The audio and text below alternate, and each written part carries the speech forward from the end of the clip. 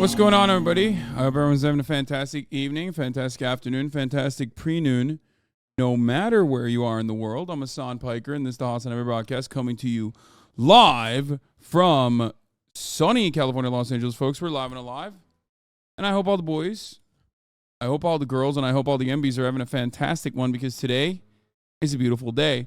Today is a wonderful day. Today's a fantastic day. It's 66 degrees here and sunny in Los Angeles, California, folks. And I'm live and alive, and I hope everyone's doing a great time. Having a great time. Is that a Karopi hoodie? I don't know what those words mean. This is Kaide's new merch. I'm wearing it right now because I need her aiming skills to be able to compete later in Valorant. You get some sun today? You're glowing? I fucking sure did. I sure got some sun today. That's right.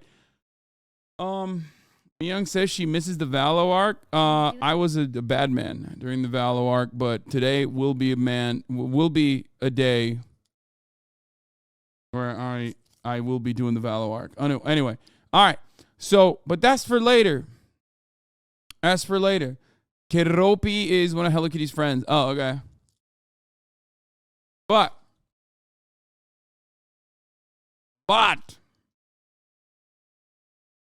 folks, this is part of the broadcast where I tell you a little bit about my personal news, about what's going on in my life. And unfortunately, there hasn't really been any One Piece updates, son. This is part of the broadcast where I give you One Piece updates, but not for the time being. I haven't had a lot of time to consume content because I've been making content. Yesterday, I ended my short broadcast. I told you guys, I promised I was going to play a little bit of scary games, and I did. Bobby the Collector, thank you for the 5 get the subs. And I did. I played a little bit of Resident Evil, but then everybody came over, except for fucking Austin, who came way too late. It was like 30 minutes late. Hopefully the podcast will be out, and you guys will check it when it comes out. Fear and I don't know if it's out yet. It might be. And then after that, we had a wonderful dinner at Nobu for Easter. We wanted to do an Easter dinner type thing, you know what I mean? And I love family gatherings, so we took the whole podcast, including George not found, it was our guest for the episode, to Nobu. And I treated everybody to a nice fancy meal, nice little decadent Easter experience. Now I'm going to tell you a couple things. Number one,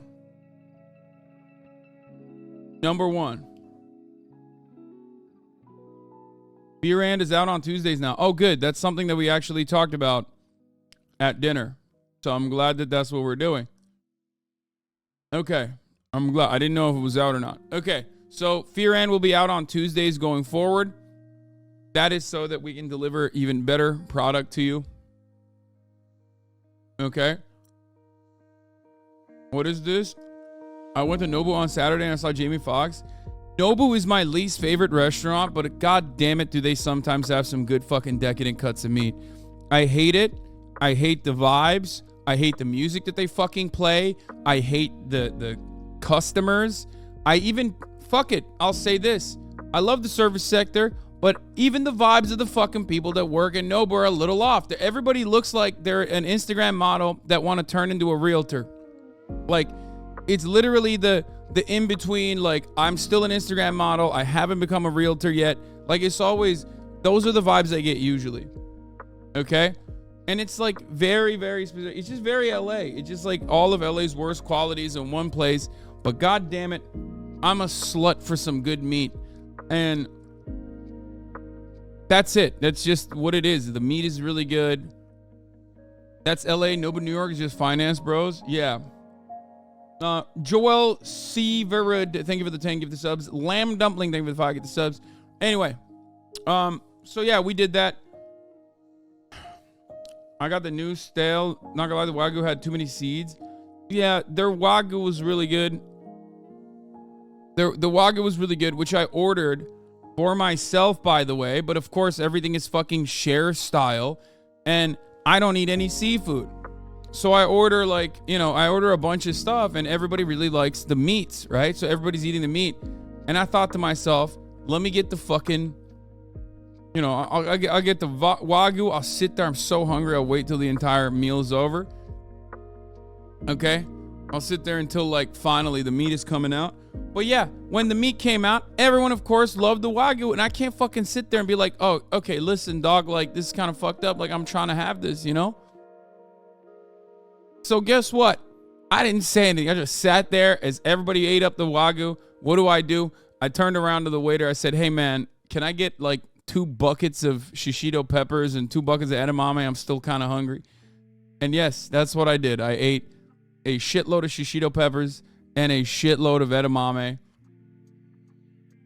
And it was an overall wonderful, decadent dining experience. We got some bread pudding in the end there. Very fucking unnecessarily expensive. But yeah, I sat my white ass down and I ate. Okay, that's what I did. But I got meat cooked, yes. But I do love me some shishito peppers, and some edamame, so it doesn't really matter. For the record, we have a lot to go through today because it's a Monday. I'm not entirely familiar exactly on what time I'm going to be playing Valorant. It's like noobs versus pros. It's going to be a 5-stack with all of my friends that you guys know and love versus Todok and a super secret new pro that Disguised Toast's team. Oh, it's 3 p.m. Good, we got some time. Don't say Valo. It'll be good content. It's going to be 5v2. 5v2, sorry.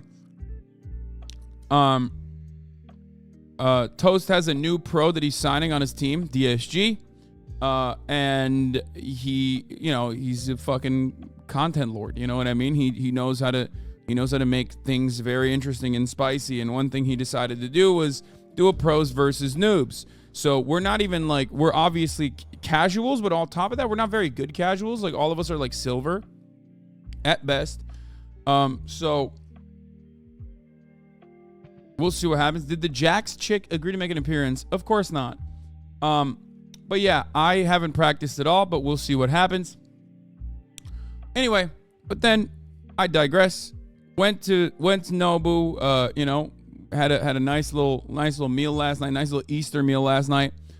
And then I went to sleep immediately, woke up, and what do I face? What am I faced with? As soon as I wake up in the fucking morning, dude, what do I see first thing on my motherfucking timeline, dude?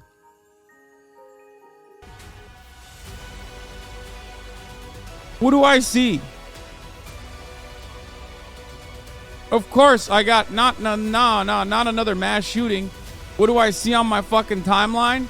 I see people chirping at me for a fucking light ass tweet from like 2 years ago where I fucking said Amber Heard has got her fit on looking like Mao. And people were just like, you should be murdered. You should be killed. Because that's how... Okay, I'm sorry, but she got your ass, though? No, she didn't. But she didn't. Hasan being canceled, but she got your ass? No, she didn't. All you dumb motherfuckers are the reason why people literally get away with this shit. No. No, I hate this. Yes, she did. I don't even hate her. I hate you motherfuckers in my community because you don't have anything. You just immediately go, oh, dude, shit, sorry. Like, what do you mean?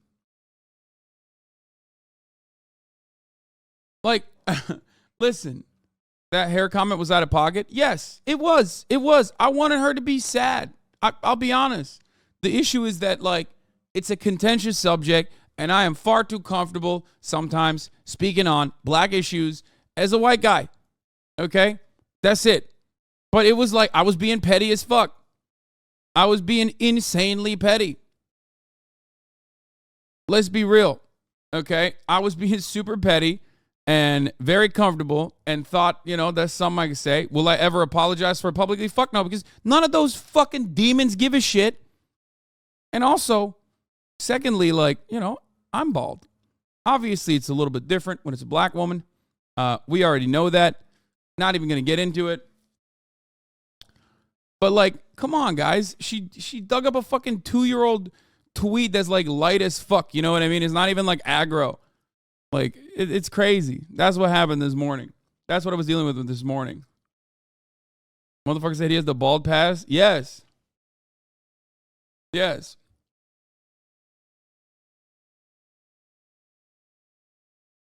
You should have said she's giving Mao energy. Yeah. Normally, the reality is that, like, in any other circumstance, it would be totally valid. It's just, like, because it's me, it's not valid. You know what I mean? Not only am I a white guy, a white man, okay, yuck, obviously. I understand, you know?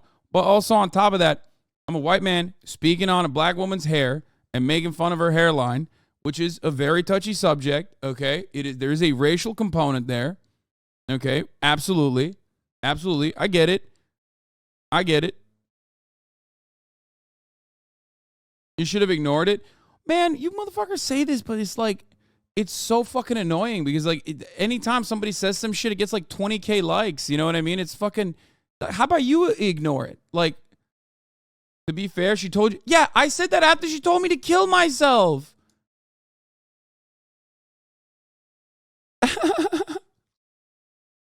Like, what are we doing here? She literally said, fucking, is it working? Are you going to kill yourself? So I turned around and said, no, of course not. But also, I mean, here.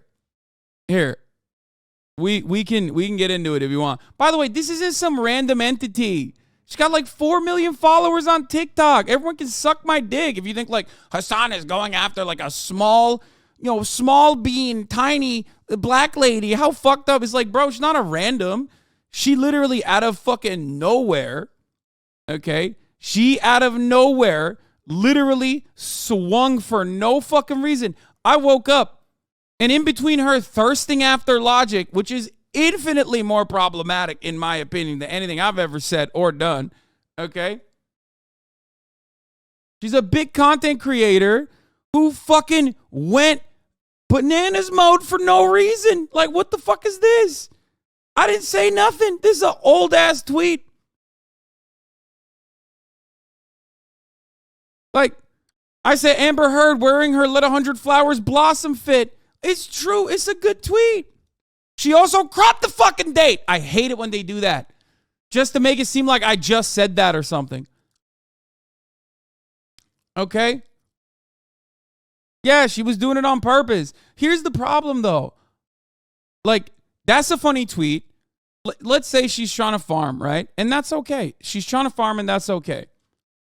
She goes, was this not funny? Kind of unsure where the hate is coming from. Why would it be funny? Crying, laughing, lol. It's like, why? Why are you the comedy detective? It's not like I'm being fucking racist or sexist or anything like that. You're just being the comedy detective at that point, which is really fucked up. Where's the black part of this? Hold on, we're going to get to that. Okay? Please, I love y'all both. Don't do this. I know half of you, here's the problem. Half of the people in Hasan Twit in my fandom, okay? Don't act dense. You contributed to the dogpiling. You are the dumbest person on the planet, okay? Both Amber Heard and Johnny Depp both suck, okay? They both do. They both suck. Sorry. I don't give a shit what you think about it. If you think that this tweet contributed to the fucking dogpiling, You're a fucking idiot. Okay? That's it. You're so dumb. You're so dumb. You're an extremely online, incredibly stupid person. Okay? Anyway, people getting so fucking upset about this when this isn't even like shitting on her, by the way. It's not like I'm, anti-Mao. You know what I mean? He had some good ideas. He had some things that he did that I, don't have an issue with. Not a big fan of the Sino-Soviet split, but hey, listen.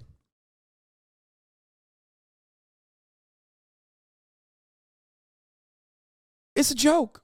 And not even all that bad, but not even all that aggressive. But of course, nothing is a bit of banter on the internet because people on Twitter will go, well, I'm uncharitable about the way I perceive this. I'm uncharitable about the way I perceive this, and I think that you're a fucking bad guy, you're a piece of shit, you're trafficking children even. You know what I mean?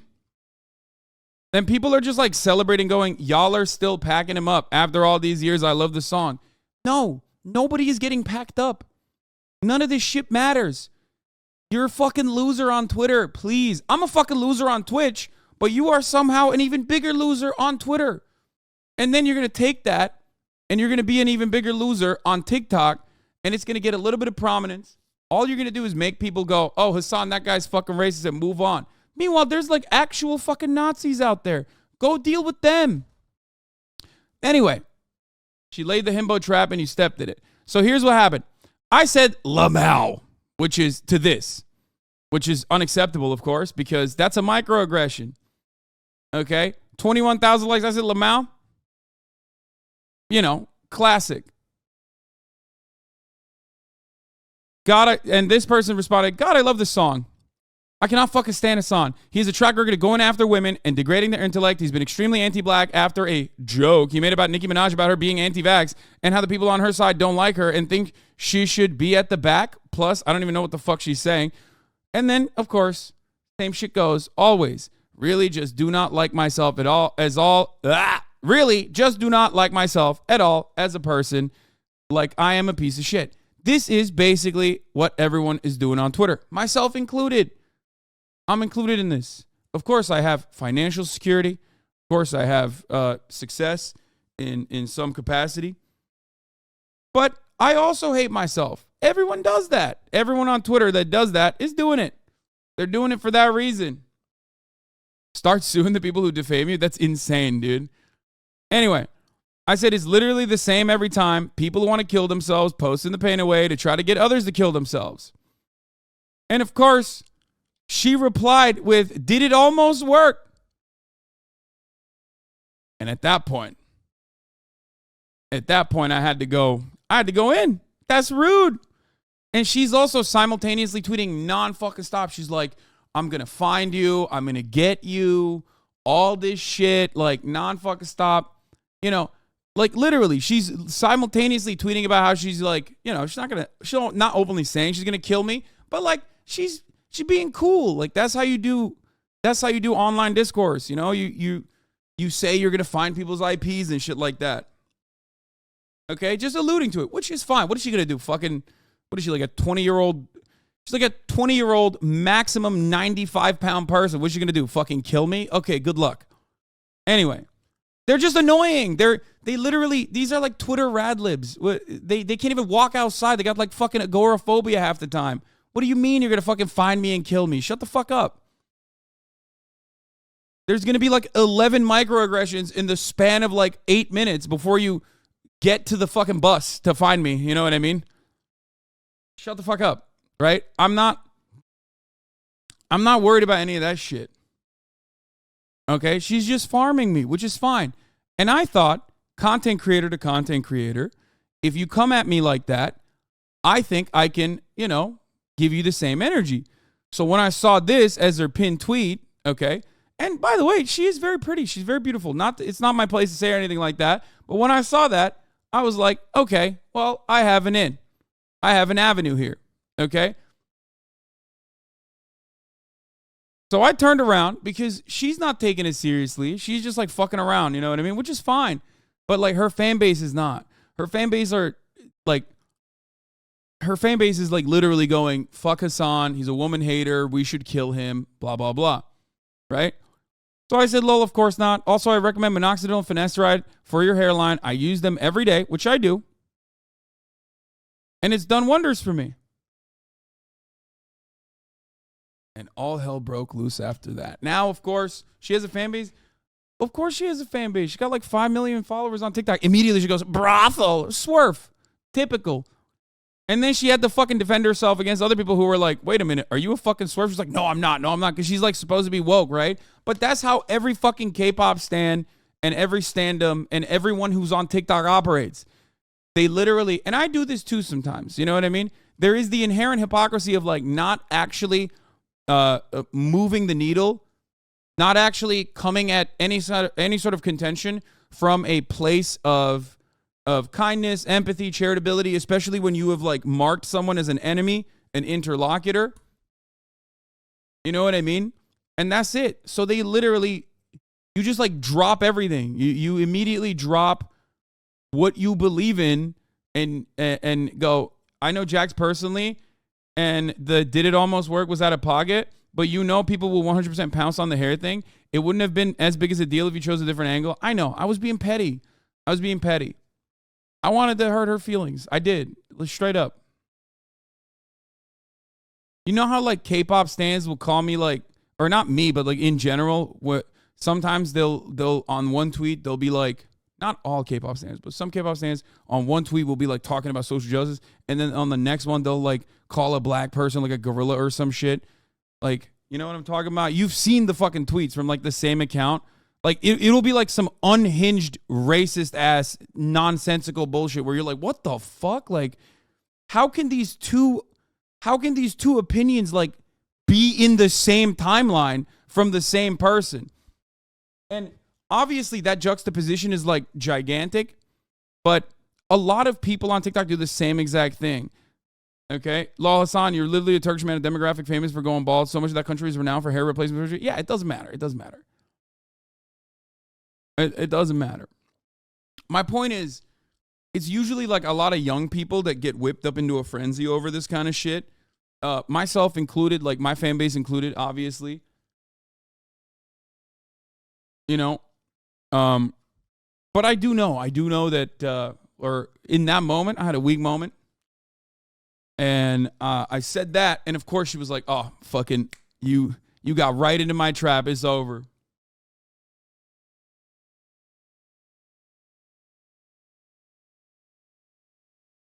You know, and she's not even hiding it. I'm not going to walk it back, fuck no.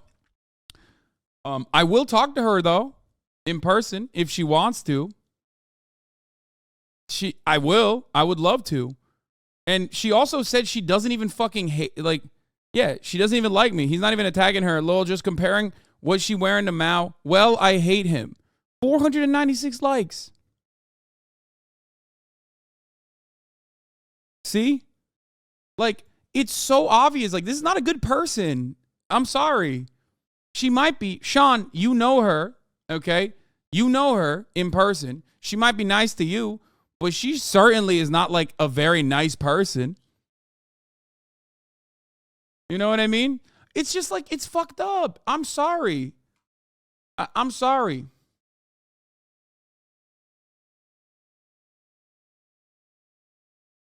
It's fucking ridiculous. So I'm willing to make amends, okay? The reality is this. Number one, we do have a lot of mutuals, and one of our mutuals actually said, you know what happened last time, you know, a man talked about a black woman's hair. I think that it's one of those circumstances where I think it's going to be in a vacuum, and then it has like unintended consequences. I understand that. Would I openly apologize for it? I mean, I'm kind of doing it on the stream a little bit because like I did take it too far for sure. Would I do that? No, because a lot of these people don't care. It's over. You know what I mean? It's over. It's like that tweet is out there. I mean, these motherfuckers literally yell about a tweet that I didn't even tweet in order to defend Tucker Carlson and Nicki Minaj. You know what I mean? Like, it doesn't matter. So no matter what happens,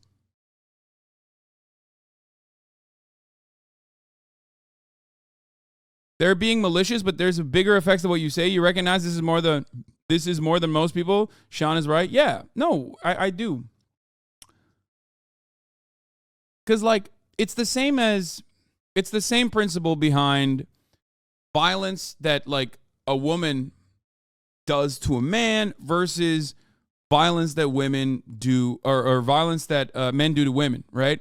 One is almost systematic. One is way more commonplace. One is, in a lot of instances, more damaging, right? So if someone makes fun of my fucking hairline, it's fair play. I don't get hit by that in the same way that like black women do. Black women's hair is an important subject for many different reasons. So that's the reason why it basically fucking explodes into a much larger issue because people take it personally. But no, I'm not using the phrasing rooted within white supremacy. Like, not gonna lie, disappointing you as a black woman. Yeah, no, I'm petty. I'm petty as fuck, okay? And I thought that it would be a moment where I could, like, individually make her upset. And then I realized that, I realized quickly after that it totally exploded beyond that. But, like, yeah, I'm gonna get emotional sometimes. She said I should fucking kill myself. Why are we forgetting this part? And now most people won't trust me because of this. I know, but I don't really care. It literally doesn't matter. Like, I don't care. It sucks, but I don't care. Like, if you look at that and you go, I'm writing this guy off in and of its entirety, in and of its entirety, which is why I respond to things like this half the fucking time, because like they do actually matter to like a lot of people who are in the edges. You know what I mean? A lot of people who don't really follow everything, but then they see this and they're like, well, I like this person. I like Jax and I like Hasan. And it kind of feels like Hasan is being a bully here because I didn't see the rest of the conversation or how it started. To be fair, you minimize the use of kiss yourself time and time again. Of course I do. But like there's a upper limit of how many like kill yourselves can you farm off of like such an innocuous fucking thing. Like, come on now. You know what I mean? Like this is, I caught this stray for no reason. This is like literally a harmless fucking tweet from a year ago. And she just did that to farm me. And she knows I got hella fucking haters on this platform. And they will absolutely use this to be like, you should fucking die. This is your address. Blah, blah, blah, blah, blah.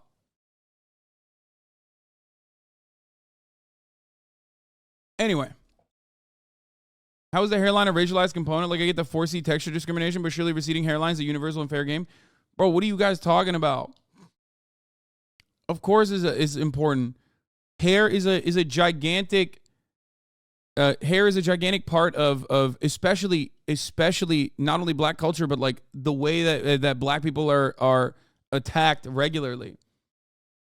Interesting situation. I feel like farming off your name is a really weird thing to do. Yeah, it's just, I just have no time for people that do that, and I get really fucking petty sometimes. How did she find it going through all your tweets? I don't even fucking know. I wouldn't really apologize to her unless she does it to you. What you said was wrong, but she started it. Lesson is to let this shit slide going forward and don't engage. I think so. Yeah.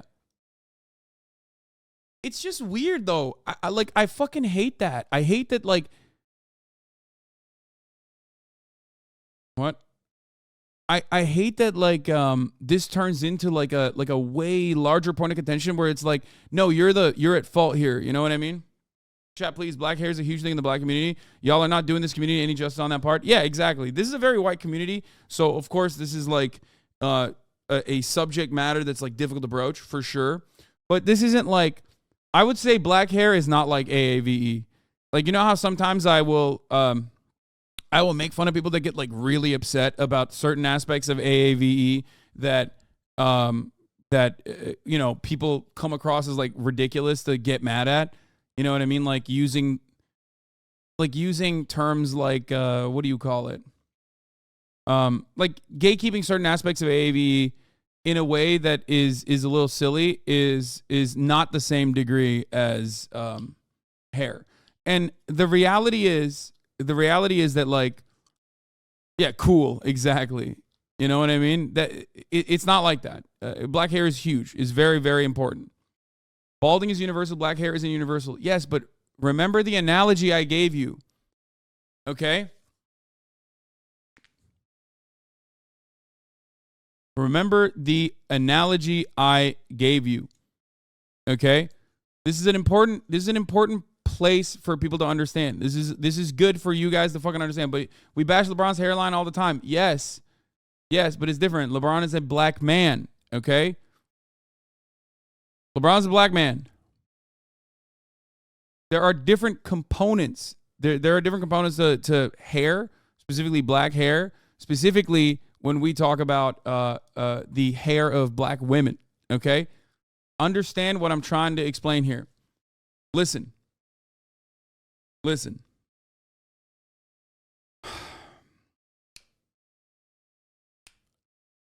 One thing that I want to get across is that it's not the same. It's never the same exact offense might be much, much larger when talking to someone else.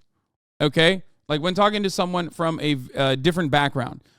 Here, I'll give you an explanation. Yesterday, we looked at that lady who was fucking flashing dudes, right? There's that lady who would just like go around and flash people.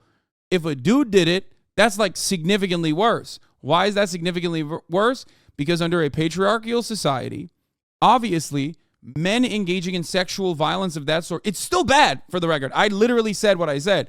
I said, that lady is doing a crime, she's gross, and she should possibly she should possibly stop it if she's actually showing her like pussy and shit to all these people, okay?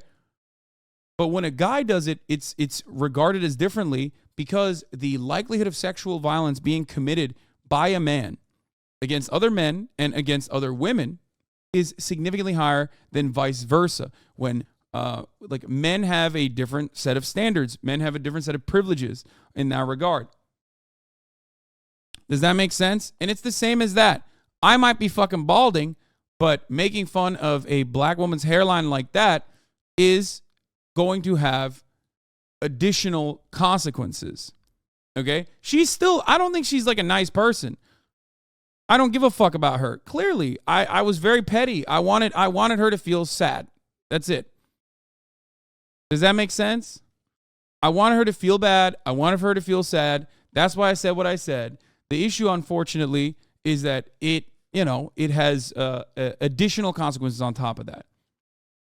You having to explain these basic tastes is exactly the reason why she doesn't want to be on your stream, though. Don't you agree? I think that, first of all, I think you're wrong. I think she does want to be on stream. The situation got so serious, I got to get on Twitch. You're still on my account, so I'd love to talk to you, but I'm not coming into your echo chamber. I'd like to think we can both be mature enough to understand why. I mean, yeah, sure, I would talk to her. But, like, she was popping off on, like, brothel and all this other shit. Like, she was literally bringing up all these random shit. But, yeah, no, I would talk to her. She's heavy farming, though, like, to instigate and act like it's an actual issue is crazy.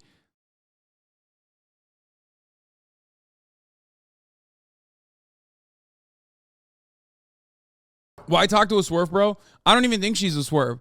I think she's woke. Me after defending Hasan on Twitter, both of these deliveries are embedded. You must excuse me. I've grown quite weary. Come on. Fight! Anyway, to address the chatter that said receding hairlines are universal, certain types of alopecia, traction alopecia, essential centrifugal cicatricial alopecia predominantly affect black women. So even from a hairline standpoint, it's still a touchy subject. Sorry for spam. By the way, guys, stop saying clout chase. Because, like, I would not have fucking even responded to her if it was, like, some random anonymous account. I get fucking Nazis saying that shit to me all day, every day. You want to know why I responded to her? Because she's a fucking massive content creator. She should know better. The fuck? Like, I'm sorry. She's a fucking huge content creator. You should fucking know a little bit better than to farm against another fucking large content creator. You can't just immediately double back into the, well, I'm a small bean. I'm just a tiny black woman shit when you got 4 million fucking followers on TikTok. Come on now. Especially because, like, here's the problem. And this is my annoying, stubborn side, okay?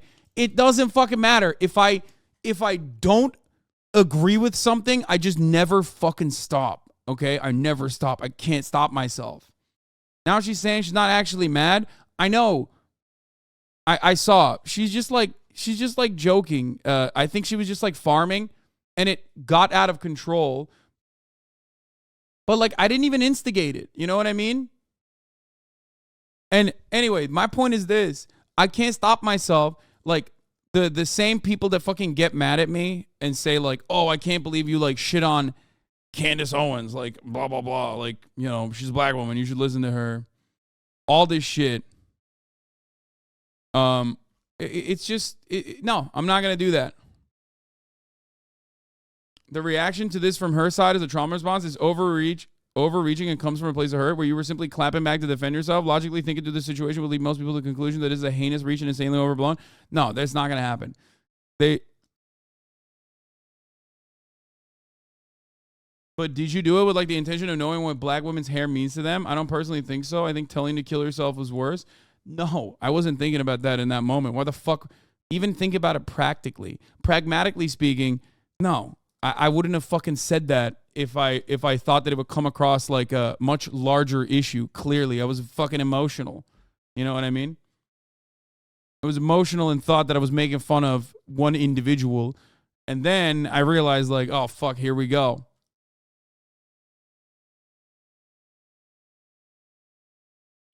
Those cultural markers. All right, now we got Sean the Black videos playing on the fucking stream. Okay. When he's already in the chat. Can be used as a protest against the politics of desirability, allowing black women to freely express themselves in a way that may not be deemed as professional or presentable. Beyond that, there are countless stories of young black kids having to cut their hair while existing in predominantly white spaces.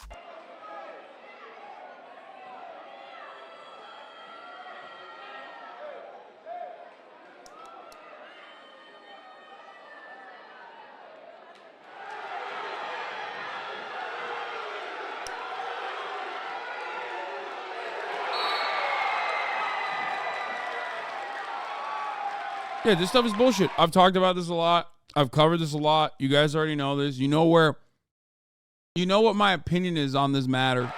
Tonight, for the first time, we're hearing from the superintendent who's taking heat for a dress code policy over a boy's long hair. He's defending the policy that requires a student cut his locks in order to walk at graduation. And the teenager at the center of the controversy also talking tonight, telling our Matt Doherty his civil rights are being violated. We have a morning exclusive. A high school softball player says she felt humiliated when she was forced to cut her braids in the middle of a game because her hair supposedly obscured the number on her jersey. Whether it's because of dress code policies or school sports policies, they all enforce a sort of set of standards over these students. Better timestamp. This is mirrored in the topic of black hair in the workplace. Texturism and hair discrimination is way too common to be coincidental, and it's something that is underaddressed by greater society. For example, in 2010, Chastity Jones accepted a job offer from Catastrophe Management Solutions. Ironic. However, one of the stipulations. Dude, shut up. So you think it's okay to use tools of white supremacy because you were emotional? How can any black person trust you? Then don't fucking trust me, dude. I don't care. Like, shut up. Jesus Christ. Look, you're not making... This is like, we're trying to have a productive conversation. Turn someone farming fucking hatred and my reaction to that into a productive conversation. You're bringing that shit up in here specifically because you're a narcissist, not because you're woke. It has nothing to do with your fucking perspective either.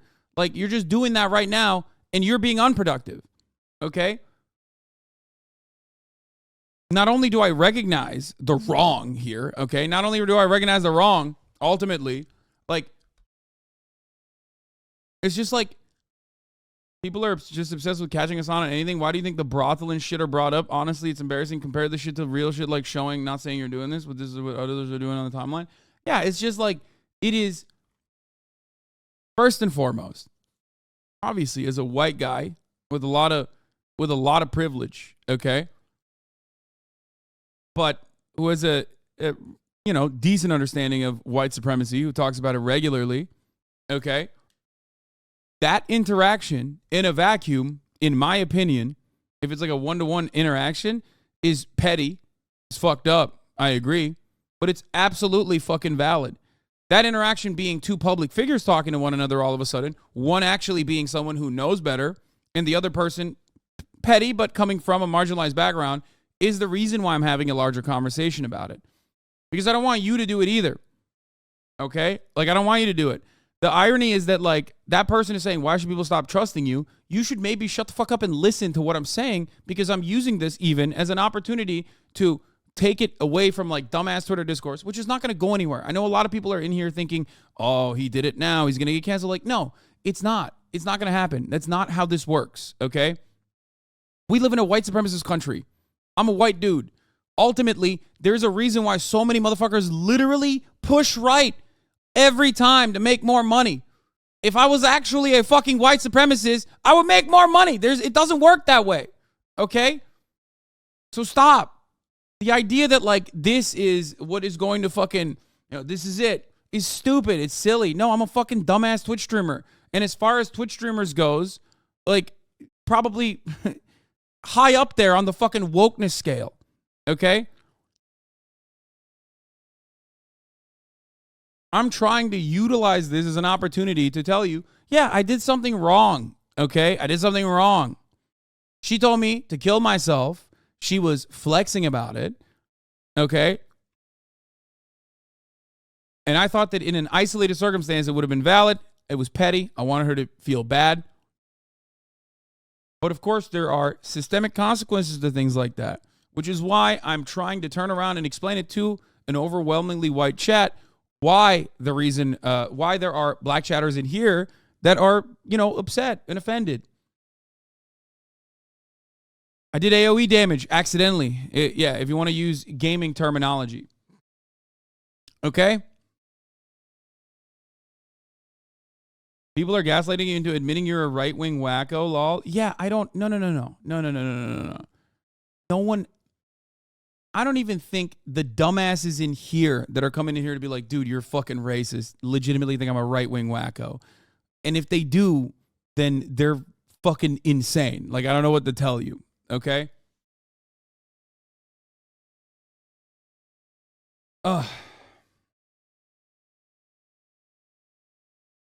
Nah, fuck her. She came for you. It's fine. No, I mean, there are things that I would not have ever said in a million years. Like, you can't say some fucking unhinged white supremacist shit. You know what I mean? Like, just because someone came after you, you can't fucking pop off. Like, it has to be of the same level, okay? No matter what happens. And there are certain bars you do not cross, okay? That's crazy. Like, you can't be transphobic to a trans person because they're telling you to kill yourself. Like, that's crazy. Why the fuck would you do that, right? It's the law of equivalent exchange. Like, even if she, for example, said, like, I'm a, the dirty camel humping Turk or whatever the fuck, right? Because some of her fan base was saying that in the quote tweets, things like that. I mean, what was it? Someone was like, here, I love when people say that. I love screenshotting like new and unique and clever ways to be like Islamophobic or anti-Turkish. Turkic camel fucking beast.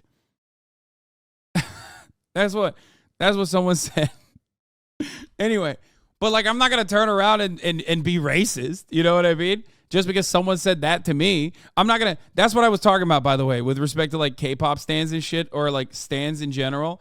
Like, that's like an insane thing to say. Like, you're supposed to be on the side of social justice in this argument. You know what I mean? How the fuck did you go and come up with that? But my point is this. Okay? My point is this. I thought it was law of equivalent exchange. It doesn't go above. I thought that this was a conversation that we could have. This is your Elon Twitter meltdown moment. Please move on from someone's dumb comment that hurt your feelings. Wait, what? I hate that this is what is coming across to you as. I could have just like not done that at all, but I'm trying to have a conversation about, why why this is a larger issue. I'm explaining to you why my joke crossed the line. You know what I mean? And you're upset because, like, what? We're having a conversation about, like, why black hair, specifically black women's hair, is political. Like, what the fuck? Relations with that job was apparently that Chastity had to cut off her locks. The reason the hiring manager provided was that they tend to get messy. And when Chastity rightfully refused this outrageous request, the company rescinded their offer. The EEOC filed a suit on her behalf in 2013 and lost. This was appealed, but the case was dismissed by the appeals court. And this is one of many instances of things like this happening in the workplace. Hair is of great importance in the black community and is integral to the identity of many black people. However, it's more than that.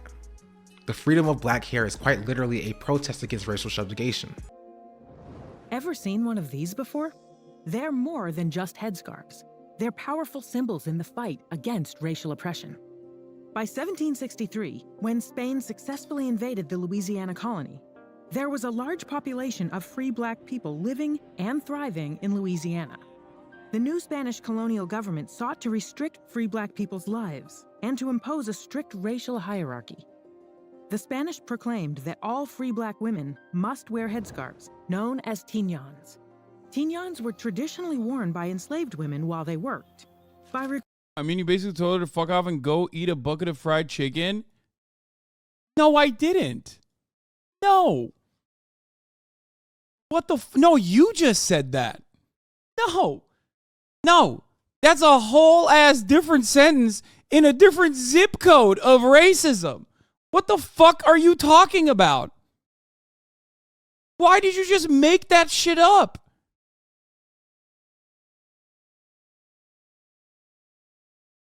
What?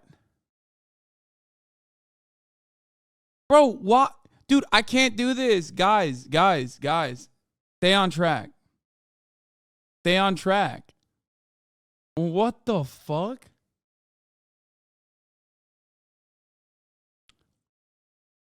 I don't understand. You just invented something. You just invented something that is objectively, very openly one of the more racist things you can say, on the tier list of things that you should never say in general, certainly not to a black person. It's literally you hit the top level. You hit the top tier, dude.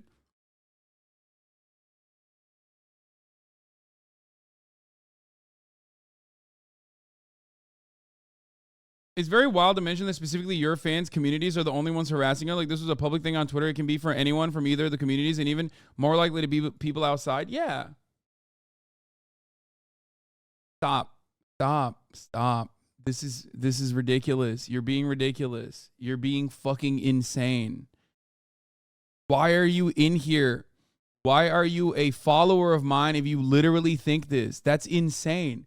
I would not follow someone who would do that. Okay? I don't understand. What the fuck? I can't tell if you guys are fucking trolling or if you're being serious. What the fuck's happening?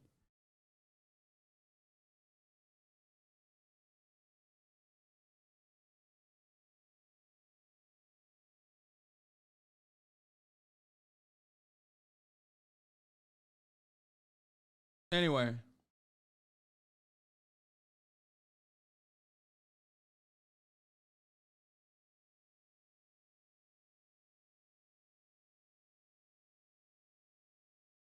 It's got to be a joke. Let's get back to the video. Free black women to wear these head wraps. The Spanish sought to mark them as inferior to white women. The women had to comply, but they did so creatively. In silent rebellion, the women tied their tignons in ornate, eye-catching ways. Those who could afford to created tignons using expensive fabrics. Others adorned theirs with feathers and jewels. Meant to stifle their voices, instead, tignons became a form of expression and individuality for Louisiana's free black population, who reappropriated these symbols of inferiority and oppression and wore their tignons proudly. In 1801, Spanish colonial rule ended in Louisiana, but tignons lived on. This clip not only shows that freedom of natural hair is a civil rights issue, but it can also be attributed to the bondage/durag discussion. Those cultural markers can be used as a protest against the politics of desirability, allowing Black women to freely express themselves in a way that may not be deemed as professional or presentable. Beyond that, there are countless stories of young Black kids having to cut their hair while existing in predominantly white spaces. Yeah, so we saw the rest of this. Yeah, Black hair is political. It's always been political. It's a important cultural marker. It's an important part of their identity. It's understandable. That's why you mentioned Black hair in any capacity. You mentioned a Black person's hair, even if you're individually talking to them. Other people, whether they're being uncharitable on purpose or whether they misunderstood or whether they saw just that, are going to turn around and go, that guy's being racist. That's why some people are upset at me because they fucking hate me. Some people are upset at me because they think I'm a white supremacist racist because they're barbs. And some people are legitimately in the crosshairs, catching strays, not recognizing what the fuck's going on. Okay?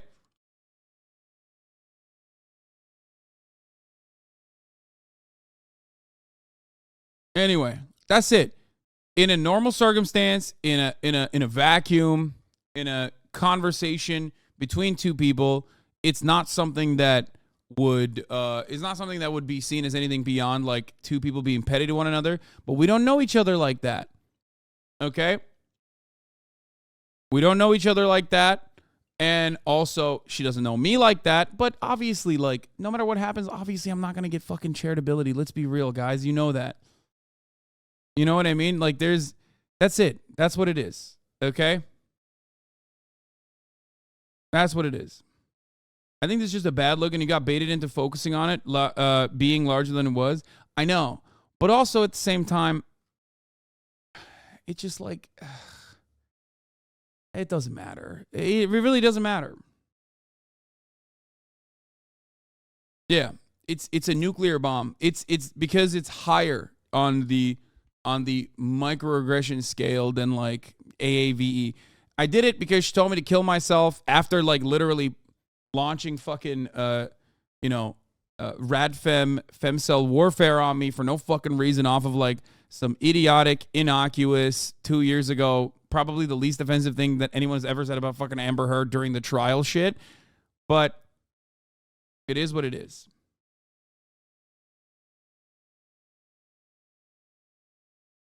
Yeah, I'm not saying it was right.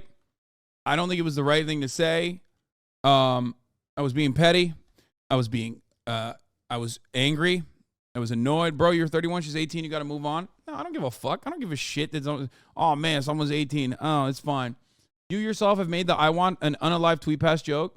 Chatters are saying her tweets were dead serious, and that's just not the case. Chat's got to stop saying, will she attack you so we can say anything to her? No, you can't say everything you want to her. That's not how that works.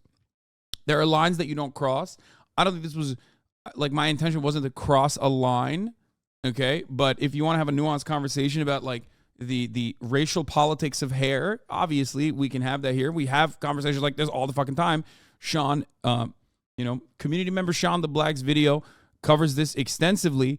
But also on top of that, I have covered these exact same stories as well. You can go back and find my videos on these things, okay? But that's it. She has tweets from you from a while ago. She's a professional hair watcher. No, she DM'd me. I followed her. She followed me back. Hold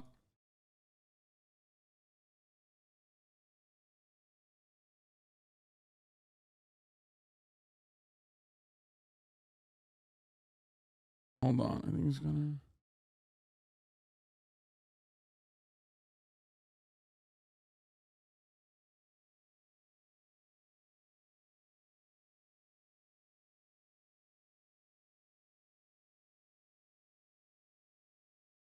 Yeah, she got upset with me saying she was a swerve. Hold on.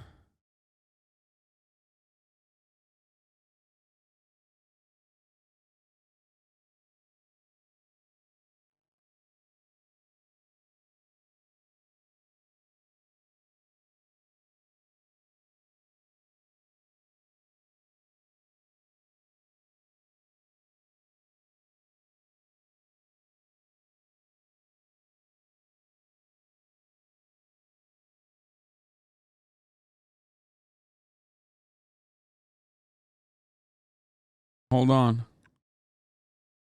All right, I'll just keep playing this video while I...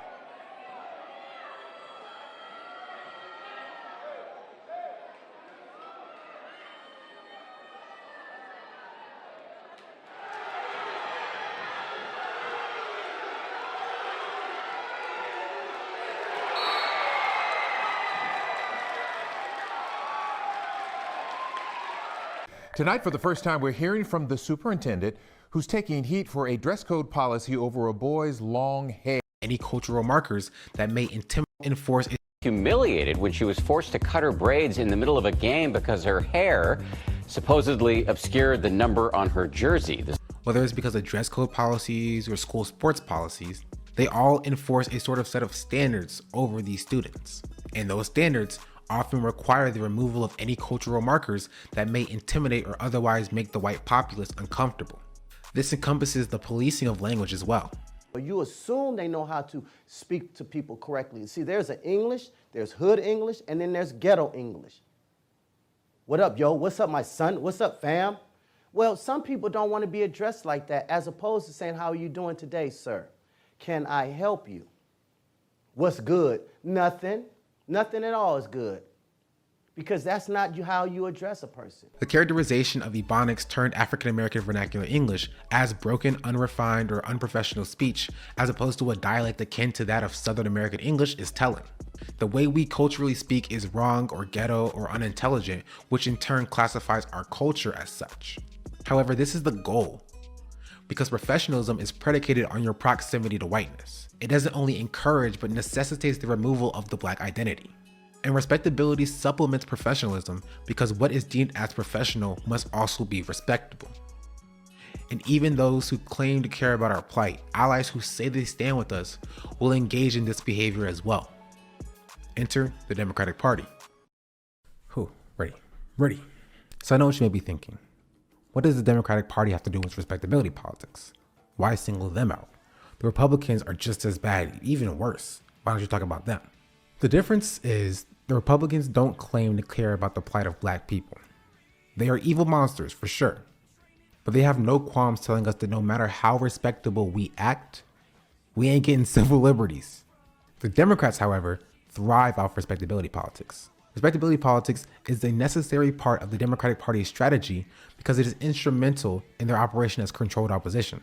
It operates as a way for them to direct any criticisms of them or protests of the system as disrespectful or uncivil, and thus not worth engaging with.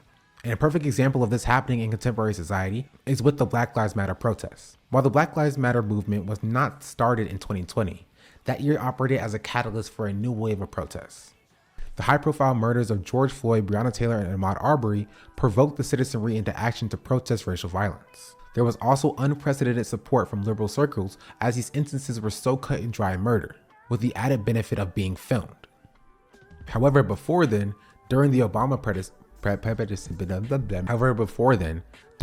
presidency, we did not see this kind of support from the Democratic Party or liberal circles. In 2015, with the murder of Freddie Gray, who, in case you don't remember, because there were so many of them, he was a 25-year-old Black man who was murdered in police custody, dying from his injuries to his cervical spinal cord from alleged unnecessary force. Side note, everybody got away scot-free for that one. Everybody got away scot-free. We're all good. No issues there. Followed by a series of protests and justifiable anger over the lack of care for a Black man's life. And when the Black president of the United States came out to make a statement, he spent 20 seconds thoughts and praying Freddie Gray before immediately heel turning to talk about respectability. First, obviously our thoughts continue to be with the family of Freddie Gray. Understandably, they want answers. And DOJ has opened an investigation. It is working with local law enforcement to find out exactly what happened, and I think there should be full transparency and accountability.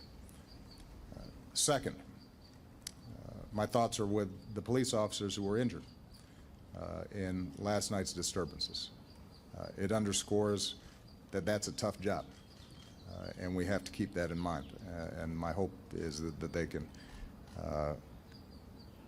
heal and get back to work as soon as possible. Point number 3, there's no excuse for the kind of violence that we saw yesterday. it is counterproductive. When individuals get crowbars and start prying open. Dude, this is, oh, God. Holy fuck. Oh my Lord. Obama was so bad, dude. Holy shit.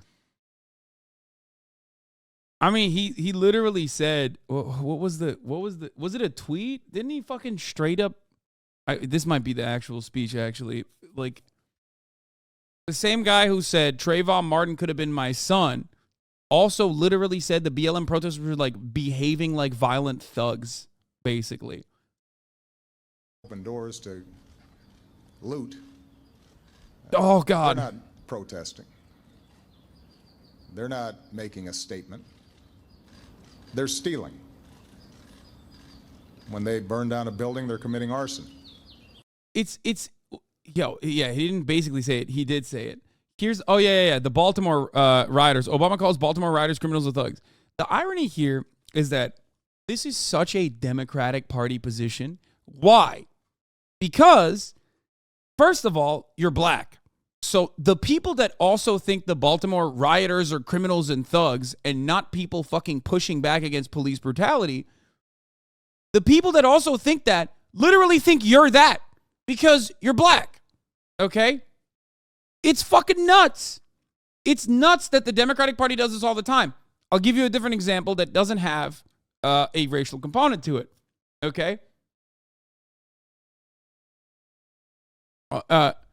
When the Democratic Party goes out and fucking signs off on, the fuck socialism bill or whatever, like they did the other day, right? A couple months back. What they don't realize is they're just literally saying socialism is bad. You guys are right. But the Republicans are not going to stop calling Nancy Pelosi socialist. All you have done is basically said, yeah, they're right, actually. Socialism is bad. Meanwhile, they still think you're a socialist and a bad person.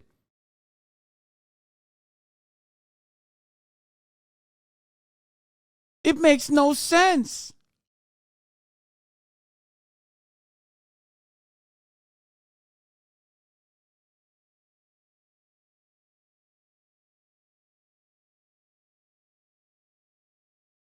It makes no fucking sense.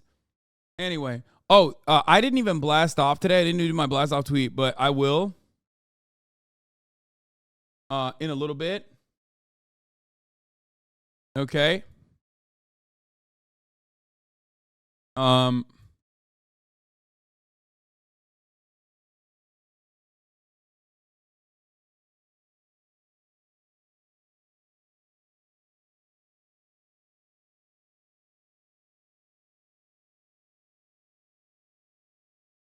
The new Blammo, the scared HasanAbi song. Okay, we'll do that in a second.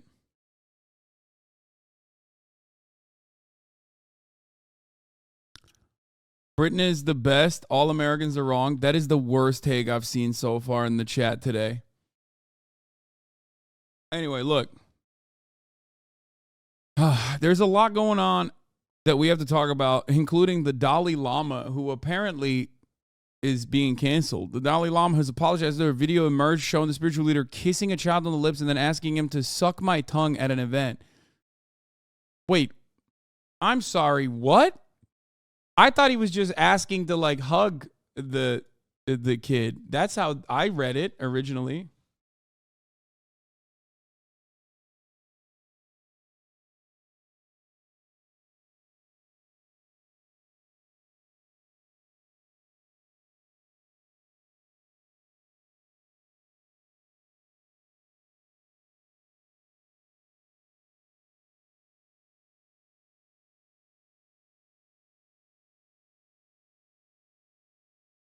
Wait, hold on one second.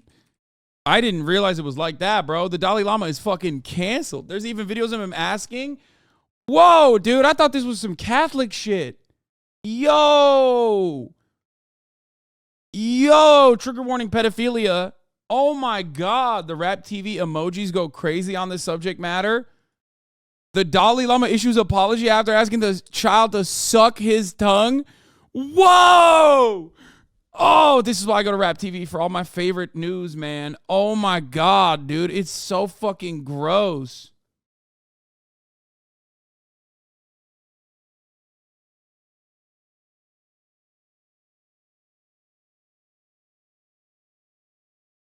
Bro, wait. He notes app apologized? Bro, he did fuck with Nixium, remember? Oh my God, this goes crazy. Oh yeah, this was hilarious. So the Dalai Lama tweeted, I saw the Dalai Lama tweet and Felix's reply to it. I didn't realize it was like that. I didn't realize it was like asking a child to like suck his tongue.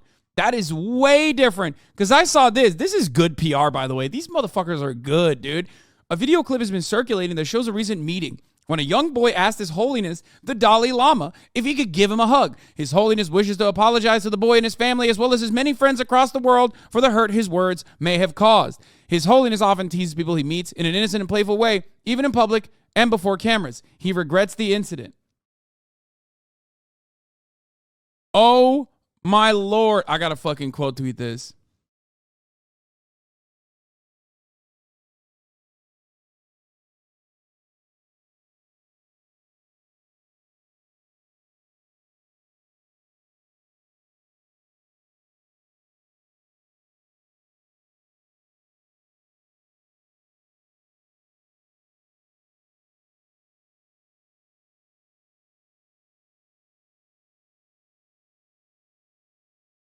I will show you the video in a second. He's just doing the Tom Brady thing, dude. Hold on. Oh my God. What the fuck? Hold up. The Dalai Lama is canceled, bro. He is so canceled. Holy shit. 1 second. People replying unfollowed to his tweet are hilarious.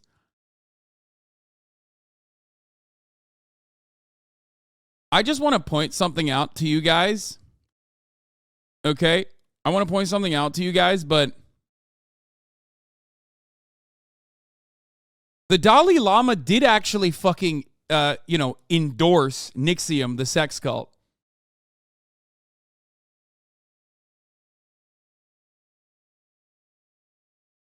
Yeah, that's right. I mean, that was many, many years before that shit happened. This shit happened. So it should maybe come as no surprise to any of you if you are familiar with the sex cult Nixium and what the Dalai Lama gets into.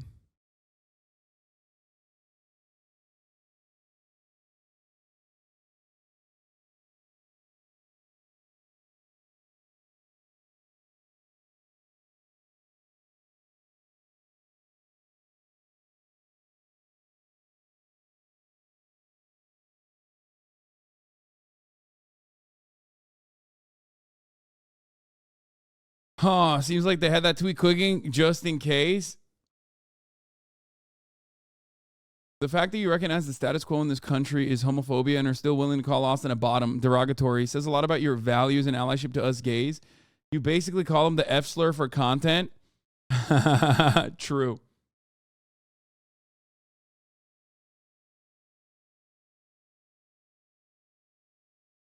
Very uncharitable. Asani actually endorsed them because they cure his ADHD. Here.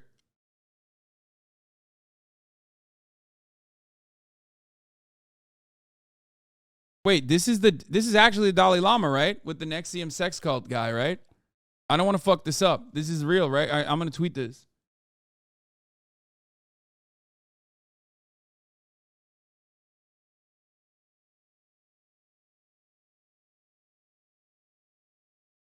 Okay.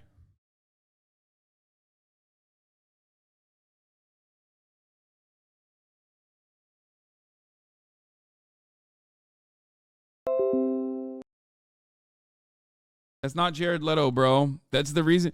Also, Loki, that's the reason why I stopped growing my hair. I'm not even kidding. I think like one of the biggest reasons why I stopped one of the biggest reasons why I cut my hair was literally because of this. I'm not even kidding.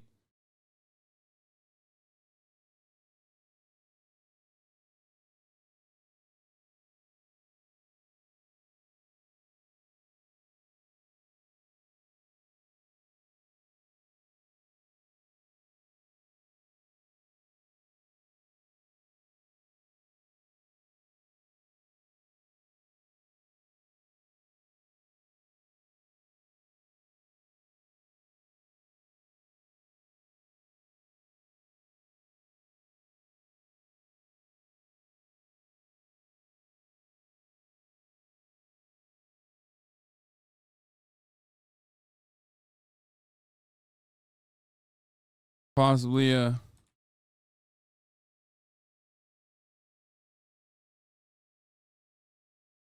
where the man is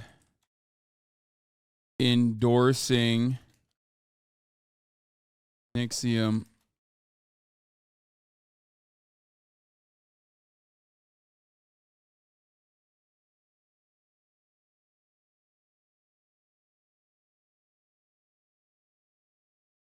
No, you had curly long hair. The cult leader look is with straight hair. It doesn't matter. With the glasses, it still did look kind of fucked up.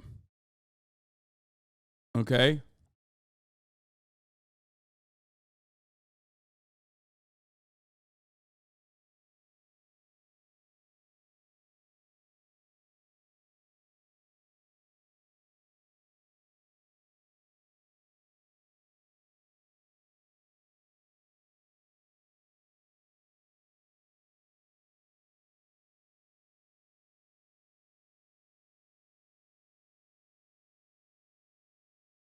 Hold on.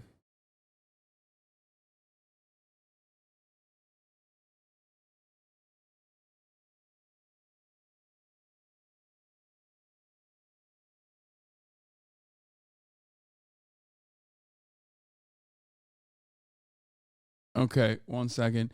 This is not some bullshit AI, right? Like having the Pope do this kind of thing was too on the nose. No. Seeing if you're trending, the fuck is going on? I'm a racist. There was another shooting. We're going to talk about that as well.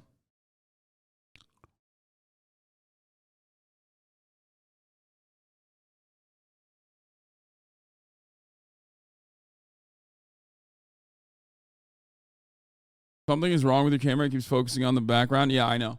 Hold on. Yeah, we're going to talk about all of that. We're going to talk about the Rutgers faculty striking as well. The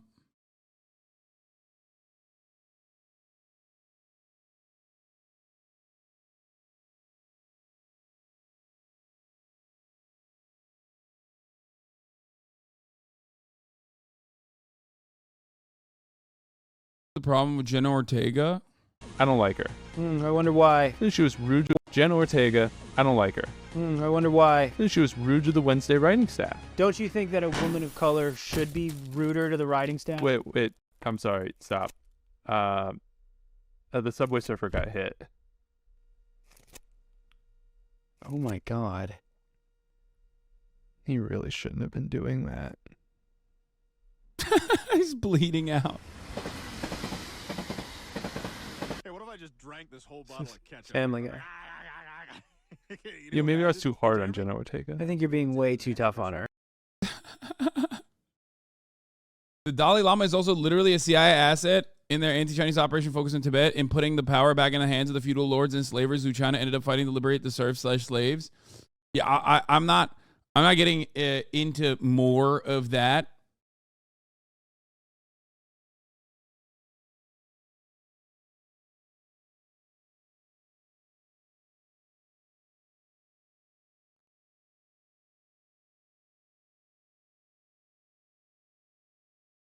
Anyway, did you see Brandon Al Roker on Easter and Biden says he's planning on running in 2024? Yes, he is. Finally. What's going on with you and on Twitter with that lady? We're good. We patched it up. We patched things up. I will have her on the broadcast at a later date to talk about sex work and things of that nature, but that's at a different date. That will happen later. We're talking about, don't want to talk about your CIA buddy? My CIA buddy, the Dalai Lama? Yeah, I don't want to. I'm scared of that. Anyway.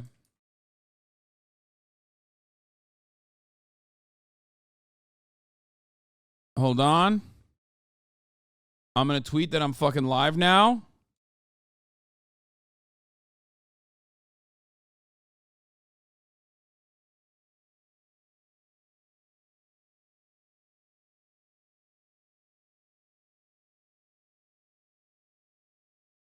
Farming Rage Cloud on Twitter goes exactly according to plan.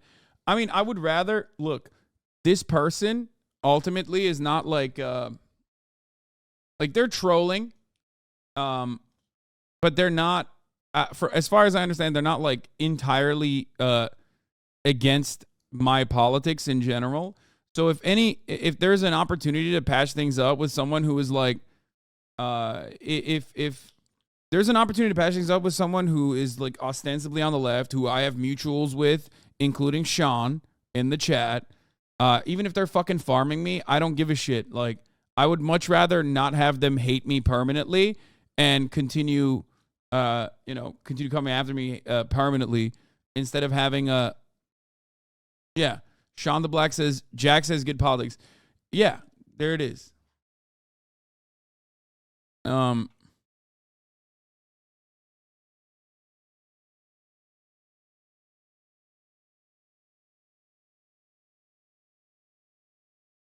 don't know about the hair talk, dog. Not a good look. Okay, shut the fuck up. We know. Okay, please. Jesus Christ. I think you two got off on the wrong foot. First of all, we didn't even get off on any foot. I did not know who this person was. I've like seen tweets of her before, but we got off on the wrong foot because, she was just like popping off on me and said she hates me, which is fine. A lot of people do. I think people are mistaken for the most part, but obviously when people like are bringing up random shit that all of my psychotic anti-Hasan weirdos, go after, then yeah, I'm gonna pop off, especially when they're massive. Especially when they're a massive content creator, because they are. Why are you disrespecting the Dalai Lama? Because apparently he wanted to suck a child's tongue. So I feel like that's pretty good reason, I think, to do that. Anyway, the Dalai Lama is canceled. Another happened in Louisville. Does anyone have a fucking blast off tweet for me?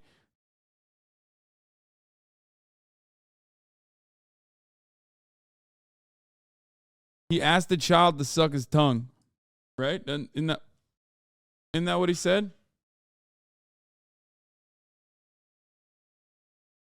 He wanted a child to suck his tongue. Yeah, that's what I said, didn't I? Didn't I say that? Am I wrong?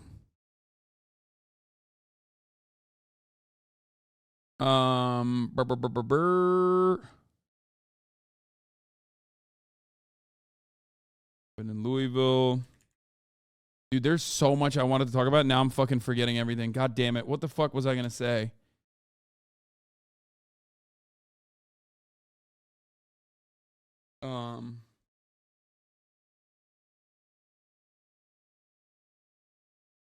Dramas. Valorant. Pros versus noobs.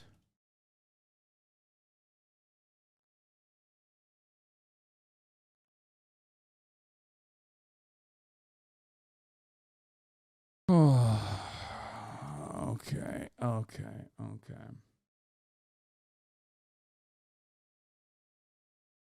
Bro, why'd you put me next to the Dalai Lama? That's so fucked up. Okay, I'm gonna use that because I'm a fucking freak. Okay. All right, let's do it. But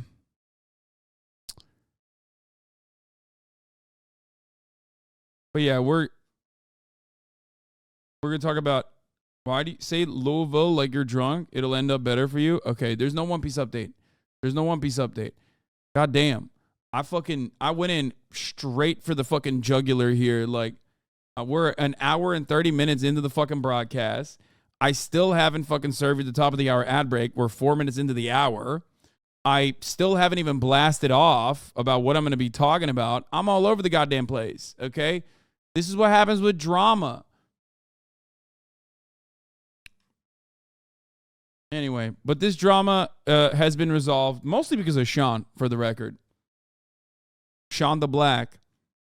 So go follow his YouTube channel, obviously. He does great content. He is a criminal. I do have to,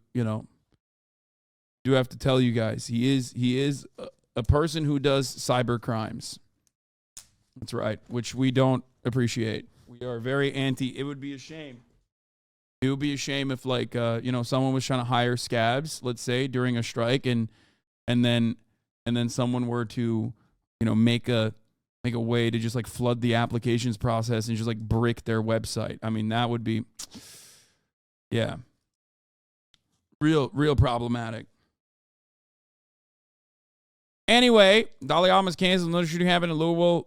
Big dramas. Valorant pros versus news deteriorating. Going on. Okay. All right. Boom. Blammo. I think this was the greatest top of the hour ad break service I've ever done.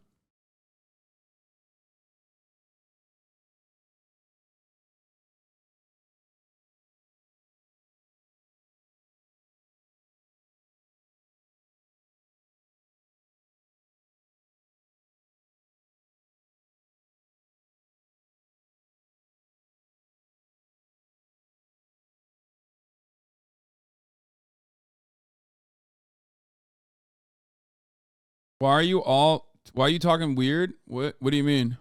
That was the greatest ad break I've ever done because people forgot that I even did the fucking ad break. Like, people didn't even rate it. You know what I mean? Which is crazy when you think about it. But regardless, Sakura Gore, thank you for the 10 gifted subs at the top of the hour. There's a 3-minute ad break. If you no longer want to see those ads, all you need to do is subscribe, which you can do for $5 or for free. Okay. With the Twitch Prime by connecting your Amazon Prime account. By connecting your Amazon Prime account to your Twitch account, you get 1 free Prime subscription a month. Use it on your favorite podcaster. He's the 3-minute ad break now. Thank you, Sakura Gore, for the 10 gifted subs. HasanAbi with the busted no cap hair. This is my hair. This has been my hair for a very long time. I'm actually very excited that, like, it's finally seen as, like, cool. Because I have no other way of, doing my hair. This is the best way to do my hair. And it's not as, like, broccoli, to be fair.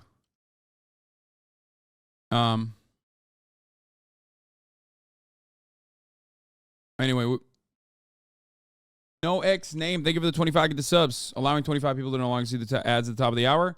I'm going to tweet out that we patch things up at the DMs. I'll have Jax on the stream at a later date.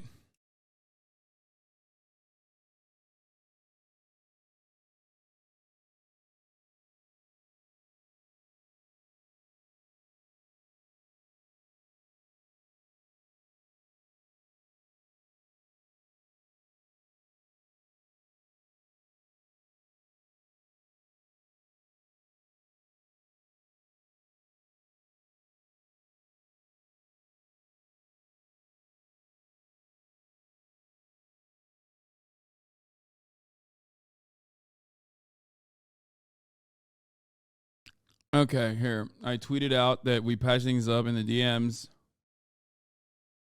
I just read through Twitter. I still don't get the Jax debacle. We're not going to do that. We're not going to do that. We're not going to do that. We're not going to do that. We're done with that. We're moving on.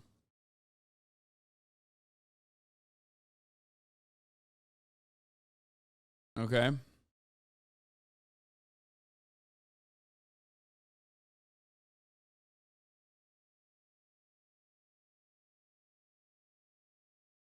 Slowly converting my boyfriend into a HasanAbi head after we rewatched your vlog yesterday. He loved your UFC takes. Oh, hell yeah.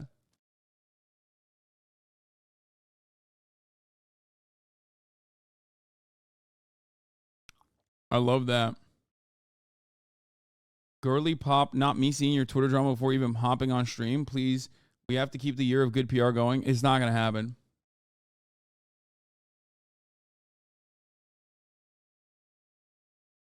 Do you think Adesanya is boring? Absolutely not. No, I think Israel Adesanya is a very fun, interesting, unique fighter. What do you mean? No, I said Pereira is kind of boring because he's not like a showman. He's clearly a very good technical fighter, but I said that he's a killer, okay? Pereira is, but I think he doesn't do enough showmanship to a fault.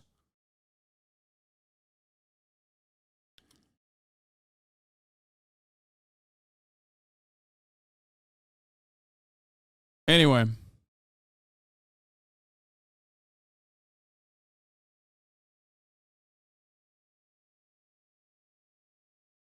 The person who sent me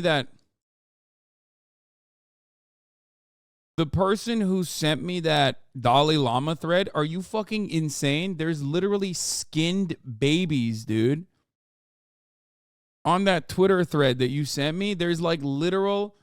Is this Ariel Helwani or the HasanAbi broadcast? Yes, bro. I'm the Ariel Helwani of Twitch, okay? Just kidding. Okay, trigger warning, pedophilia. We're going to be talking about the Dalai Lama.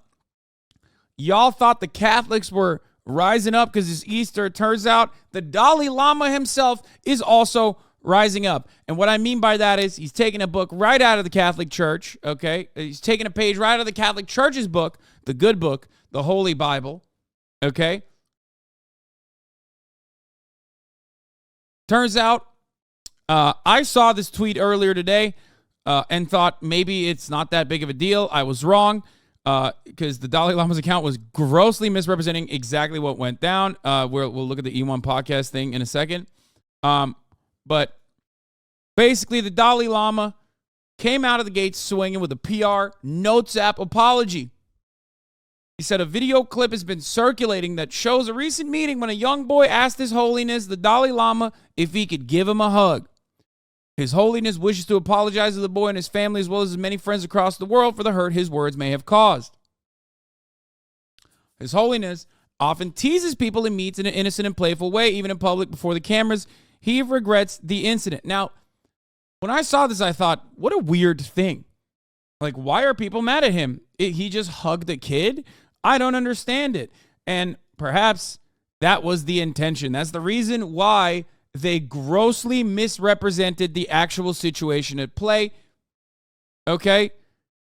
It's not that the kid was asking for a young boy hug from a young Dalai Lama.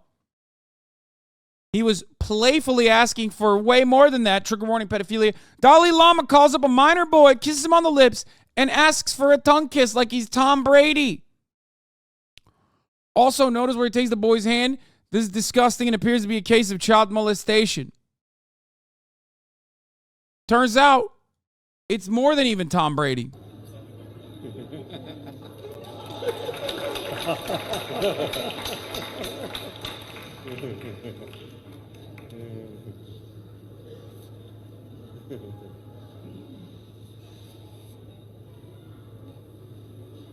And suck my tongue.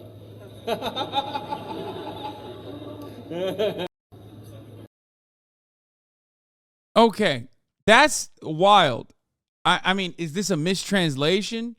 What the fuck's going on? The 14th Dalai Lama owned 8,000 kilograms of gold, 500 million USD, 6,000 serfs, and slave boys. It seems like this Dalai Lama needs to get his fucking money up, not his funny up. You know what I'm saying? Oh, yeah? The previous Dalai Lama had 6,000 serfs? That's only going to make me grind harder. Okay? Bro, why do you say that in English, dude? What the fuck was that? What, like, here's what I don't understand. Like, is this like I don't know, is this a cultural thing? Do people suck each other's tongues? I don't know. Don't get mad at me. I don't know. I'm telling you, I don't know. I'm trying to be like as open-minded as possible. It looks nasty as fuck. It looks insane.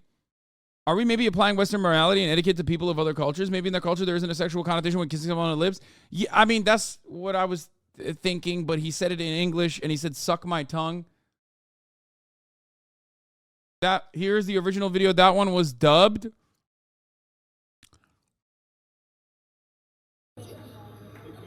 It's a question. The Dalai Lama offered excuses for kissing a child on the mouth and asking him to suck his tongue. They should criminally prosecute him for sexual abuse of minors and for being depraved, a degenerate. I am not going to make any assertions further on this until I hear from the #1 cuties fan on the internet, Sneeko, until he defends the Dalai Lama, simply stating that that's a normal thing to do. I'm not going to make any assertions on this. I'm waiting for Sneeko to come out of the gate swinging to defend this one too. Inevitably, I'm sure it will happen.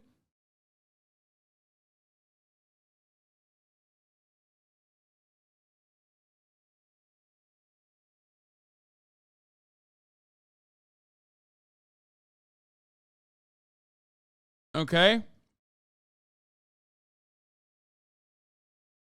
I love how Sneeko is the groundhog for pedophilia. It's Groundhog Day, baby. And Sneeko's back. The 14th is the current Dalai Lama. Apparently, they did own 6K slaves and serves until democratic... Wait! This is the Dalai Lama that had 6,000 slaves? Now he can't even go about sucking a child's tongue without getting canceled, dude. You know, capitalism, not so great, huh? Western capitalists, not so great. Well, actually, if they had their way, Dalai Lama would still have slaves, I suspect. This is all the CCP, Communist Chinese parties doing, stopping him from, you know, doing what he wants to do. Cancel culture, it's probably a Chinese communist propaganda to cancel the Dalai Lama like this. That's right. I found the angle, boys. I found the angle.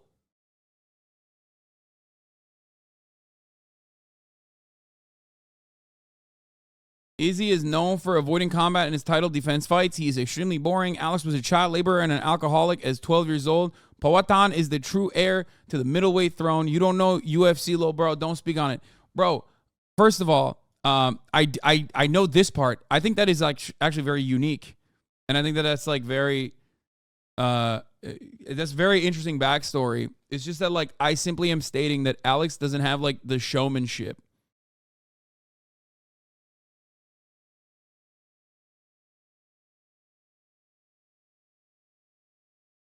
That's all I'm saying.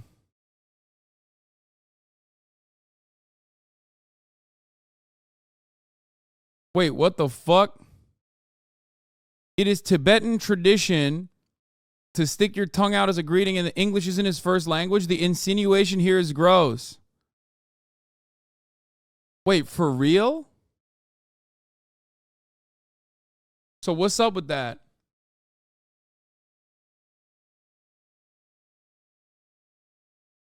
So like what? Are they sucking tongues left and right? Like I'm confused. Why is this guy defending asking a child?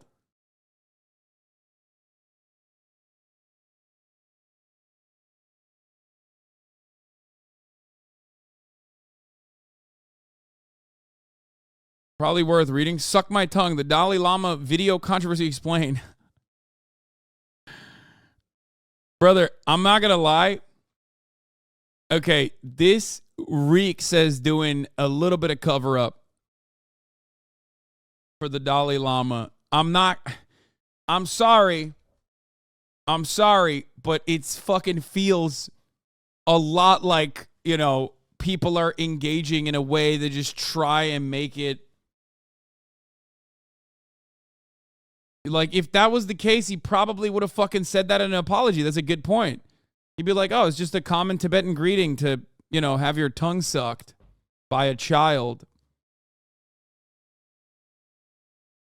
In Tibet, sticking out one's tongue is known as a traditional greeting, stemming from a 9th century myth about an unpopular king with a black tongue. When the king died, Tibetans began revealing their tongues to show they hadn't become his incarnate.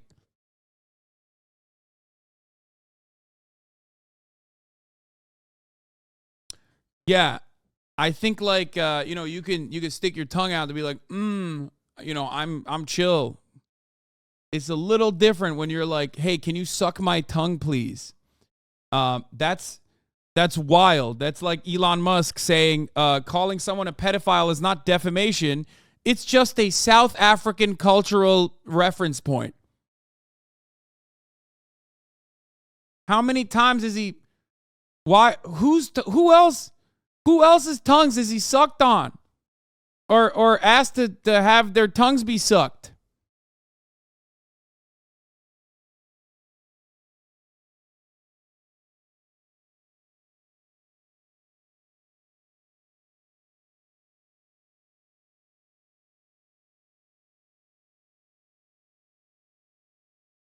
Yeah, the tongue thing is a greeting. Nothing to do with sucking tongues. LA Times from 1997 about the greeting thing.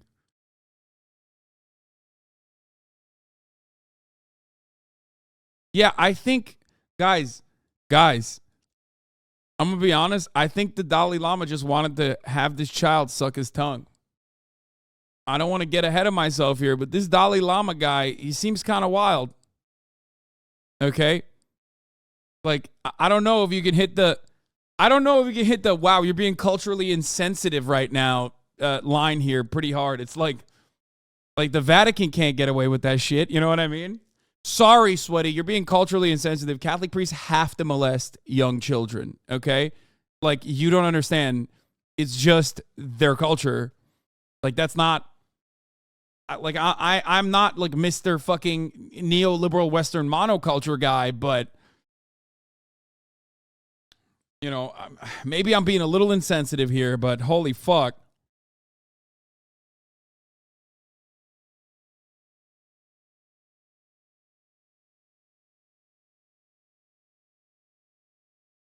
Also, let's be real. We have no right to judge the Baltimore Archdiocese for following the deep-rooted traditions of being Italian. Your chat making excuses for this guy's disgusting. They would absolutely not have the same energy when it comes to Arab culture or any culture from the bad guys. Wait, first of all, I don't even think there's any people in the chat that are legitimately making excuses for the Dalai Lama. I think we're just like, one, trying to comprehend it a little bit.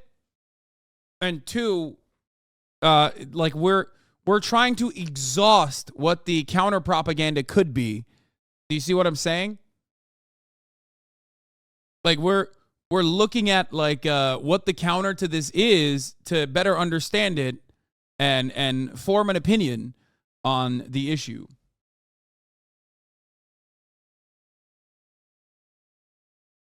People aren't grossed out that he stuck out his tongue. It's because he asked the kid to suck it. Yeah, literally.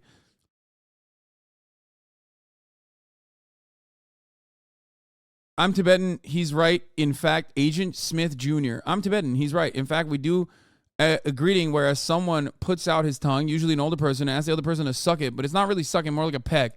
This trend started in 1998 when The Undertaker threw mankind.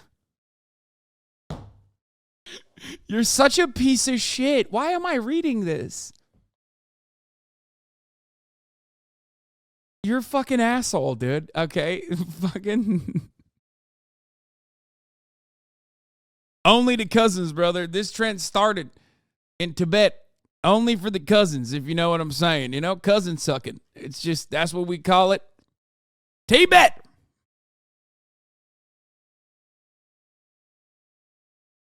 r/world news Redditors thought this was a Chinese deepfake before the Western media reported it. Yeah, I mean, anyway, let's see. So let's see what the NDTV article is talking about. A Tibetan spiritual leader, the Dalai Lama, has apologized after a viral video on social media showed him asking a boy to suck my tongue. A video clip has been circulating that shows a recent meeting when a young boy asks His Holiness, the Dalai Lama, if he could give him a hug. His Holiness wishes to apologize to the boy and his family, as well as his many friends across the world, for the hurt his words may have caused, the spiritual leader's office said in a statement. What is the controversy? I don't know. I wonder what the controversy might be. Perhaps it has something to do with this like 700-year-old religious figure asking a literal child, in his words, to suck his tongue. I think that's the controversy. It's pretty open and shut. The incident took place during an interaction on February 28th at the event Mikliad Ganj, a suburb of Dharamshala. According to The Guardian, around 100 school students were present at the event, which was organized at a temple. One of the students present there asked the Dalai Lama on microphone if he can hug him. The 87-year-old asked the boy to come up to the platform where he was seated. The monk then planted a kiss on the boy's lips as he leaned in to pay his respects. He then stuck his tongue out while placing his forehead against the boy's and asked the child to suck it. The boy moved away while the Dalai Lama laughed and pulled the boy in for another hug, said the outlet. The reactions. The video was recorded by one of the attendees and amassed more than 1 million views. Twitter users slammed the footage, calling it disgusting and absolutely sick. Utterly shocked to see this display by the hashtag Dalai Lama. In the past, too, he's had to apologize for his sexist comments by saying, "Now suck my tongue to a small boy is disgusting," tweeted one of the users. What did I just see? What that child must be feeling? Disgusting, said another. Tibetan culture and tongue greetings. According to a 2014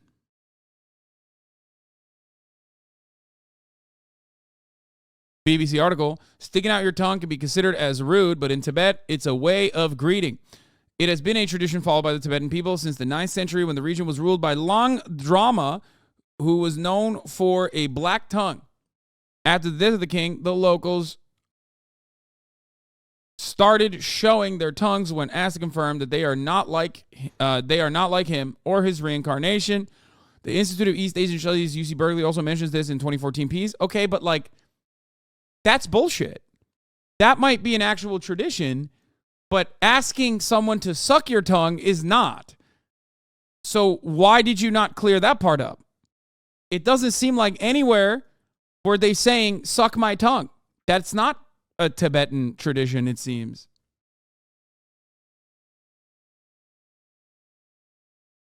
What the fuck is going on?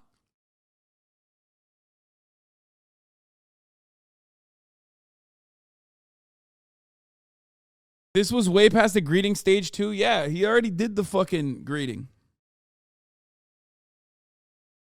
That's a wild way to try and fucking defend this dude. I mean, that's actually. Other controversies involving the Dalai Lama. In 2019, the Dalai Lama apologized for saying that if his successor were to be a woman, she would have to be attractive. The comments were criticized around the world, were made in an interview with the BBC. In the same year, he also triggered a controversy after saying Europe belongs to the Europeans on the issue of immigrants. Bro, stay in your own lane. Like, what do you mean? Why the fuck are you getting involved in like white nativist sentiment about European migration patterns? Like, what the fuck is going on? Bro, if I lost 6,000 slaves, I'd be working to recover them, okay? That's what I'd be doing. Worry about that, motherfucker. What are you doing? $500 million, dude? That's crazy. He's out here fucking talking about this. Stay in your lane, dog. Oh, clip it is a joke. Please be careful when reporting on this stuff. You don't want libertarians to see this and think they can tongue kiss kids in Tibet. Yeah, all the sex tourists are gonna fucking be like, oh shit, we gotta go to Tibet, dog. That's crazy.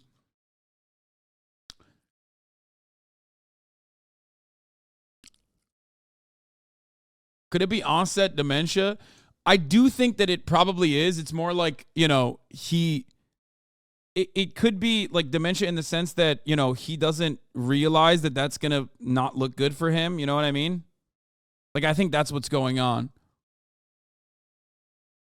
Like, it's probably something he does, but now it's just like he's not supposed to. He has no control factor that would stop him from doing it publicly. Anyway.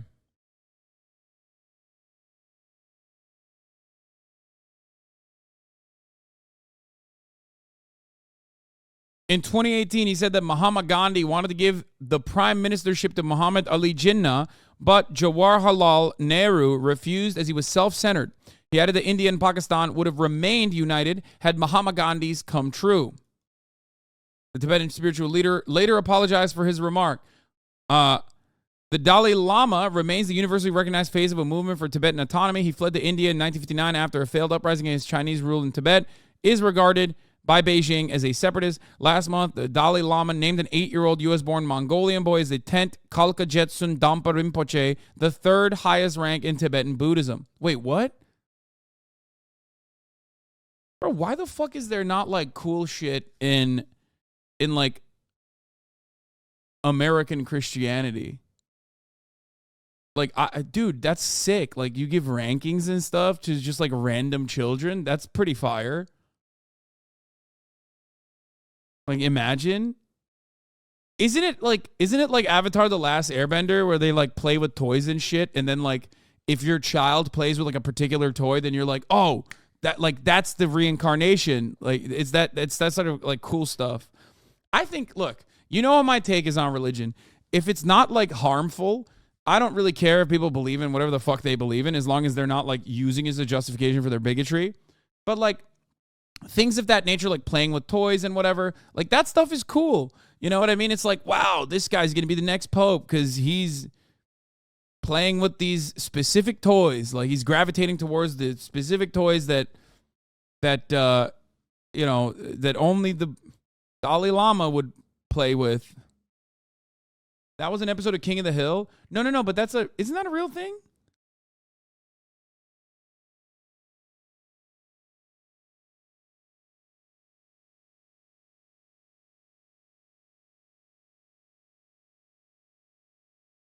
So back in the 90s, we used to go to my grandma's with the Sunday night dinners, and she used to say words that us kids would ask our parents about on the way home. We were told never to talk about them and that they were awful, hurtful words, but grandma was a person out of time. He's ancient and honestly irrelevant in the grand scheme. I don't think he's, what? Bro, what do you mean? Like, even this article admits, like, this guy is seen as the beacon of, like, Tibetan autonomy against China. What the fuck are you talking about? If you think that he is, like, irrelevant when he is seen as, like, the one, a spiritual leader that is profoundly important, and two, like, you know, spiritually and physically the guy who is leading Tibetan autonomy, you know, it's not irrelevant. It's like saying Joe Brandon smelled. If Joe Brandon did this, like, it would not be irrelevant. You know what I mean?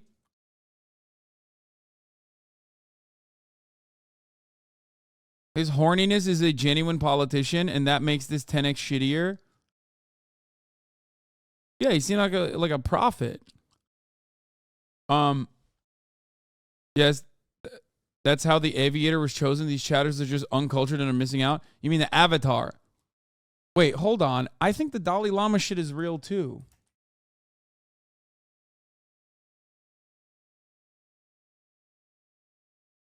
Look. Once these visions and signs have been followed up and a potential child has been found, there's a series of tests to verify the rebirth. The child is presented with artifacts, some of which belong to the previous Dalai Lama. If the child identifies which objects belong to the Dalai Lama, it is taken as a sign. I fucking called it, dude. I'm so much more cultured than you. All you motherfuckers are like, it's Avatar The Last Airbender. No, guess what? That's how you find the Avatar, but they stole that from the Dalai Lama. It was also an episode in my favorite slice of life anime, King of the Hill.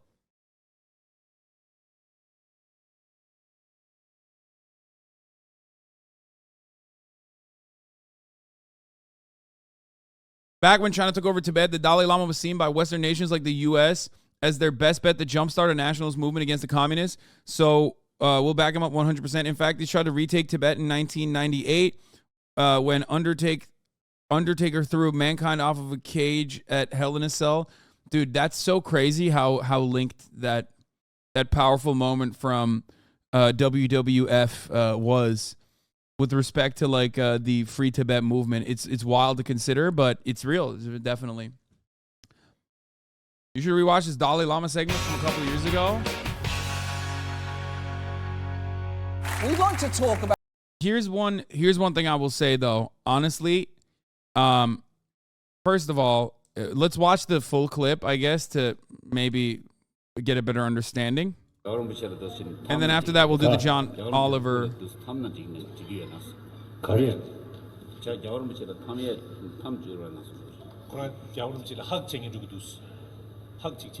Okay, come.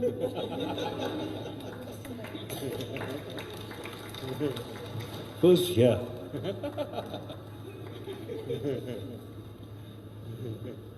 Then I think finally here also.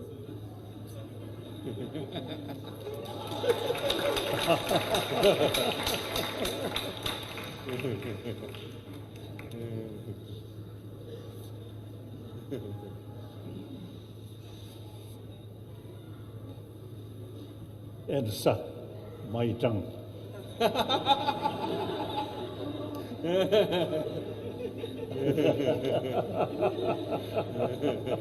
Thank you.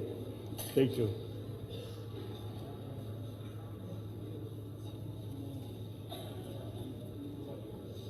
We are same human brothers, sisters. What's he grabbing his hand for? That's like fucking makes it extra gross, dude.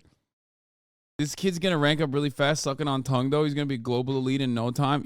Like, this is like opening up a fucking crate and having like an excellent knife, super high rarity, durability is high. You know what I mean? It's like that's what that's like.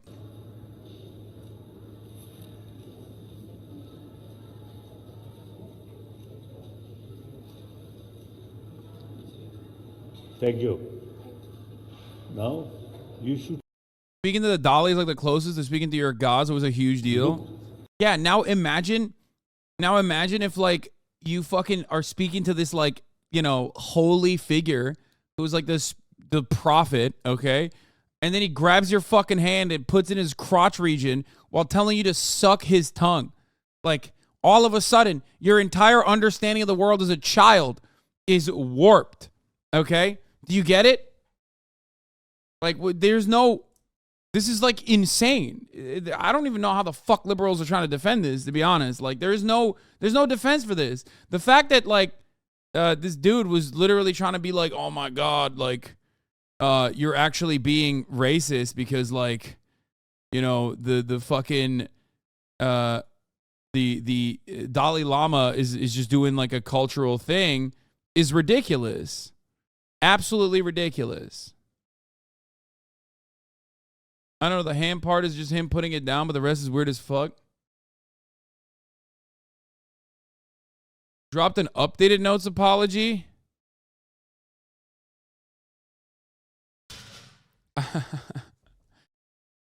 Okay, shut the fuck up.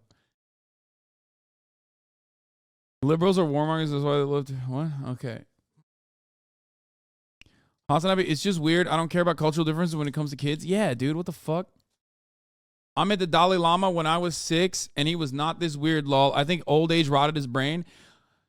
I think when you get older, okay, when you get older... you know, some of the control mechanisms that would stop you from doing shit in public, okay, goes away. And then you start doing them in public. And then when you do it in public, people are like, what the fuck are you doing, dog? Chatter's like, Mongol Shepik says, I met the Dalai Lama. I did not suck his tongue. Okay.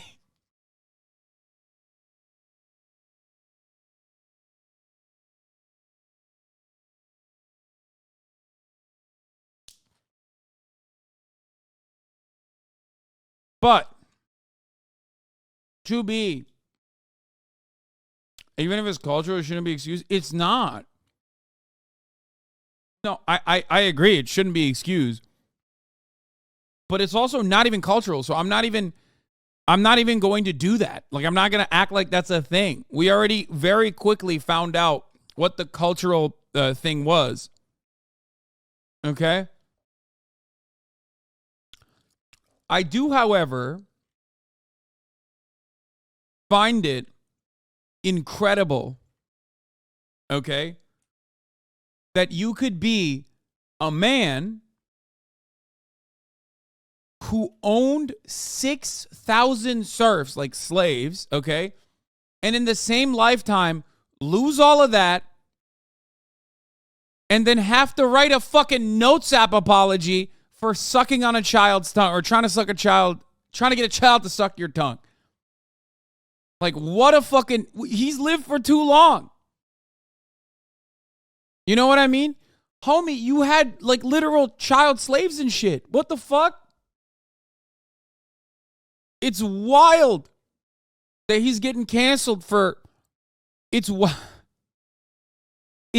that he's getting canceled for, like, you know, saying that the next Dalai Lama should be sexy, okay, or that, or doing a little bit of fucking pedophilia, when the man literally, what the fuck?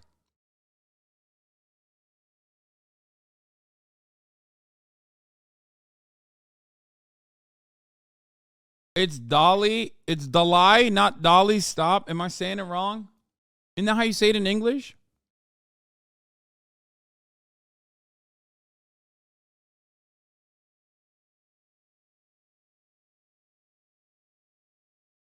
Bro, it ain't fair. You need to have the Dalai Lama on the pod to see what he has to say. See if March will reach out to his folks. Yeah.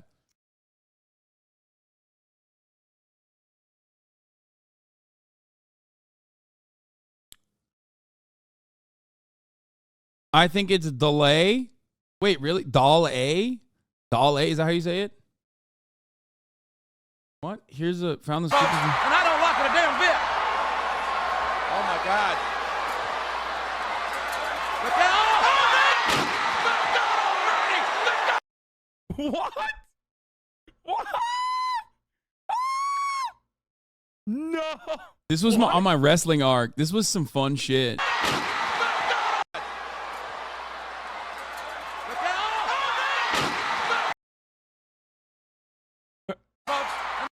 Yeah. Dalai Lama. Clip titled, Dalai Lama did what? Yeah. The wrestling art was so cool. It was fun. It was a lot of fun. Oh, shit. New JCS. Let's go. His actual name is Tenzin Gyatso. More Avatar connection. Yeah, I think Avatar was, using him as a reference point. You know what I mean? Okay. Lamo Thondup was born on the 6th of July, 1935, to a farming and horse trading family in a small hamlet of Takster of Chijitakstar at the edge of the traditional Tibetan region of Amdo in the Qinghai province. He was one of 7 siblings to survive childhood, one of 3 supposed reincarnated Rinpoches in the same family. His eldest sister, Zering Dolma, was 16 years his senior and was his midwife to his mother at birth. Damn, bro. The come up, bro. The come up is crazy out here.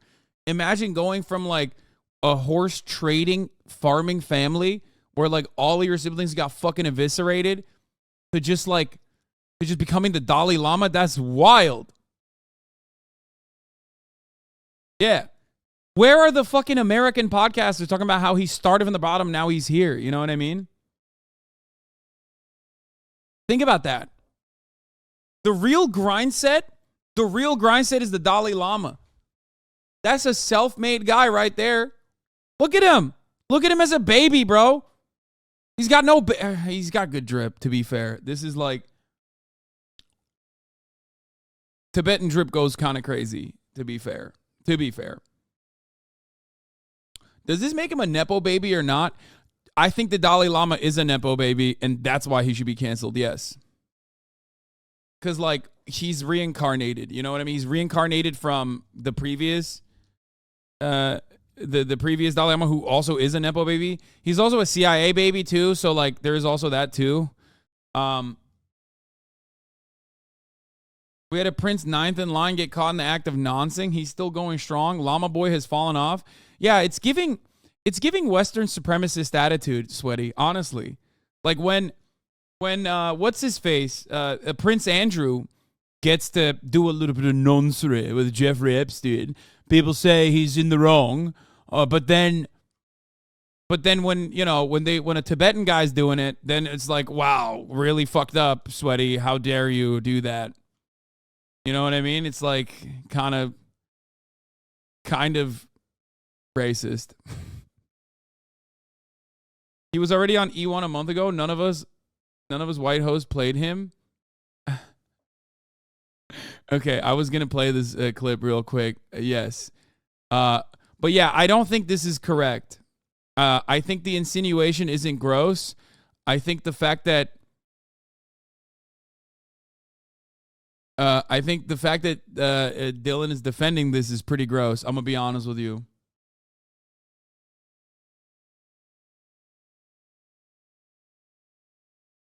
So now all Dalai Lama future reincarnations are now potential pedos. How does that work? Oh, that's a good question. I think the way it works is like, dude, oh my God.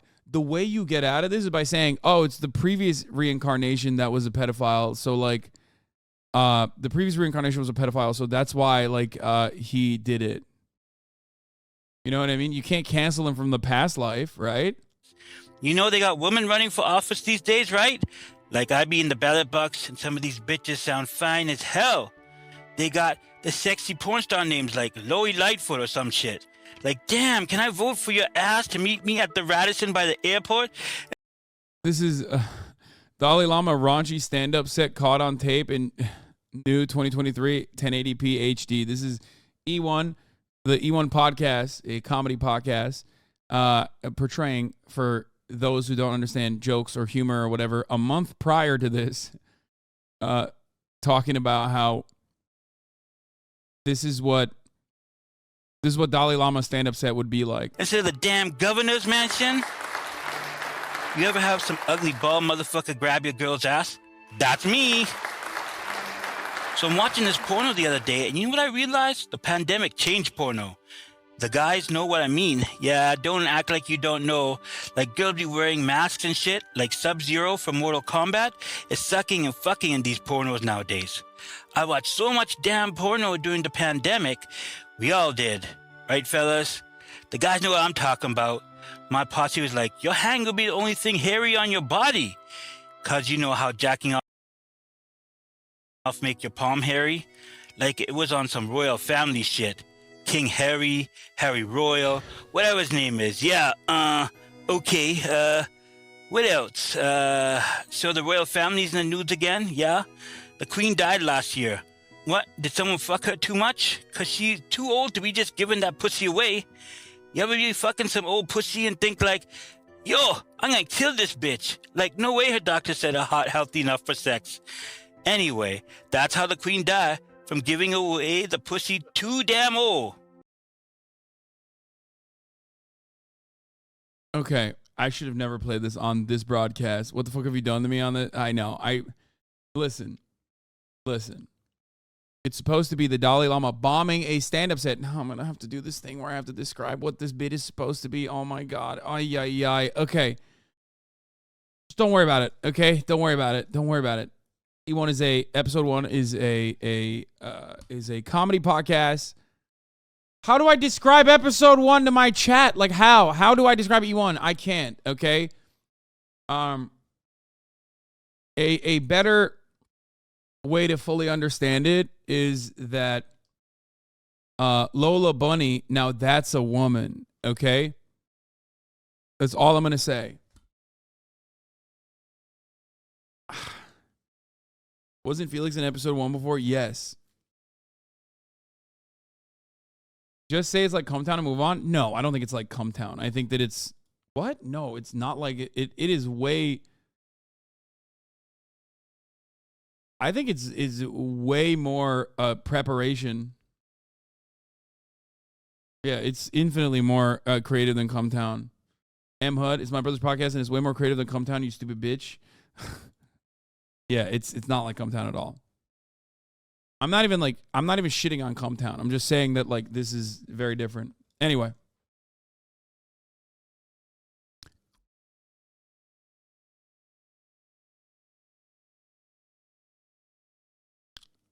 Let's move on. The tongue sucking thing not being the thing that I'm talking about, but instead he's oftentimes aligned with, like, weirdly enough, aligned with U.S. values, whether it be having like an inconsistent statement about like the Iraq War, things like that. Yeah, I mean, or the Afghanistan invasion.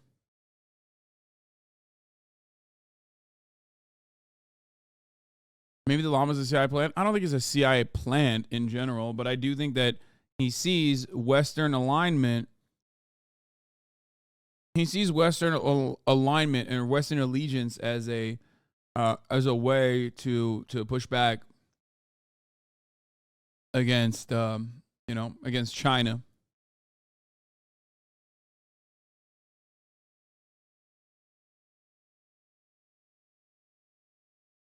Teach both sides of the controversy, man. The literal Nazis said there were no mutilations. What?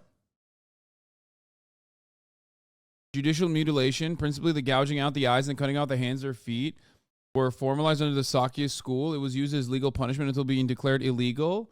In the same reform, the Dalai Lama banned capital punishment. What do you mean the literal Nazis? Like...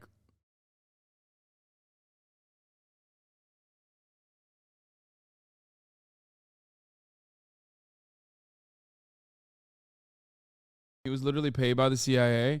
I just think it's odd that the Dalai Lama has nothing to offer but vapid kindergarten pop spirituality. Then I learned that he was a well-paid a CIA agent for many years. This is from what book? CIA's canceled war in Tibet. Many friends of the Nazis who went to Tibet. Oh, yeah, no, the Dalai Lama does have what is it? Doesn't he have like a homie that was a Nazi? That is true. That part is true. He's talking about Heinrich Harrer, the former SS member who was cleared by Nazi hunters for culpability in the Holocaust. He thinks you're getting all this info from China, even though you're reading declassified CIA files.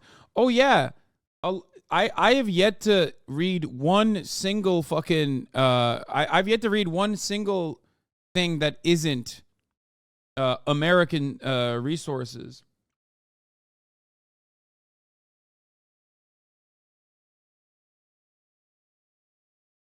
Like all of this stuff is from American American resources. Like it's usually they openly admit this stuff in what I like to call a flex.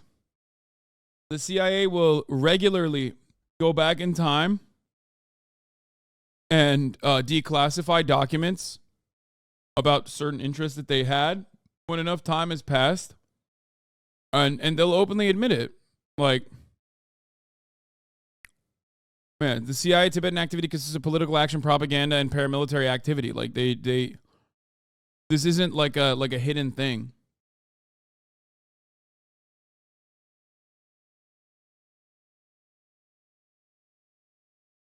Haven't people always been criticized for who their friends are? What?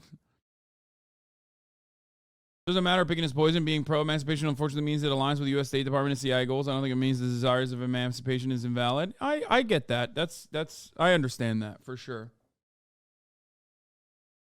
But having having material resources is probably going to make it a little bit more difficult for any landmass to reach full emancipation from a country that considers it to be just annexation.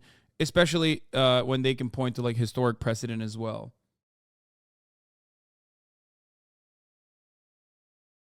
To be like, oh well, we fucking did this. Like we back and forth control. It's a similar argument to Xinjiang.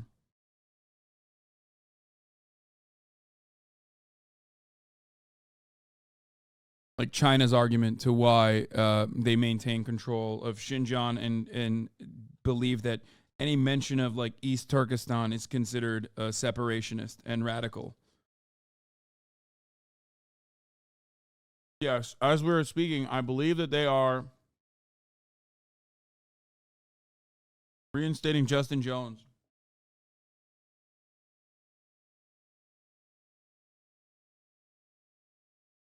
But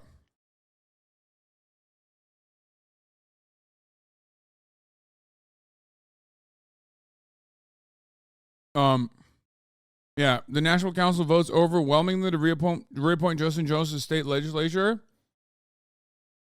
But we haven't. But I can't speak on it more right now because I'm going to eat really quickly. Every time I turn into the shit you're eating, I eat at the same time every day, my friend.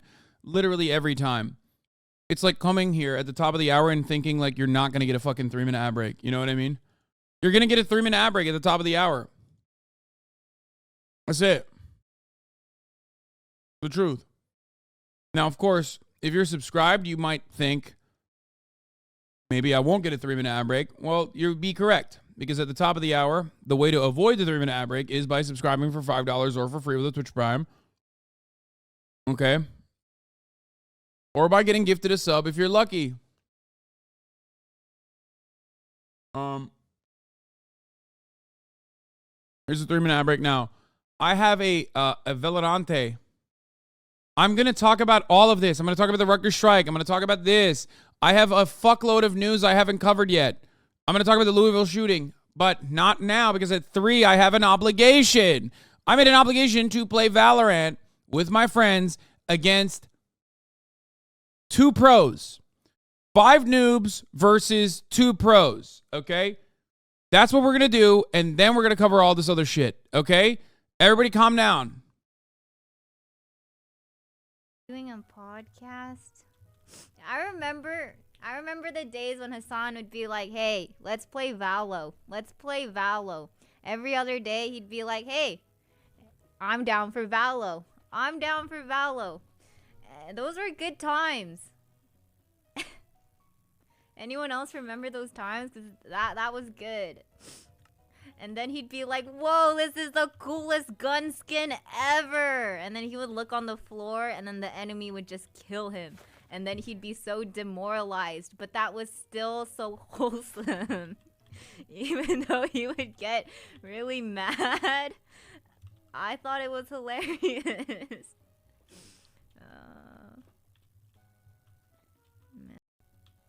He's doing a podcast. I remember the days when Hasan would be like, hey, let's play Valo. Let's play Valo. Every other day he'd be like, hey, I'm down for Valo. Well, the return to Valorant is here. Oh, what the fuck? This is... Oh, shit. I'm still logged on Todic's Discord. Oh, fuck. I was like, why has nobody fucking hit me up?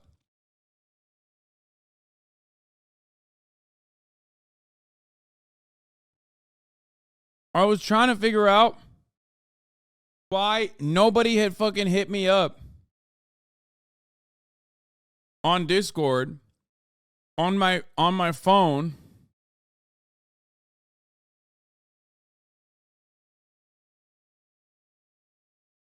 And I realized my Discord on my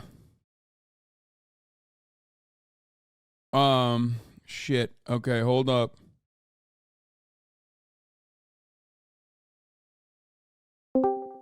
Hello everybody. I'm sorry I'm late. Oh, Hello? we made it. Let's No, go. you're just 1 minute off. It's totally fine. Welcome. No, I just realized I didn't see any pings or anything like that because I was still logged on to Todic's Discord in my Discord on my computer.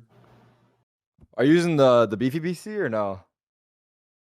What? Oh yeah, the beefy one. Yeah, because the other one I can't remember. I can't play Valorant on the other one because oh yeah, you're getting that error, right? I was getting a weird error.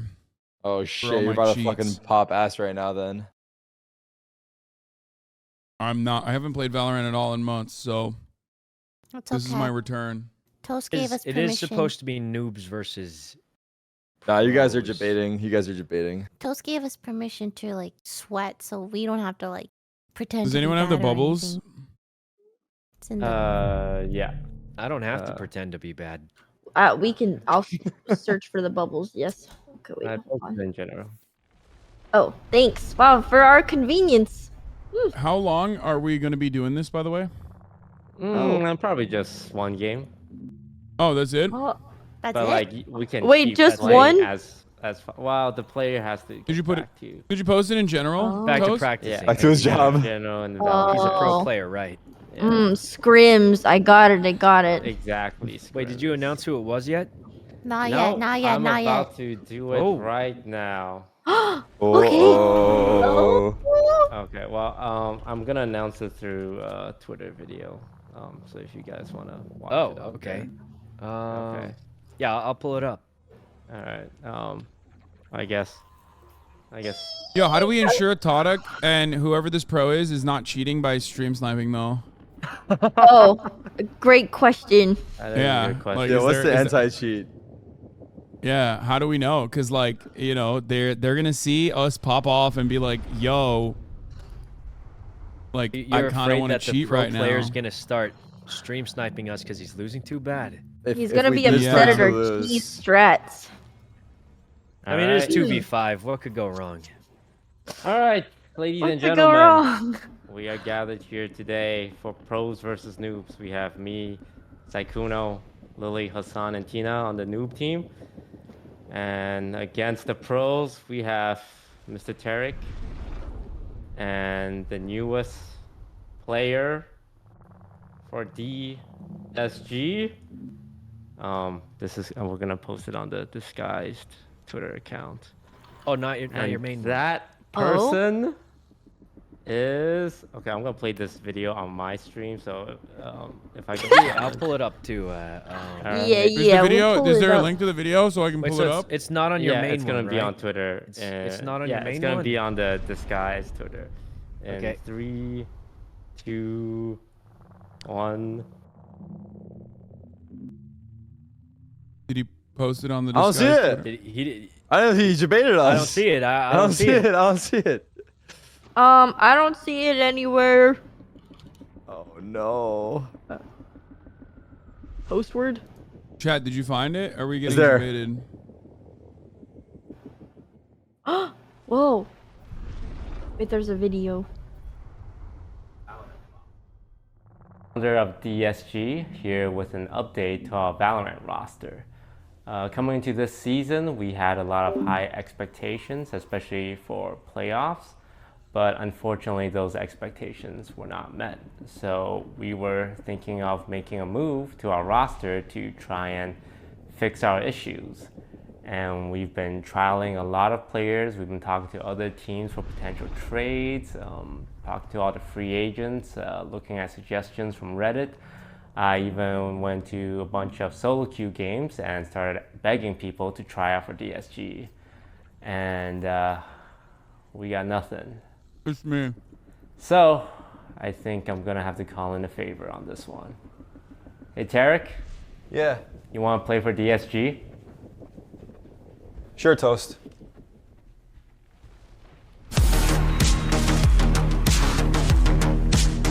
So I'm looking at your Sentinel's contract, and your buyout has a lot of zeros. Am I worth it? I think I'm gonna have to go with a free agent on this one. I got someone in mind. Hey, Ye? Yeah, what's up? You want to join DSG? Yeah, sure, why not?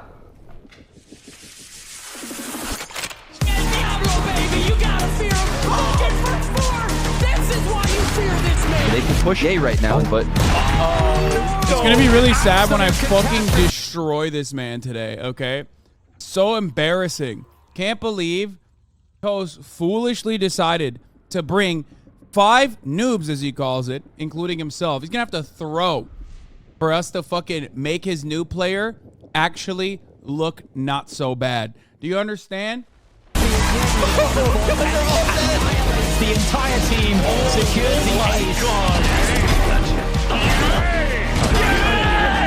What? Yay! Delivering again and again. What's this? What is this absolutely absurd stuff from Yay? Attack is great now for it. Yay though. Whoa! Yay! Gets cleaned up by Yay. And Yay gets the second one as well. Dancing around the corner. He gets 3. And Diablo, baby, you gotta fear him. Gets for 4. This is why he's so highly touted. This is why you fear this man. Just dragging them down to the depths. One more. What is this from Ye's there? Save us, Yay. There we go. Ye's got it. Yeah, that's really sad that he did this, because it's gonna be a sad day when I cook him. About to be a 1v5 out here, because... Wait, this is so... Wait, I'm confused. I thought I was the pro. That's what you told me when you said pros versus noobs. What's going on? Yeah, we're on different pages, I think. Yeah. Might have been some That was a miscommunication. really funny video. I was wondering why there was a couch there. Oh yeah, we filmed that in the OTV house.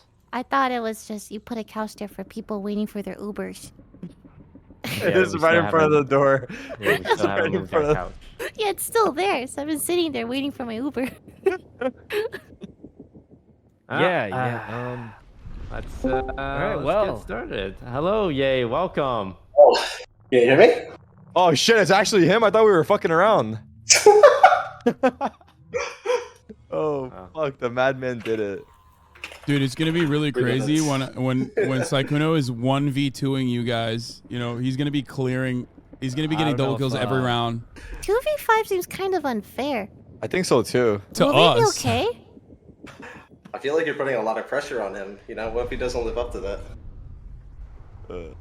So I just want Sykkuno to not knife me, because apparently Sykkuno... He's gonna try and knife you. I'm definitely gonna try and knife you. Don't read my title. That's what he's here for. I haven't played in a very long time. So I'm just gonna point that out. I might like not remember what the buttons are and stuff, but I think it should be fine. Oh Jesus Christ! I love it. I love it. I love it. Hey Toast. Yeah, what's up? How did you pick the noobs team? I just picked the people I like the most. Aww. That's such a lie. He would have not picked me if that was the case. No, he loves us, Hasan. He loves us. He loves us, and he thinks we're decent. No, I So think he cute. picked us because we're not like out of everyone he knows, we are just No, like you're wrong. He loves us. He We're loves good at us. the game. Mm-hmm. I'm so back. I immediately went to night market and started buying skins. I haven't played this fucking game in months. Oh, stop swiping. Stop. No They more. listen so fast. Does anyone have Hasan or Tina? What account are you guys on? If you Oh, guys I'm on message my- me I or, have both of them. I have both okay. of them. I'm on my main. I'm on my ahead. I'm on my Smurf. You're on your Smurf. Yeah, that's saw why it. that's why the last time I played on my Smurf, that's why it's only silver We're not high one. enough ranks to have Smurfs, guys. Oh. That's you. But it's okay. You can buy your guns at the night market. Oh, I'm At least we'll have I'm cool already guns. in. My night market's terrible. Yeah, It's garbage. Hey, Tarek, you have Ye on your friends list, right? Yeah. Yeah, I can go ahead and grab him. Are you online? Mr. he's Diablo? He's probably sick. Chatters, I'm fucking memeing, by the way, obviously. I'm doing a little bit of fun trash talk because we're actually fucking dog water, and that it's Tadic, okay? It's Tadic and Ye, from what I understand, he's like one of the best Valorant players on the fucking planet. Can I just make some jokes without Chatters being like, way to make this about yourself, Hasan? Yeah, like, no shit. We are about to get our fucking absolute shit pushed in, okay?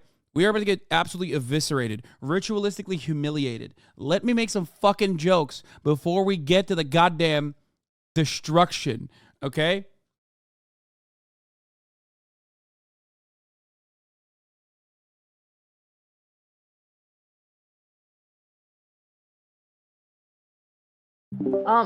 Wait, we're trying. What? Okay. I just think It's disrespectful to not try. 5v2 just seems kind of unfair, It's unfair, right? For who Yeah.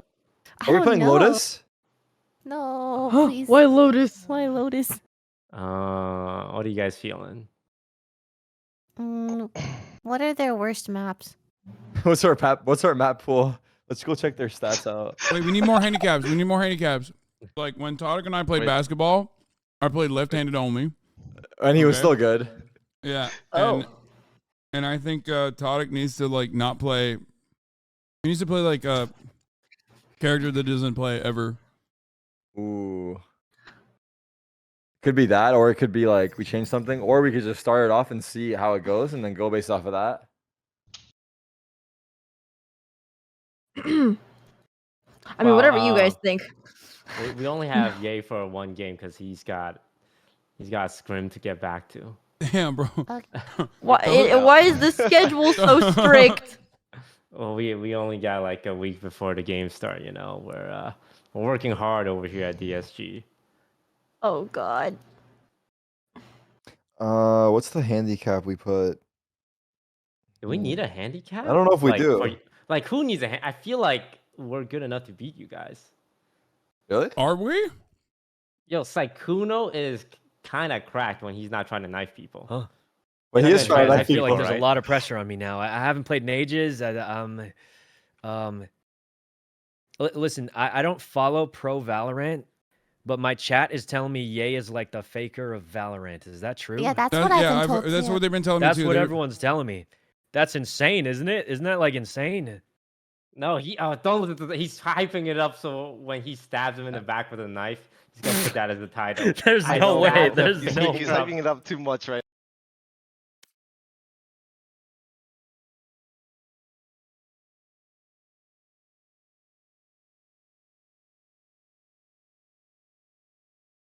I don't care. I will be cracked at every map. I will be dominant force in every map. Doesn't matter to me.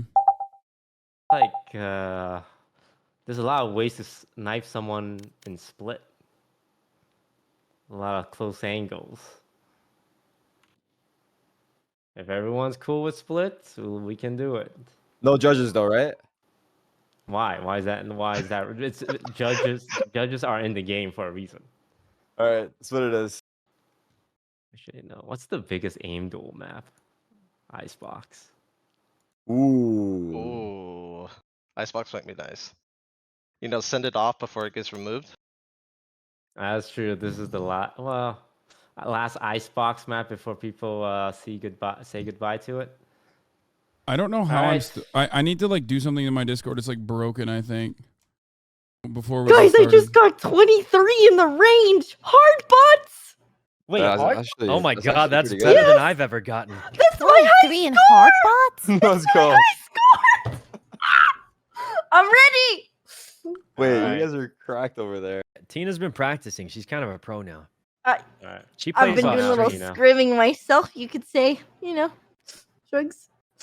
All right, Tina, get out of the range. Oh God, sorry. Okay, I'm Let leaving. me turn off my Discord and then turn it on again. Sorry. All right, we'll go as soon as Hasan's ready. Yeah, I just like there's like a million tasks of Discord on and I need to end all of them. Wait, they're not ending a single one. What the hell? I don't have the Discord on, but it thinks it's on. I don't know what's going on. Discord usually has multiple. They have multiple processes in Task Manager. Yeah, I'm trying to take them all out piece by piece, but more of them keep popping up, and I don't know which one the main one is, or maybe I actually hit it. I don't know. It's like broken though. Every time I turn it off, new one's open. What the heck? Oh, it's gone now.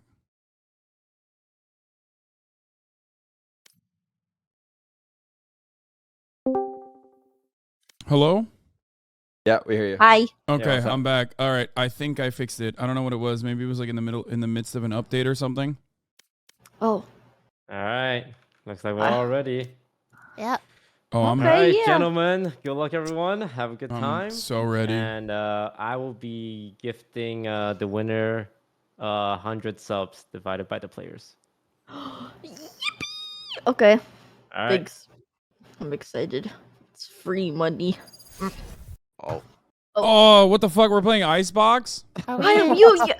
Hasan, you I'm love kidding. Icebox. I'm kidding. I'm All right, locking in guys. KO. It's over. What's our strategy here? Let's talk. Wait, are they still in the chat? Oh, they're not. They left. No, they moved. Okay, good. I'll thing. be Sage. I'm switching it up. Okay, well, I noticed someone already logged in before any kind of discussion. Oh, I just don't know how to play any other character, so that's why I That is thought true. this would be That's the best. fair. Would be my most helpful. Yeah, that is true. He only plays one character. And not well, mind you, Toast. Oh. I'm gonna go Raise. Okay, we got one guy. Well, he also logged in. Well, before yeah, any listen, kind of we're discussion. bronze for a reason. Am I right, Hasan? Am I right? Sykuno is cracked at Raise though. I mean, he Sykuno's is so not good. bronze. I'm silver. Sorry, I forgot I ranked up on accident. Yeah, you're the Anyway. silver surfer. All right, well, I'm gonna Oh, pick God. Yoru, so at least I have a few people I can rely on. What is that Maybe character my- that you're that's hovering not on? Yoru. I thought Lily was a Oh wait, Yoru that's player. Gecko. Sorry. I'm gonna pick Gecko, Wait, so I can count on 3 guys, more people. Guys, we don't even know what characters we're playing anymore. Do we need another duelist? Cause if you need me We to. need another duelist. I think we could use More one duelists. more More duelist. duelists. Oh, but you guys don't like Lily. More You want me to duelists. do this? Tina, you can Come be on, duelist. Tina, we I need can more be No, duelists. wait, Lily. More I think duelists. Lily as a duelist would be No, fantastic. More we need duelists. or more. And which Okay. one? Oh my Okay, We need oh, more. We need more. God. Like, go. Who let her go? Hey, guys, we Guys, everybody knows that Jet has great stuff on Wait, Tina's Icebox. insane on Jet. Damn, She they're is. playing She 2 is. duelists. Dude, Yeah, of course I they are. tear up those iron players. Let me Hey, tell Toast, you. I have a question. How did you convince this guy to join your team? Well, fun fact, Ye actually DM'd me first. Oh, wait, Sure, what? but- Oh! Wait, what? I have proof. I have Oh my pictures. God. Okay, because Alright, everyone's everybody. reaction is like, how is this guy on DSG right now? Because they're That's so freaking funny. out. What did I Just do came for to an this? agreement.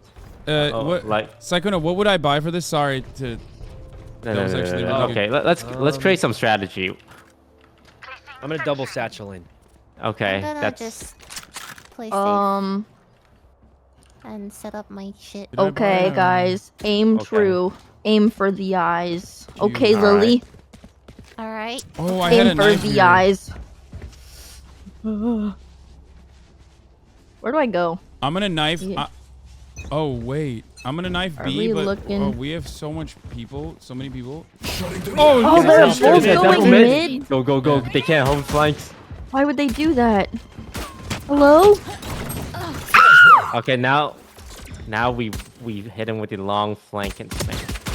Whatever you do not engage. I've shot him a bunch. But none of them hit, I think. One enemy remaining. Nice, Toast. Nice. Where? I mid him. Almost mid. You can push. They're weak. They're weak. You can push. One tap anywhere will kill them. Okay. What, You do got it, think I Hasan. You A got or it. B? Have your gun out, maybe. Last player shit. standing. 130. Oh my God, you did it, You're Hasan. the best. You killed Ye. You did it. This is why they call him the. Are you teabagging him? Are you? What? Hasan? Wait, Hasan, hit him with the Hasan special. Oh God. Hit him with the Hasan Oh special. my God. I haven't seen it in. Oh my God, he actually did it.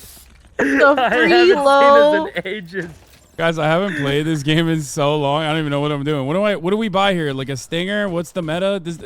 The stinger looks more Okay, expensive. now you're just bragging. Stop. I can't believe this. No, I'm not. I just bought a Haven't even stinger. played in so He long. deserves it. He deserves it. I'm Good job, so Hasan. They're on A. They're on A. Mayday, back up! Mayday, mayday! Everybody, A side quickly! Alright. Oh my God. Okay, What I have the an heck? alarm bot at the right. Okay, I'm gonna. Oh my Alright, God! let's I all put 23 take it. on Tadic. He's 23. backside. That's a big number. Oh no. Eyeball, go. Spike planted. One enemy remaining. Alright, come on. It's just one, guys. Oh! Ooh, we did it. Nice, nice. Big We money. did it. Where's the spike? Here's the spike. Where's the spike? Oh. Wait, it's down. You see? This is why I'm bronze. You did great. Oh, We did no. good job. Good job. We won. We won. Wait, I thought they would be like absolutely destroying us. The fact They that are we even destroying. Hard to be fair. Like no, no. No, 2v5. I tell thought him, it would Hasan. be Hit like him with the truth. no 2v5. I thought it would be like not even a question. Like they're still absolutely eviscerating us. I'm kind of shocked at our performance so far. Yeah, the pro players are still humans at the end of the day. yeah, No, yeah, yeah. I've seen how Tadic plays. I don't know, man. Okay. It's down. Guns up. Get dead. The range. Oh, they have guns now though. Oh God. Yeah, they have the hero buy. It means nothing. One enemy remaining. What the fuck? Don't worry, I have the flank. He's on B. God damn it. Oh, you You lied. You lied. What? I mean, he can move. God, I just full, Oh, I man. just full ran while shooting. Man. I think we need Tina, to that's make fine. sure that Oh, our wait, he's tactics. dead. I think we need to make sure that we just like run and gun, right? Like that. Wouldn't that be overpowering them, overwhelming them, and running Ooh, and you want to gunning? run out with a Spectre and spray at them? Yeah, let's just do that. No, I mean I'm not gonna do that because I have like a gun that. right now. But I think that's what like probably would be the best idea. I mean we're winning right now. We can change tactics if we start losing. Can I have a gun? That should Yeah, I mean, should be this good is to really have that in a working. back pocket. Yes. I'm thinking we just all run mid and kill him. Yeah, let's what are just they go. gonna Yeah, do? you know what, Outrun- let's just Yeah, run let's mid just go and shoot run him. mid, run mid, and shoot. What are them. they Okay. gonna do? Outrun 5 of us. Oh, Push them, guys. Push them. Okay. Oh, they're nowhere to be found. Are they A? I think we just Right. push and outgun him. Oh, one's One it. enemy Wait, he's at our Wait, what? spawn. Oh, wow. Whoa. The didn't even Spike flinch. planted. That's Oh, he has A, unbelievable. but it's 1v5. Oh God, I I have didn't one even more get to kill. We're react. rushing them at the same time. All right, rush at the same time. Oh, let's go against Go in, both. Toast. Go in. He's on the right. Guys, he's on guys, the we can't let him get all of us quickly. Hello? Where are? Oh, Last player Nice, standing. Tina. Toast, he doesn't know you're there. He's hit for 40. You got him. What the fuck is that? Oh my god. Oh my god, he's abusing his new employee. What the fuck? How'd you get your ult so fast? Wait, why didn't you get? Why didn't you get the Wait, are we bomb? defusing? Wait, Toast? Toast? Well, He wait, got- what? Bro, he got so There's no way. excited. There's no way he just. He got there's so no way he just did that excited. and then walked away Why from didn't the anyone spike. say anything? Why didn't anyone say He anything? got so excited. I thought you knew what you were doing. Functions okay? I also got too excited. I got really excited about knifing Ye. Wait, Yeah, no, I don't blame you. I don't blame you. No, it happens to me all the time. I always forget if I'm defusing or planting, so you know what. Sykkuno, spare funds. Bro, Toast, yeah. Toast. What do you Thank say you. to the What do you say to the allegations that you're throwing right now to make your team not look as bad? Let's get this done. No, I Yeah, swear we're I gonna just win. We're gonna Take this seriously. I'm reporting you for let's clean throwing. this one up. Oh shit, he's up jumping. Jets up top. Jets up above. Knife deployed. What? Suppressed. Oh, you can't jump over that? Oh, he's above the tunnel thing. Fuck. Hello. Oh yeah, Alright, yeah. Tina, they're here and here. They're here and there. Okay, good Yeah, to you know. got this, Tina. All right, I'm gonna crouch He's just like they taught me. Tina, I'll give you 200 subs. I hit Reina for 0. 200? Okay, but that doesn't mean you run at them. No, I want the long con. I want to be signed. Oh, quickly. If I kill You both win of this, them. Tina, I'll sign you to my own Valorant team. Yeah, okay, good enough. Well. Oh. She got so Thank God she didn't excited. win, because then I'd have No, to make a Valorant team. Tina. Oh, God. Tina, no. That happened really quick. I feel like the gameplay guys has are changed broke. dramatically from the first 2 rounds. I'm just gonna say. I feel like they warmed up. I have to save, so I'm just buying a sheriff. I'm also gonna save. They're sandbagging. They want our guards to be down. I But think we will let it happen. we need to see a mid rush again. I assume that's what's gonna happen. Shutting them down. There. One suppressed. He's suppressed. Flash. Oh, I fucking flashed myself. Flashed? Oh. I flashed myself. Flashed yourself. Yep. That's okay. I did. The second he peeks this corner, bang. Oh, I hear. Both Hey, of it's them? A, it's A. Ooh. I Heard that heard updraft. Jet dash up somewhere. Hello? So she might be How up. about Reina? Do we know Reina? Ouch. I've been shot. Quickly. No. Where were they, Tina? Where were they? Okay, the last one's Splinter. It was Rafters Heaven, whatever the heck it's called. It's up there. No, this is so hard. You got it, Toast. I'm the new El Diablo. Show 'em why Oh! you pay bills. Oh, dude. Is it high or low?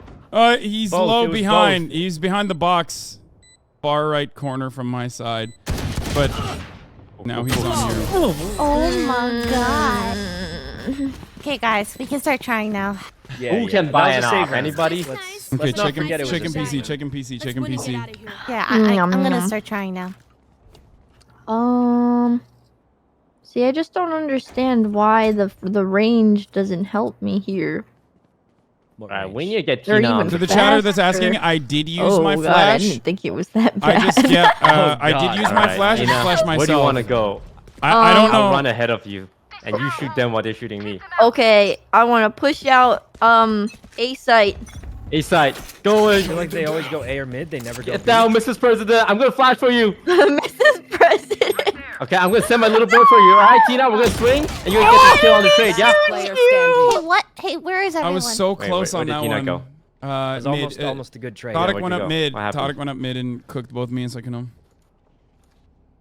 Why does the game feel so different? I've never been executed so quickly. Bomb grenade out. Tina, where did I lose you? You ran too fast. You ran too fast, and he was behind.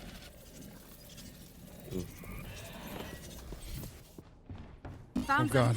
Oh god, you can hear him. Oh! Spike down A. Initiated.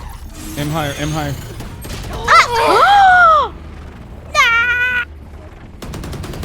You know, There's no way you're bronze.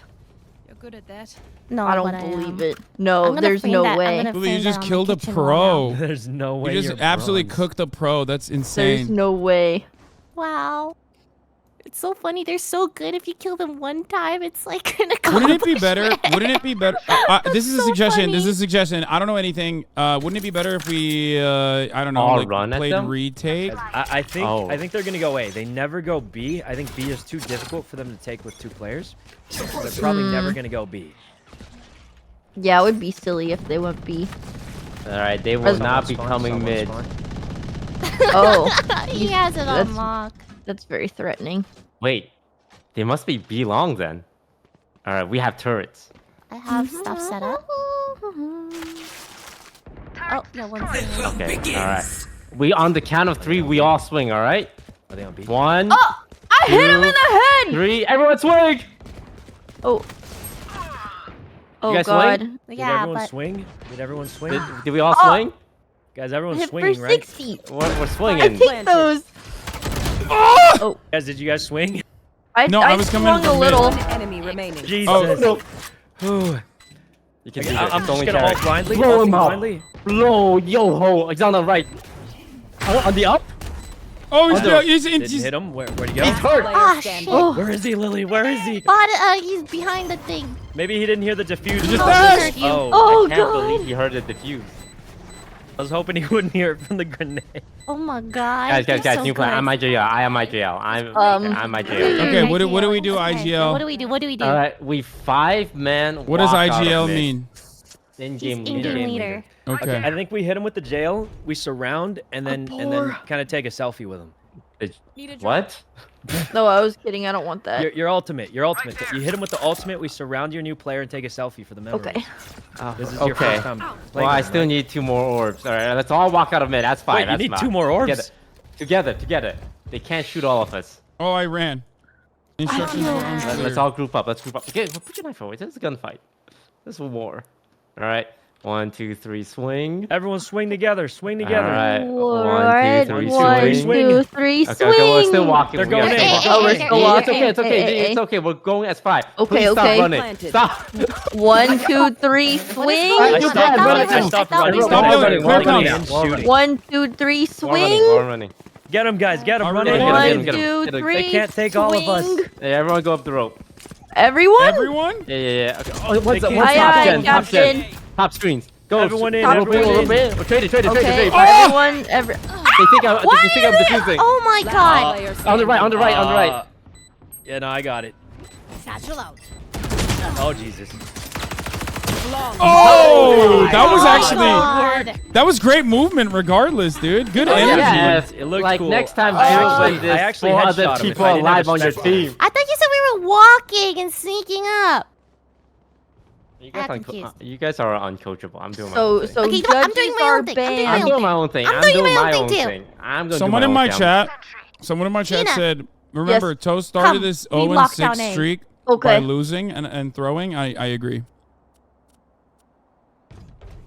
My team's falling apart. Alright, Yeah, we but need the to company preserve morale mental. is at an all-time low. Oh God, he wait, just- he has knives No, out. I'll he get mine knifed. out. On top. Stop. On top of the fucking. Oh God. Dude, he just dashed What on out, earth bro. is happening? He's crazy, man. He's crazy. They're both mid. Hold an angle. They're both thing for 50 each. That's half off. 30%. 33.333. Get him. Shoot him in the guts. For those of you who don't know, okay. we are playing against One Ye, who enemy is one of remaining. the best, or by some metrics, the best Valorant pro in the world. So of course we're gonna get Oh, cooked. shit. Like we're Okay, just doing Louis, this for he's fun close to you and me. and to drum up Player standing. excitement She's on the for the heaven DSG signing. area. Well, no, she's planning. I mean, now. I still am taking it Show him who's seriously, boss, Toast. Show him who's Oh boss. my but God. we're all friends. Oh. You know what I mean? We're just fucking around. Oh, you definitely Okay, guys, we can start trying now. You can trust my boss. Okay. Alrighty. I'm buying a judge so that I'm just gonna sit in the corner and judge him. That's Oh, actually a good is idea. that Let's the all do strat? judges. Guys, Okay. Yeah, they've everyone gone buys A a judge. Everyone vast buys a judge. majority of the time. Let's all judge on A and just cheese strat it. Okay. What if we all just travel together? Because like numbers beats them. That's true We too. tried that 2 rounds ago and somebody started running. Yeah, but okay, but this time we don't run, right? Guys, All right, 99% instructions unclear. of the time they've gone A. I think we cringe on Instructions A. unclear. You said run, right? They're going I A. said They're buy a going judge and A. hide in the corner. Everyone cringe They're on up. A. Cringe on A. They're up pretty high. I'm gonna fire some judge shots. Nice. Oh! I fired at him. He's on me. He's Did you hit watching him? me. Yeah, I think so, but from that. Charge him, boys. Charge him. Charge him. He's baiting my Charge 'em, they're body. weakening. We need to save Hasan. No Save friend me! left behind. Bro, none Maybe of we us. shouldn't push anymore. I Maybe put we him should for. I stop put down pushing. 14 on him with the judge from that distance. As maybe we stop pushing. Maybe Okay, we now- Why okay, are now- we now- running to them? Maybe we stop pushing. Now we hold. Now we hold. I feel like Tarek's gonna flank though. Those come. Oh. Yo, he wants Yo, you yo, to go yo, there. do you have double satchel, Saikuno? Yeah, yeah. Last player standing. Oh, yeah. What'd you want me to do with it? Guys, he doesn't know I'm up here. He does not know. Okay, at no the one very would least. cringe bait for their teammates. This is making Yay look really good though, you know. There's just no way he expects me to be up there. What? How did he expect me up? How did they know? Wait, did he just see us the whole time? Last round. You know what they didn't realize is we were throwing, so there would be a 9-3 curse. Oh yeah. This is Yeah. This is it. It's over. Also, I have a bulldog now. It's over. over. It's game over. This is the gun I remember playing with. The bulldog. Okay, we should actually work together though. Yeah, you think? Yeah, we should actually. How's it work 3 to together. 8? I thought we were. I thought we were winning. Yeah, we've just been trolling for content. Let's just win now. Okay, we'll play Let's Yeah, just- no more like, trolls. we Just didn't gotta wanna make this look a little- bad Start losing to trying. Let's bronze just start and trying. silver. Let's just start Now- trying. Now we just start trying, yeah. Wow, wait, is that a lineup? Oh! Oh. I got Oh, zero. what the fuck? Last player standing. One more right there. One enemy remaining. Oh Spike down. He headshot me my twice God. through the wall. Okay. 33 Switching and sides. 6. Yes, guys, we got Guys, this. We got Okay, this. I'm Hard rush glad B, we hard started rush B. throwing so the game was closer, but this has gone too far. Yeah. I think it's time B we is win it. I think it's time objectively we win harder it. to hold with only 2 players. I Okay, think we we're just keep attacked. rushing B. Yes, I like that cycle. That's big brain. We overwhelmed them B. No one ever plays B. Okay, I'm gonna hit a knife on A to debate them, Oh. God. and also to Got check if this. they're Okay. even at least on A. Who's Okay. the best jet in this room? Who's the best jet? You are. Oh God, it's me. I'm the best jet in this game. Nine. take the Also Korean blood. mental game. Oh yeah, the Korean blood. Yeah, They don't yeah. make those PC bongs for Well, nothing. we That was said my 5 boot rush camp. B and. One's Wait, impressed. okay, Ye's there. We fight Tarek. We fight Tarek instead. The scratch Over here, holes. over here. 68. Guys, he's B. You guys got the long flank, right? Yeah, I'm going. Yeah. He's still here. Saikuno, you son of a bitch. I got a strat. I'm watching mid. It's covered. Where is he? Okay, he's between us. Just slow walk it in. Slow walk it I in. am. Oh, where'd he go? One enemy Woo! remaining. Whoa. Okay, Saikuno, you get him on the rotate. If he goes through, if he rotates through mid, I'll get him. Otherwise, he's snowman. If I don't get him, he's snowman. I think he's snowman. He shot my wingman. He's here already. Saikuno, he is not mid. I'm going for a flankus. A flankus. Okay, we have 40 seconds. Hasan, do you have a flash? Yeah. All I don't know right. how to throw it though. I'm gonna throw it right here. Yeah. Like he was literally running a mile right now. Oh, he's back. It's a He's yellow. fucking He's yellow. crate. He's yellow. Yellow. Okay, Saikuno, thank God you've been working your way up the flank for the last Yeah, the 10 flank is ready. fucking hours. Wait, we didn't plant it? I thought He's yellow, Wingman he's planted yellow. it. He's yellow. Oh, he's just Grenade attack. Grenade Rush him, attack? Toast. Rush him. Last player Where'd he go? standing. Where? Well, surely he doesn't just headshot me. Doesn't he have to plant it? No, we have to plant it. Seconds left. Where'd he go, man? Where'd he go? It's just on the other side. Have the spike. I'll plant it. I'll plant it. Oh! I got the plant Oh, money. you got the plant money! Let's go! We got the plant money. Let's go. It boys. seems that we have trouble, differentiating when we plant and defuse. Totally I'm gonna be understandable. honest. I thought we had already planted it. Is I'm what I excited. Psychono, what you did was brilliant. I mean, the plant money is very We did important. get the plant money, which was good. So what do we do? Do we buy in the second round? Like, I don't even He just rushed ass 5 at Tarek. That's it. Okay, everyone buy light armor, buy its thing, and this guy's gonna march you because he thinks he's him, but he's not him. Come here. Wait, I can't. I'm not comfortable with this thing. I'm gonna go with the sheriff. Okay. Just come here. Just everyone come here. Everyone come here. Everyone just come here. Okay, he's gonna be around this corner. All right. I'm gonna Push him. flash. I'm gonna send the boy. I just shot to intimidate. Rush. Take him. F1. Flash the backside. Hasan, flash Go, it. everyone, go. Flash it. No one's here. Satchel out. Okay, we're gonna go for the plant here. Nice. Fall Sykkuno up. He's brave. Hold. Everyone, guns out. Hold it. Oh, knife destroyed on the backside. Snowman. I got a spot. He's coming from mid. Tarek's coming from mid.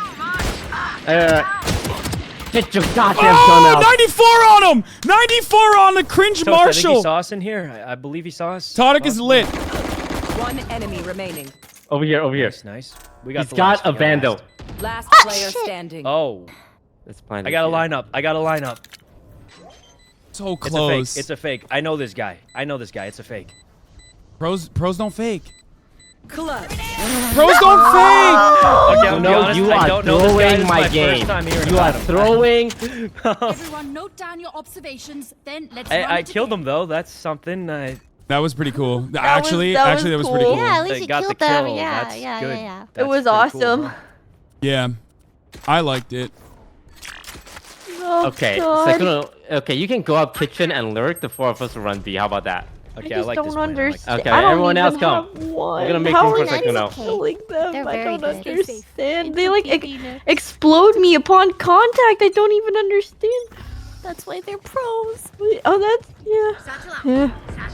Guys, help, please. Go. Oh, Leave them. we gotta Sykkuno, help stay all him. along. They're both mid, guys. They're both mid. They're both mid. Perfect. We play plant and then we back up. We play post I'm plant. running into the refrigerator. How did he know I would be up there? Oh, 27 on Tadic. He's Are they mid. both there? He has sight a bomb. He's mid. One. Sykkuno. Sykkuno! I watched you throw that. You are fucking enemy trolling. Guys, he's too good. They paid Man, him. Toast, They you're getting your paid money's him. worth. Toast, you're getting your money's worth. This guy's insane. Okay. He's insane. Lily, you peek and I peek. All right. Okay. Last player standing. Well, don't peek until he taps the ball. I'm sorry. Don't peek. Don't peek. Oh God. Don't peek. Don't peek. No. Oh my God. He didn't tap the ball. Clutch. Holy Oh, shit! whoa, he hey, clutched Hasan. it. I'm like almost. Me and Toast are getting so many kills. Like, look at our. Match point. No one beats me. I saw what you did. Got this. Guys, this guy's This is insane. so good. He's insane. He's so Toast is getting such good value on this player. Yeah, I mean, you he's got just- such a good pickup, Toast. Congratulations. DSG's gonna be so good, right? Haha, don't yell at us. Oh God. Guys, this is the last round. Just please. All right. Okay. Can we I just- know you said Okay, let's one fuck- game, Wait. but none of us thought it would end this fast, right? So maybe we can do. Yeah, exactly. Yeah, not that it's maybe over. one Like it's not more. over. Like I don't- also like, I'm not do saying think it's that he's over. getting like really good practice out. Oh shit. Mid. Ah! So close, but not at all. I got 0 hits Come on him. back. Down A. Look at him baiting. Oh, Get him, Tina. Get him. you gotta reload. Wait, stop! I'm reloading. Wait, hold on 1 second. remaining. Jesus Christ. I got one. I got one, guys. Hello? Oh, dude, he escaped. He escaped. All right, I got the thing. I'm gonna take his gun because it makes me feel like I'm playing as like him. Hello. Oh my God, this is scary. What the fuck? Where are they? What's the strat? You going A or B? He was. Check in he was- PC. Just check I'm in going PC. B. I'm going B. You're going B. Just stream snipe him. Isn't that where he is? Oh, he was he's on A. B. Oh. He did climb We up need- tube one I sense time, no danger. but it was so long ago. Okay. Hold on, my danger Please. sense is going off. Please. Tina! Tina! Oh my God! Wait, what? I what? got him! You got I him. got Wait, him! what? I got a plant! What happened? No! Wait, what just happened? Oh, Wait, what Oh happened? wait. Oh, I didn't have to plant. Yeah, because he killed him, remember? I got nervous. Oh right. Wait, Listen, well, we needed the plant I was bonus just in though. shock. I Can got someone give him, me a guys. vandal? Can someone give me I a got vandal? Do we have money? I actually Sykkuno. did it. Sykkuno, I need a vandal. Oh, wait, Yeah, I got you. Request. Oh, heavens. Oh wait, I have me. shields. I need shields. Okay, it's fine. I just picked I up a dropped Spectre. a Spectre. I just Ooh, picked and that it's your favorite. It It's is the my favorite. toy It's the one. It's the toy one. Oh god. Oh, that was sick. Well, mid seems clear so far. Hello? Enemy spotted B. One enemy. Get him, Lily, get him. You're the best! Well, sorry, was still stunned by last round. Flawless. Yes! Wait, what is happening? I beat him in a 1v1 aim duel. Oh my god, nice job. You're showing them why you're the boss here. I'm the boss here. Wait, did you? He's the What do you big mean boy. you cheated?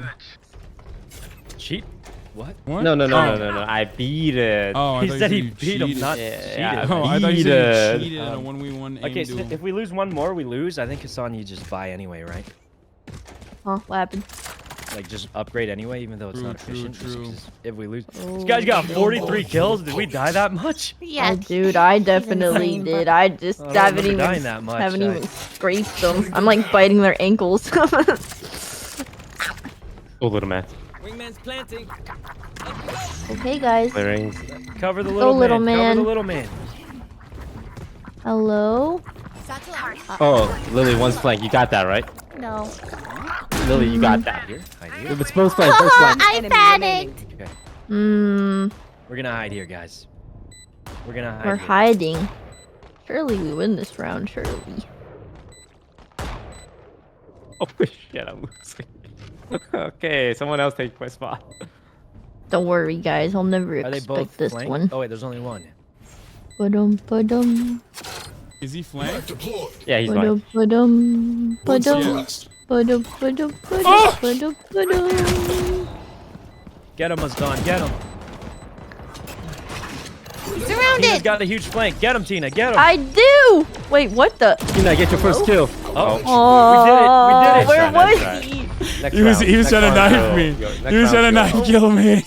That's great. Ah, he almost knifed He's me. unhinged. He's I was- unhinged, man. They're throwing.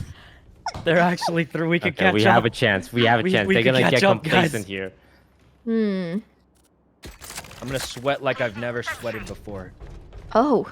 Okay, what if Okay. I just Yo, we were Tina, on can I have the Pluto, spike, I'd Tina? be tightening Oh, my yeah, you headband. can have the spike for the little guy. Thanks, Tina. Yeah, no problem. I'm a great listener. Charlie Mike, let's move. They're toying with you to give you hope. I know, but it's working, and I feel great about it, so I don't care. Hmm. Wingman's gonna plant Oh, spot.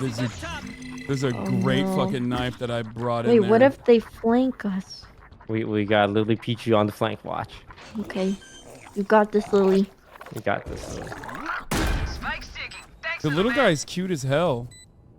Yeah. Where did he Best. plant? Up or? Yeah, up. He planted up. Okay. Yeah. Oh, that's a choice.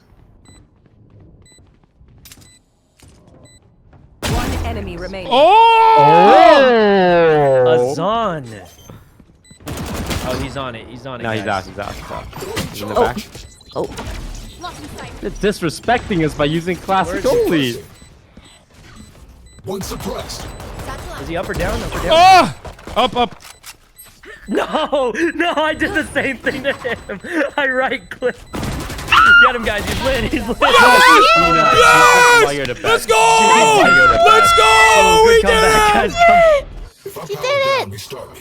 Tina, Oh that my was so gosh. cracked. You're so OP. I'm going in, and I'm immediately opening up our fucking ult, and or should I wait for post plant for the ult? Oh, I this feel is like the we're day of gonna my show life. You open with it like a Chad. Okay, I'm gonna switch over to the Phantom. Then I'm gonna spray Tina's and on the pray. board. Tina's on I'm the on board. the board. That flick was an best accident, day. chat. I didn't do that on purpose. Let's be Don't real. overthink it. What was an accident? What happened? I just one tapped him. Oh. Walks away. There's a guy there with a. God. Don't let him kill little man. Don't let him kill little Are they man. both there? He's top left. Oh! Wait. I put a Wait. bunch on Get him. him, I put a guys, bunch get on him. him. Oh, but they're shooting at me. No, the sheriff. Annual reset. They're looking at me. They're aiming at me. They're aiming at me. Right? Core systems restored. One enemy remaining. Nice. Nice. Only one left. Ah! I just keep As only Sykkuno. killing Tadic. Off. Okay, there's three. There's three. Off. It's fake. On. Pros don't fake. Pros don't fake. Oh my god, you just mowed it down. Are they just using pistols? They think they can beat us with pistols only. The disrespect. It is so disrespectful. I think I've only killed Tadic. Oh wait, no, never mind. I killed the A a couple times. You gotta frame that on a wall, man. I'll put it on my refrigerator door. This is Turk on Turk violence. You hate to see it, but hey, listen, it's for DSG. We're doing it. Oh, DSD. Smiley. Okay, Lily. I believe in you. Okay, there's no. Yo, hit him with a knife. Shutting them down. Hello? Mid? One suppressed. Oh, he's there. in there Okay, let's work somewhere. B. Let's work B. What? He's in here. He's in here, man. I'm in the cafeteria. One enemy Yes! remaining. What? Oh my god. Wait, where is Ooh, he? what is- Oh, 148. 148 on Tadic. 148. Oh, that's Yeah. so much. He's up there somewhere, I think. Oh, Yes! nice. Nice. Okay. Oh. Look, they Coming keep back, fucking boys. around, and we're gonna win. Coming back. Oh my And we god. get those gift subs. Super easy to pick off. I will log that. The game won't log that as a kill, but I will log that as a kill in my head. I think that's fair.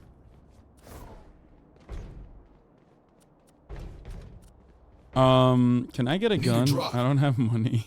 I don't know how. Thank you. You guys have like The 8,000. dopamine rush you get from just killing one person is crazy. Yeah, in a 2v5. In a 2v5. Oh god. Get out of my way. Oh, he's got knives. Everyone hold. He's gonna try. He's gonna jump through mid. I know He's Terry gonna try to do always something. jumps through mid and tries to float knife. I squirted him. Oh, he's close mid. He's close mid. Alright, Lily, hold that. Yeah. We're gonna make noise, and he's gonna be like, ooh. One enemy remaining. I He was fucking mid. destroyed our boy. Oh, I Jesus! just broke my leg. Oh jeez! Oh. Jeez! Yeah. How did he? Where is he mid? You said? B. No, he says yellow. holy. Yellow. He moved from mid. Good Nice, job, nice. Tina! Yay! That was a collaborative effort. Good job dealing the killing blow. Good job distracting him. Yeah, that's what I'm good for. No! Over here. Dead meat. Oh my god, guys, we might actually win this. We're gonna do it. They're gonna get complacent, and that's when we strike. Yeah.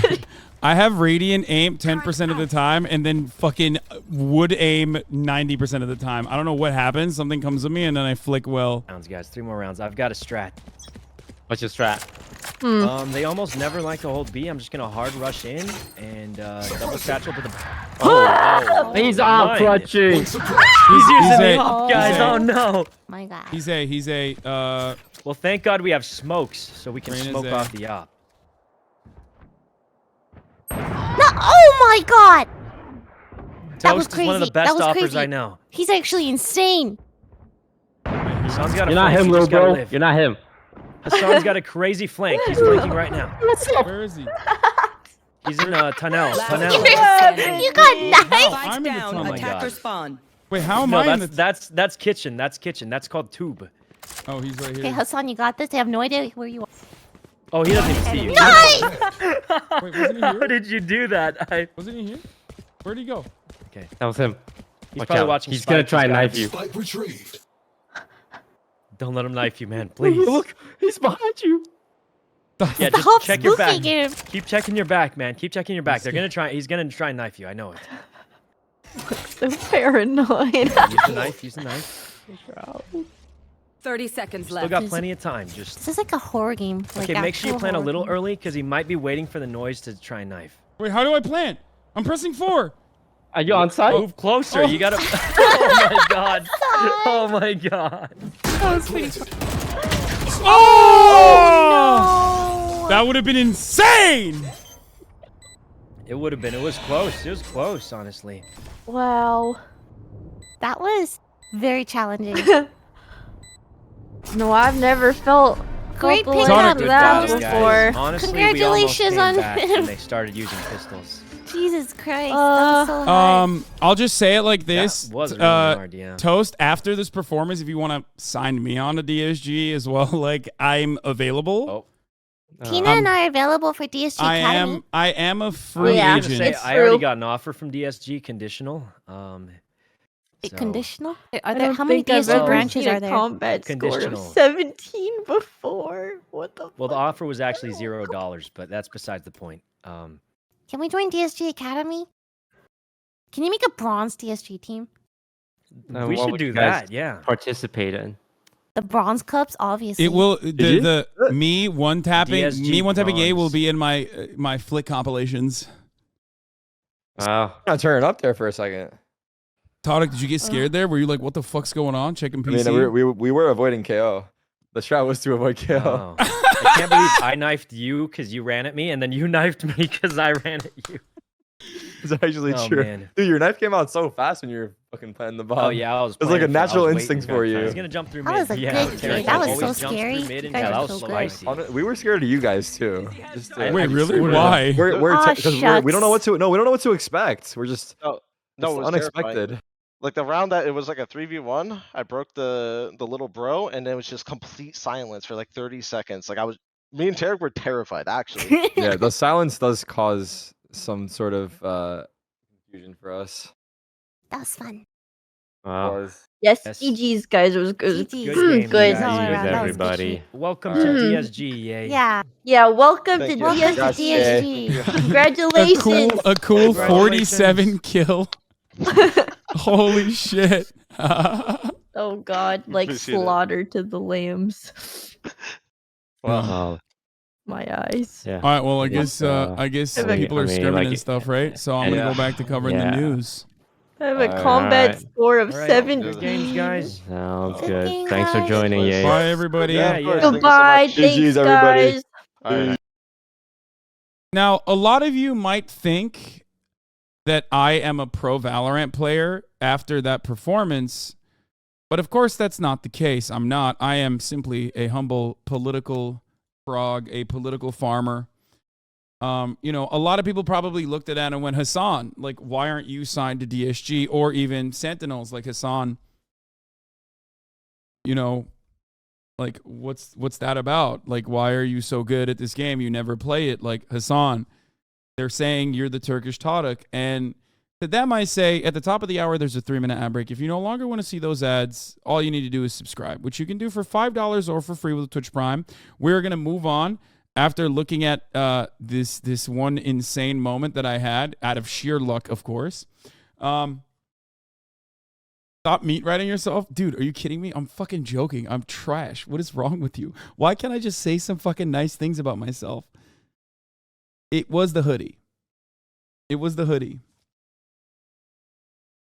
Let's be real. The actual reason as to why I was able to get the one tap on was the hoodie. I was wearing the Kaide hoodie. We're gonna move back to the news now. But that was quick. That was fun. I enjoyed it. I hope you guys enjoyed it. I thought it was great. You know, anyway, here's the 3-minute ad break now, by the way. Ye was the best player of 2022, so that's hype. It was very fun, and I hate Valo.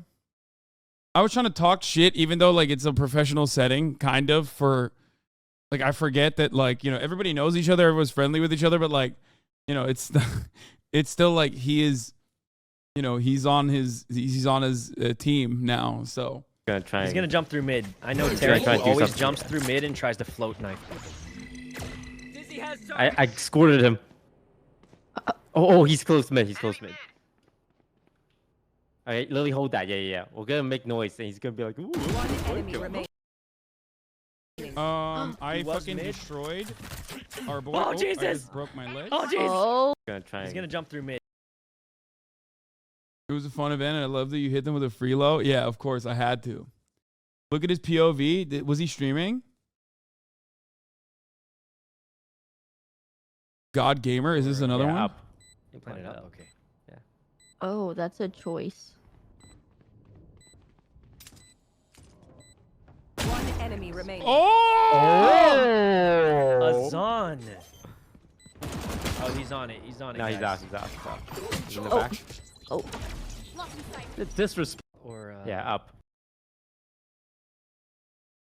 Killed the best player of 2022, then took fall damage. Yeah, no shit. Oh, this is the knife diff. Let's see.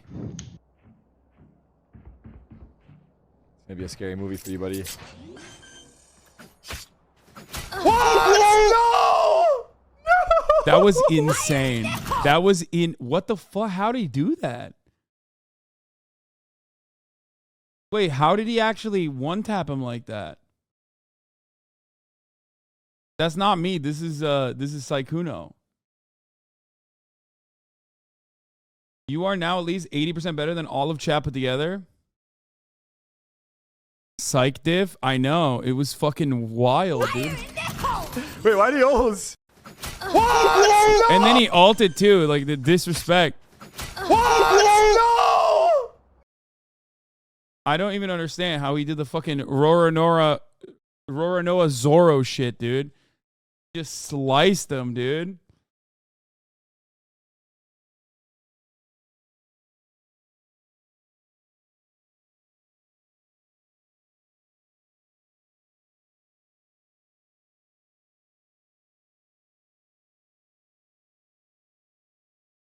Where's Targ's POV when you one-tapped them? I don't fucking know. You got to find that on your own. It said Valorant, so I came, but there's no Valorant. Okay, well, you're alone, my friend. You are like the only chatter who is fucking here exclusively for the Valo. You're late. We played it. It was in the blink of an eye, and we're moving on from it, like as though it never happened. You know what I mean?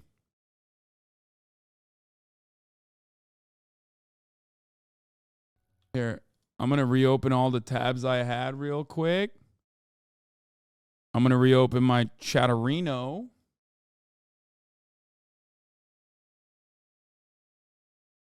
That felt really good.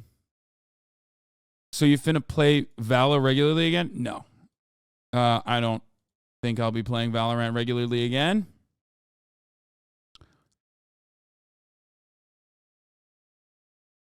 Okay, we finished the Dalai Lama subject. I still got to eat. And I haven't talked about the aerial footage shows the aftermath of the Louisville shooting. We're going to start off, after that fun stuff, we are going to get back to not so fun. So does this mean no VCT Japan trip? No. I mean, I might still keep playing, but what is this? Stop defending this? It's wild and sad to me that we live any of it for obvious reason. It's always wild and sad to me that we live in a time where no matter how vile the actions that you witness are, there will be people that will fight to defend them tooth and nail as if their life depends on it. And these aren't actions that have any justifiable explanation. Just truly evil things that are 100% confirmed real with video evidence backing it up as well as confessions, and yet still, there are people, brain rot little worms, jumping through these hoops, performing the most outrageous mental gymnastics. Who was defending him? Dylan Burns, I think. In order to somehow but I haven't seen anyone else. Thing, and that everyone else is wrong for criticizing it. This phenomenon has never been more infuriating than today, with the Dalai Lama situation. For those that don't know, the Dalai Lama recently, and there is a video showcasing all of this, I won't be playing any of it for obvious reason, you'll understand once I explain it. He had a child up on stage, he then kisses that young boy on the lips, the full-blown Tom Brady experience. But unlike Brady, this is not the Dalai Lama's kid. And he's also not done. He then says, "And suck my tongue." And he sticks his tongue out and then puts his tongue right in the face of that young boy and holds it there for a moment, like he was waiting to see if the kid would suck on it, like he's trying to get to the center of a Tootsie Pop. And then when the kid doesn't, he then leans back and he starts giving a big hearty belly laugh like fucking Santa Claus on, on his sleigh, like, ah ha ha ha ha ha, trying to play it off like he was just kidding. It was just a prank bro energy. And it's fucking disgusting. Hey, the Louisville guy killed bankers? Are you fucking psychotic? This has got to be an op, right? We got feds in here. There's no fucking shot. This has to be a 4chan poll. Yeah, that's fed posting, dude. Get the fuck out of here, dumbass. Typical. For those of you who are unfamiliar, there are a lot of people that like to go into like leftist circles and will say dumb shit. Presenting themselves as leftists, right? They do this so they can clip it, so then they can go, look at Hasan's community, look at what he said. Usually we will ban quietly. But the reason why I mention that in this circumstance is because I need you to understand this phenomenon. It's called fed posting. It doesn't have to be like the CIA or anything like that. But oftentimes it's just like right-wingers who will come in with a alt account specifically to like say some dumb shit that they expect the left to say. Okay. And then maybe even some well-intentioned leftists who don't know what the fuck they're talking about might even actually join in. Or go, hey, that guy has some ideas. They're dumb as fuck. Don't be caught up in that. At all. Disgusting. Obviously, I'm not going to show the video, but there is a video showing all of this. And somehow people are actually defending his actions. Now, I'm sure most of you know who the Dalai Lama is. You may even know him as His Holiness, though after this I imagine a lot of people will call him His Horniness, because this shit is fucking foul. So, like, I just don't understand, and we're going to get to his apology in a moment, but let's just break it down to the very immutable facts. He kisses a child on the lips that is not his kid, which I think is just a full stop fucking weird thing to do. Maybe, like, it's a cultural thing where that's more normal elsewhere, but even still, I find it very fucking odd. Especially with the way that he does it. The kid is pretty reluctant. He doesn't want to, but the Dalai Lama takes his, like, hand under his chin, pushes his head up, and then kisses him on the lips. It's like a fucking scene out of Twilight, or like some kind of really uncomfortable anime moment. Like, it's so gross. But what's indefensible, 100% indefensible, is him then sticking his tongue out and telling that child to suck on his tongue. So then he's got his wrinkly old tongue that he's hanging out like a dog who's panting after running around, and then he just wiggles it on up in there, right into that child's face. Where does cultural relativism come into play with the Dalai Lama? No, there is no... Mr. Burns, do you support AOC? No, the Dalai Lama should lower it. Oh my God, just stop. And holds it steady, waiting. Now here's the official statement from the Dalai Lama and his team on his Twitter, which I didn't even know he had a Twitter. That's already kind of fucking wild that the Dalai Lama Twitter's got like 19 million followers and all that. But anyway, it says, a video clip has been circulating that shows a recent meeting when a young boy asked His Holiness the Dalai Lama if he could give him a hug. His Holiness wishes to apologize to the boy and his family, as well as his many friends across the world, for the hurt his words may have caused. His Holiness often teases people he meets in an innocent and playful way, even in public and before cameras. He regrets the incident. So that kid wanted a hug, and he gambled and lost. He got a lot more than a hug out of this interaction. He got fucking trauma from it, no doubt. So let's break that down. They are unironically using the, it was just a joke. He was just kidding. Like, what's the fucking joke? He was only pretending to be a pedophile and a predator? Like, I don't understand what the joke is. If that kid sucked his tongue, if he actually did suck his tongue, then what? Like, would the Dalai Lama be like, haha, dude, you sucked my tongue, haha, oh, you little rascal, you idiot, you fell for my joke, pranked, fucking pranked, welcome to TikTok. Like, this makes no sense. This isn't a joke at all. Kissing a boy on the lips and then telling him to suck your tongue? What? That's like the worst true combo joke ever told, ever. If you wanted to make a joke in an innocent and playful way, why not stick to the classics like pull my finger and then you shit your pants when they pull your finger? Like, this is stupid. This is the worst defense I've ever seen. Actually trying it was just a prank, bro. But what makes it even stupider is the fact... It's like wild. Charlie says this, but clearly he has no sense of humor because it's the same joke that the Catholic priests play. You know what I mean? Like the Archdiocese of Baltimore. I don't get it. It's not a joke? What? That there are people... Oh shit, Patrick CC came out with a video about Aiden. We'll do that later. Well, granted, not the majority of people, but there is a not small amount of people that are defending it, saying like, you guys just don't understand his sense of humor. This is ridiculous. Everyone's overreacting or it's out of context. Like, holy shit, the amount of stupid juice that must be being pumped into the water supply is getting to dangerous levels to actually start justifying open pedophilia and predator behavior like this. The only person I saw defend it was Dylan Burns. That's it.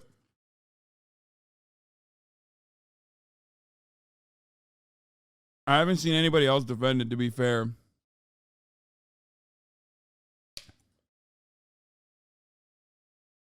Like, I think, like, the thing that he's saying, yeah, he just, we looked at his Twitter earlier.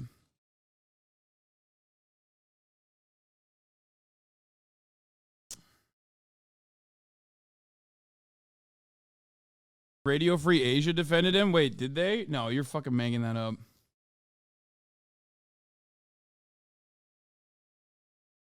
Real question, who other than the libs who are working for the State Department is defending it? I don't know.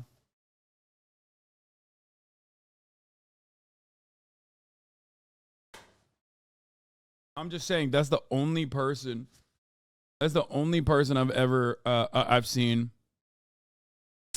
Dylan is a contrarian. He loves being the well actually guy so much he ends up covering for a pedo. Yeah.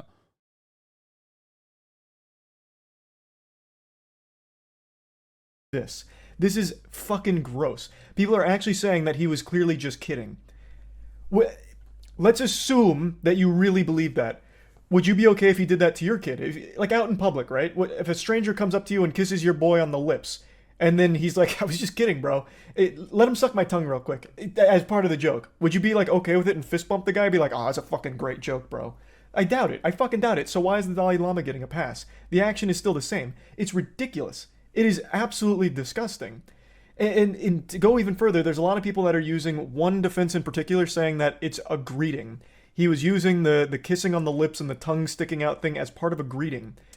Let's run with that idea for a moment. Does the greeting then extend to sticking that tongue in the child's face and telling him to suck it? Is that part of the greeting as well, like a secret handshake? I don't think so. I've never seen that before. Like, I highly doubt it. This isn't action that has any justification for it whatsoever. Full stop. There is nothing anyone can ever say that would justify what the Dalai Lama did to that child on stage. It's fucking disgusting and it's inexcusable. And I'm really tired of seeing people try and argue that it's okay. Like, there's nothing about that should even remotely be, like, normalized or encouraged or written off as just a joke or goofing around. And honestly, this little apology that they whipped up in the Notes app in like 5 minutes here is making me even more concerned for how long this behavior must have been going. Bros fighting ghosts. Charlie's literally making up who's yelling at. Brother, we literally saw someone do that.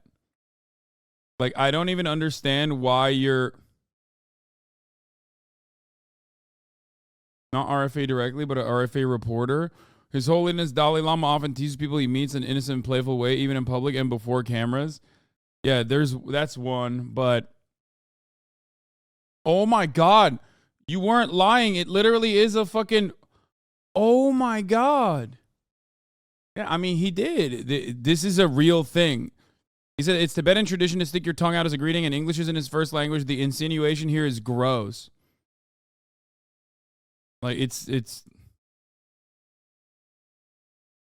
to be fair though, I think it's like ultimately a non-issue, as in it's not like it's not that big of a defense brigade for the Dalai Lama, because it's like very stupid. Also, the idea that he doesn't speak English well is so insane. The Dalai Lama speaks English incredibly well.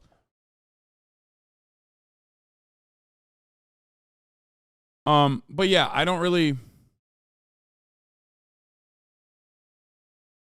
I'm not perverted. I'm just Italian defense. Yeah. Jeffrey Epstein was doing a classic New York greeting. Yeah. It sounds like you said the tongue sucking wasn't a big deal. No, the tongue sucking is a big deal. It's gross. It's weird. I'm saying that the people that are like going out of their way to defend the tongue sucking are like, you know, they're a non-entity. You know what I mean?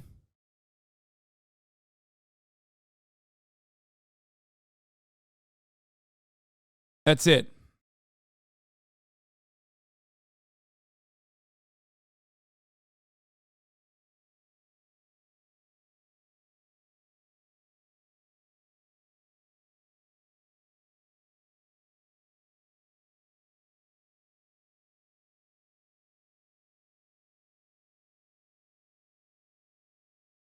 The Dalai Lama has been speaking English longer than you've been alive. Yeah, so these guys can't use that as an excuse.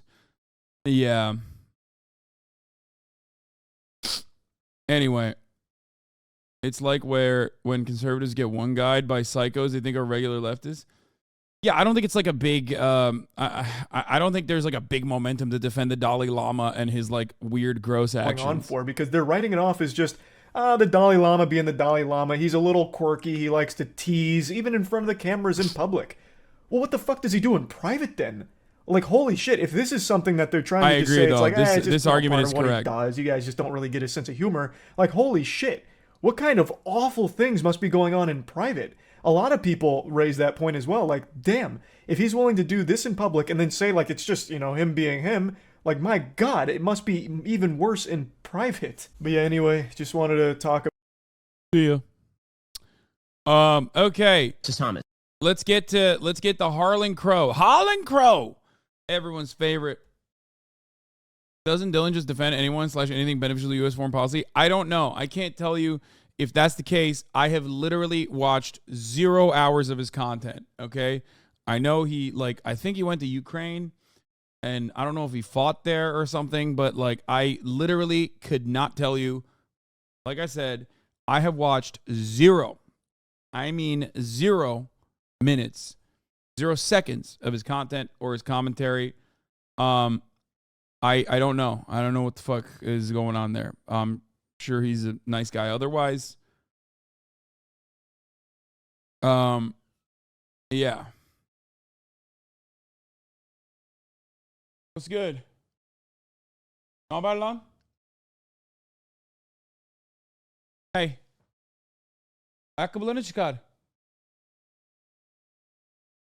You blocked him? Yeah, I blocked him because like I think he was just like trying to fucking farm shit. Like I think he was just trying to be like, oh, Hasan like wants Ukrainians to be murdered or some shit. So probably one of those moments where I was just like, yeah, I'm not gonna deal with this.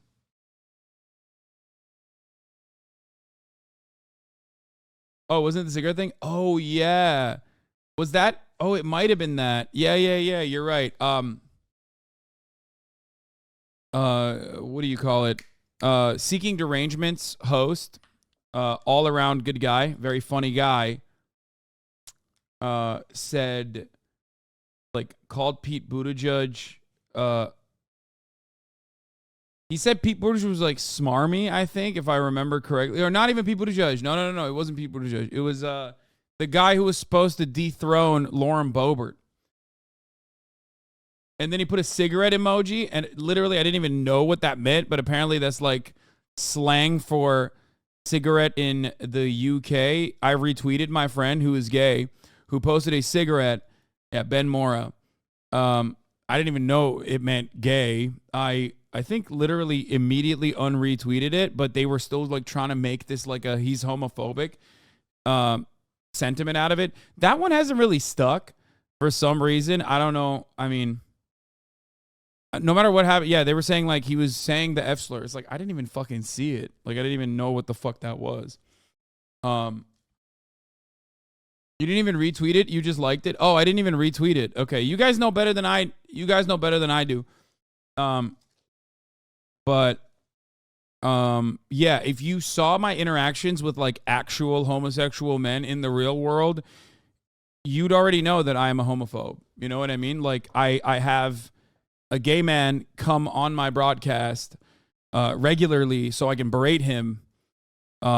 That's, you know, you didn't need to like find a fucking, you didn't need to stalk my likes where I liked another gay man's tweet to think that I was homophobic. Yeah.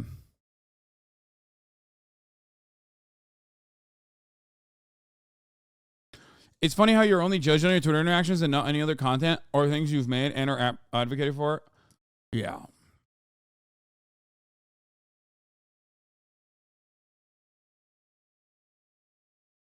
You like this? Someone said, bro, that cigarette means the F slur, and unliked it less than 2 minutes.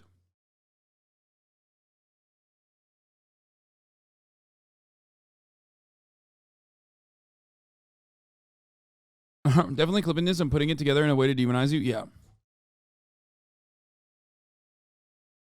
It is kind of wild, though, that is like what people thought was going to be a good way to fucking, you know, target me. I think people have like really lost their minds a little bit. CNN's Omar Jimenez, who has been following this. Anyway, let's talk about yet a another mass shooting in the United States of America, of course. few moments ago, watching all this happen. Did you hear anything new from police? We now know there are 6 people who have been shot, including a police officer. Do we hear anything about their conditions or anything like that?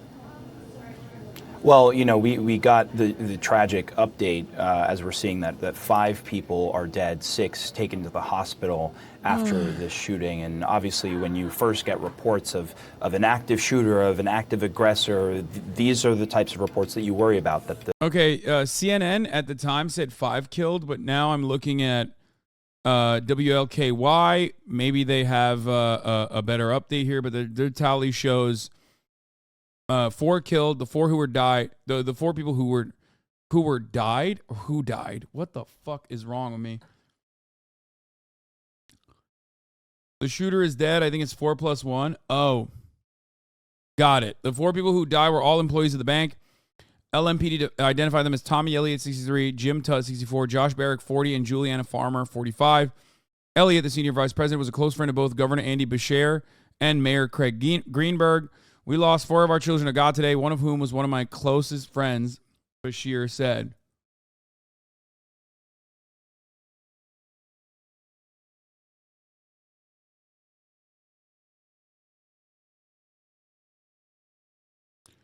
Nine people were hospitalized in all, including at least 3 officers. One LMPD officer, Nicholas Wilt, was shot in the head and is receiving brain surgery. Holy fuck. Police aren't sure yet on a motive or how the shooter got the rifle. They did say he live streamed the shooting somewhere on social media.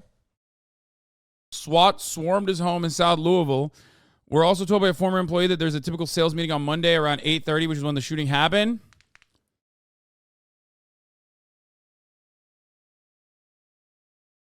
Greenberg called the shooting an evil act of targeted violence. He live streamed on Instagram. I don't know what the motives are. In a lot of circumstances, I think we all know some good guesses where. No, I don't think it's like. I don't know what his motivations or what his motives were, but in a lot of circumstances, it's like this. It's like this. I'll explain it like this. Usually, and I don't know if this is the case or not, but usually when a instance of like one domestic partner is murdered, the immediate suspect is the other partner that is alive, right? Like that's kind of who they assume at first, right? It's like the immediate suspect. Unless circumstances are like so fucking clear that, you know, you clear the person.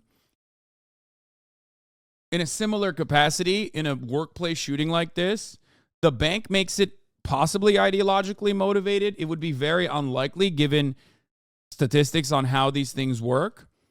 But maybe. I suspect it's my immediate suspicion in situations like this is always a workplace dispute. You know, you go back to your place of work and you go and you fight back. You go and you fucking bring a gun and you go postal. That's the concept. It's a very American thing, unfortunately. The problem is, and he worked for the bank. They notified him he was losing his job. They were talking about it on CNN earlier today. Yeah, that unfortunately, that is... I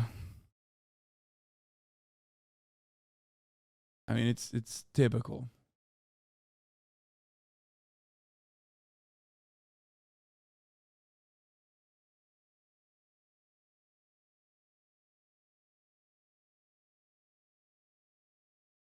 Wait, does that literally refer to post offices? Yeah, there was a... Shooter, 23-year-old, identified by police as a gunman in Monday's mass shooting in Louisville, had worked for more than a year at the bank where he allegedly shot 13 people, killing at least 4, recently fired. You shouldn't say going postal. The posties don't like it, and you don't want to piss them off. They go postal sometimes. No, I wouldn't say that because I love the postal service. I think they're awesome.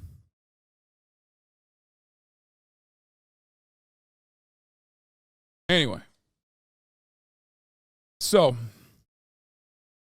the city has set up a family assistance center. The mayor said victims and family members should go to that location.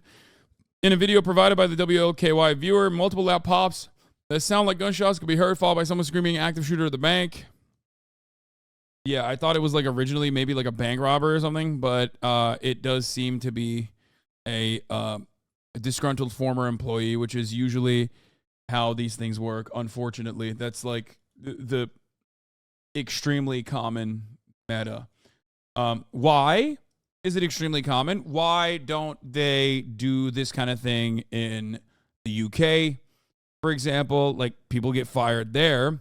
Why don't they do this kind of thing in Germany, for example? People get fired there as well. Why don't they do this in Canada? Canada is very close to the United States of America. People also get fired there.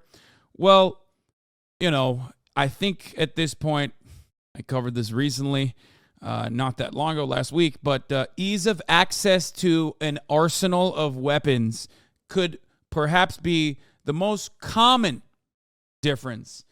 So yeah, it's, you know, you can say any other country pretty much. When you don't have social safety nets, when you don't have mental health treatment, when you don't have any kind of future prospects for yourself, when you're just constantly going in, day out, working for the man, and you have a gun, and then you get fired, a severely life-changing thing happens and you snap,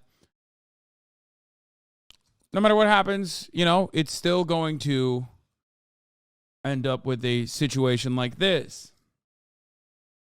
The situation updates to the casualties that we're seeing here, the fatalities that are being reported here. Now, one thing that we did learn from this as well is that the active aggressor threat, as they described it, was over. They said the suspected shooter has been neutralized, or the shooter has been neutralized at this point. We're also learning a little bit more about what was happening as this was unfolding, but this is coming from a witness account who is nearby, who spoke to one of our affiliates, saying he got a call from his wife who said there was an active shooter and that she was locked inside a vault at the Old National Bank here. And so the man called 911, but the officers were already aware. This was happening around 8:30 in the morning there.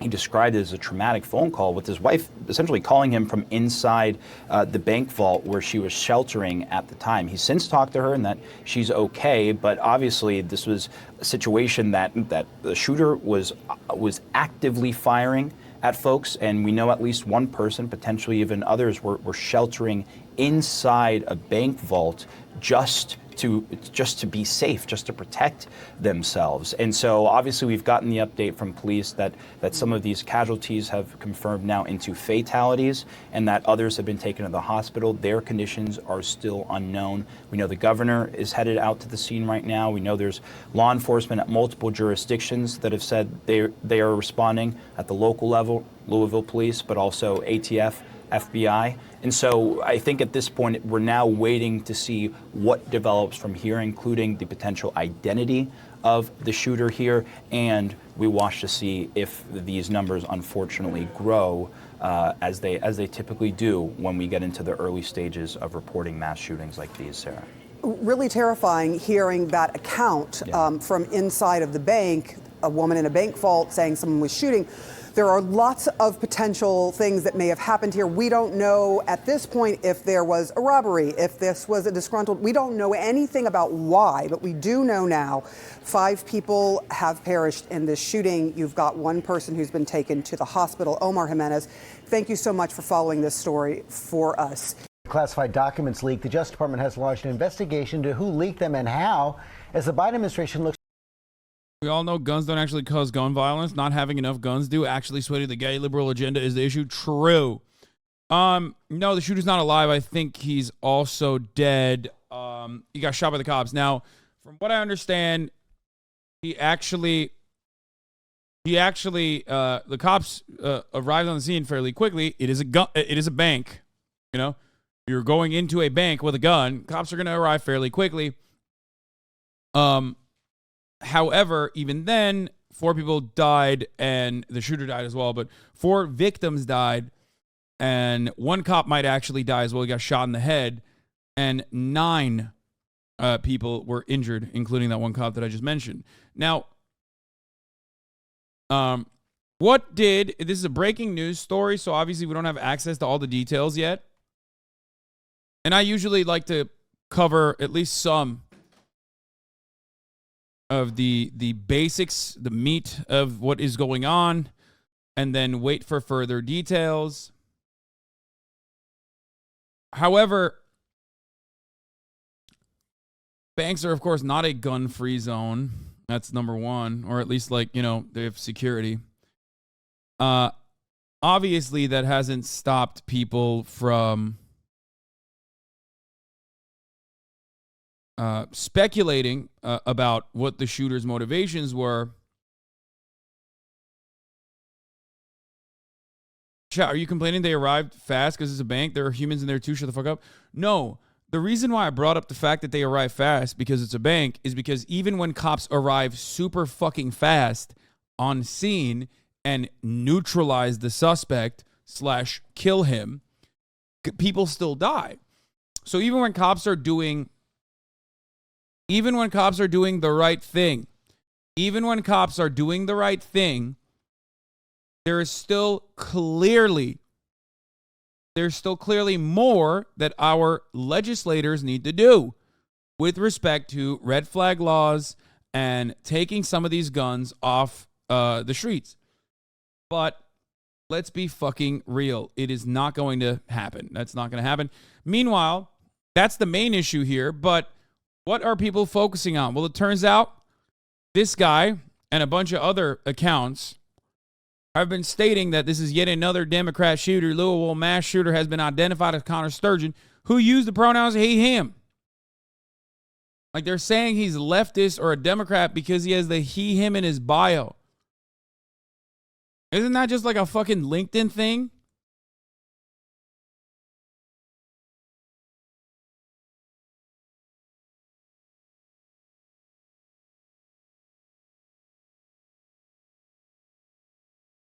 Like, when you just say what your fucking pronouns are, like these dumbasses think when you fucking click on, like, I don't get it. Like, Justin, I said it again. These guys are extremists or whatever. He says, Justin, Louisville mass shooter identified as Connor Sturgeon, who identified as he, him. I've said it again. It's not the guns. It's the pronoun extremist. I mean, technically, he's not wrong. Everyone that has killed someone in a mass shooting has had pronouns.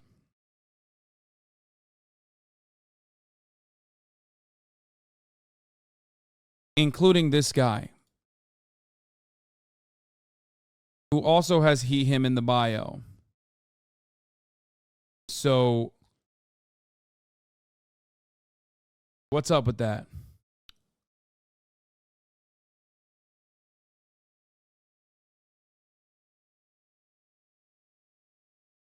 Everyone has a gender pronoun.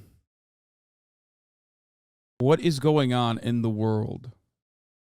I am sometimes a little alarmed with what we have done with the No Child Left Behind policies. I am sometimes a little alarmed with how much the funds have been taken away from public institutions of learning. The other day, I saw a TikTok that went viral. There was a viral trend on TikTok that revolved around how light reflects off of mirrors and allows you to see. I'm not even kidding. This was like literally, I think they teach that in like 3rd grade. That was one thing where I was like, okay, well, science is not everyone's cup of tea, right? Like they put an egg behind a piece of paper and they go, how does the mirror see the egg? Like, it's gotta be magic.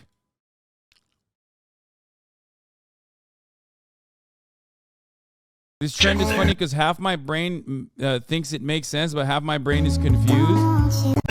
Can anyone explain how does the mirror know that there's an object there? Your brain. Your brain. It's light. Your brain is. The mirror is not a thing. Your brain is what is perceiving images. The mirror is not a magical object. This is literally a science project. There are parts of this that the mirror can't see, if you notice. Can anyone? It's like very odd that like see?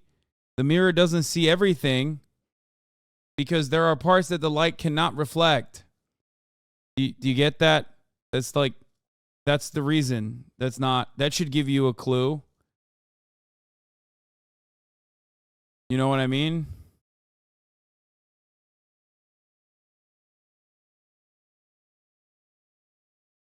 Like it's light reflecting, and on places that it can't reflect, the mirror, quote unquote, can't see. Okay, this is literally like, listen. This is literally fucking, I don't know how to describe it. Like this is like having a medieval peasant brain. You know what I mean? Like, why fucking mirror? Mirror on the wall. Tell me you know how the fucking egg is behind a piece of paper. Magic mirror. Magic mirror. I feel like if we devolve further as a society, we're just going to fucking become like actual cavemen. We're going to start grunting to communicate. And the reason why I showed you this is because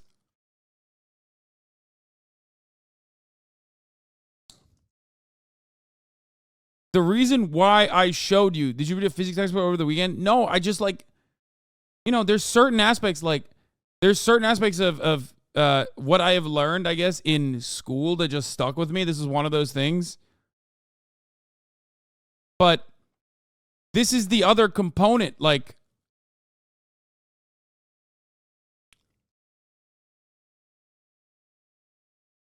Explain how does the mirror know that there's an object there?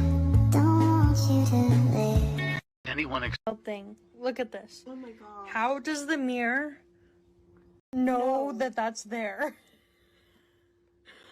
I mean, how does the mirror know that your friend is there? Like, that's a good question. Like, think about that. That's creepy. Like, that's not, I don't know. This is what happens when you literally fucking, this is what happens when you take away education from the youth, okay? Straight up. Now, we're going back to being terrified by science like it's magic, true medieval brain. It doesn't know, it's just a viewing angle. There's no reality inside the mirror. Yeah. But again, like light, okay? Light is how the mirror, quote unquote, knows, right? Just look at some parts of the egg that the mirror doesn't know. Like I'm using like a caveman way of like trying to explain it. Like if you didn't know anything, okay, here is how you would start. Here's what your starting point would be, okay? You would look at the egg behind the piece of paper. Then you would look at the mirror side with your camera and you'd go, hold on a minute. There are certain parts of this egg that the mirror is not seeing. I wonder what that is about. Okay? Like this is how you deconstruct what is going on. Like the way the way you deconstruct this is by going, what, like, there's got to be some other way that I am visualizing what I am seeing. And the answer, of course, is God. That's right. I was lying this entire time. It's not fucking light reflecting or bouncing. What are you, stupid? It's God. Jesus Christ is our Lord and Savior. And Jesus Christ... Wait, hold on. Actually, hold on. I'm going to do this. I'm going to do this the right way.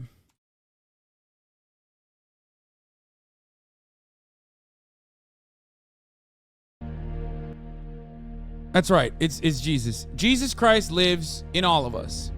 Jesus Christ lives in every single one of us. He is our beginning, our end. He is the Alpha and Omega. And Jesus Christ has basically died for our sins and then rose back up 3 days later. That's right. And what ended up happening in that process is what is known as Easter. Okay? And when he died, a piece of him stayed in the mirror. So that is what's going on. He's like he's an artist. Jesus Christ is. God is an artist. And he draws a painting for us. Okay? And basically the painting can't see everything. It sees most of it, but not all of it. That's why you only see some parts of the egg, but not all of it. And that's why mirrors are magic.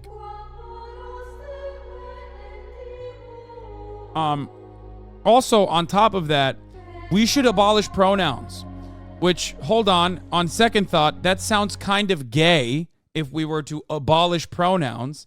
But you know what? Fuck it. Actually, no, we should abolish pronouns. Pronouns, an important part of the English language, something that I had to learn, as a matter of fact, because Turkish was my first language, and Turkish does not have gender pronouns. Something that I learned to understand the language of English. Pronouns are a part of the language, and what these right-wing guys are doing is basically saying, oh, that shooter had a pronoun. Look, it's awfully suspicious that all of these shooters have pronouns. Well, everyone has pronouns. Every single person has a pronoun. That's just, your gripe is not with trans people, it's with language. Which, to that I say, if you want to abolish pronouns, then you're kind of doing what, like, people who want to do gender abolition want to do. So, I guess, no more pronouns. You're going to jail if you have a pronoun. Yeah. This was the Evangelical Christianity Hour, brought to you by Hank Jebediah Pecker. That's right. I just wanted to cover the right-wing argument on this subject. They say the shooter had a pronoun, which is every shooter has one, because they're speaking English, a language with pronouns, gender pronouns.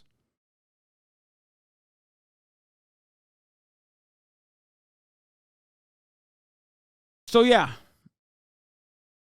What are you going to say about the allegations that some are saying about how you took off the cute froggy hoodie?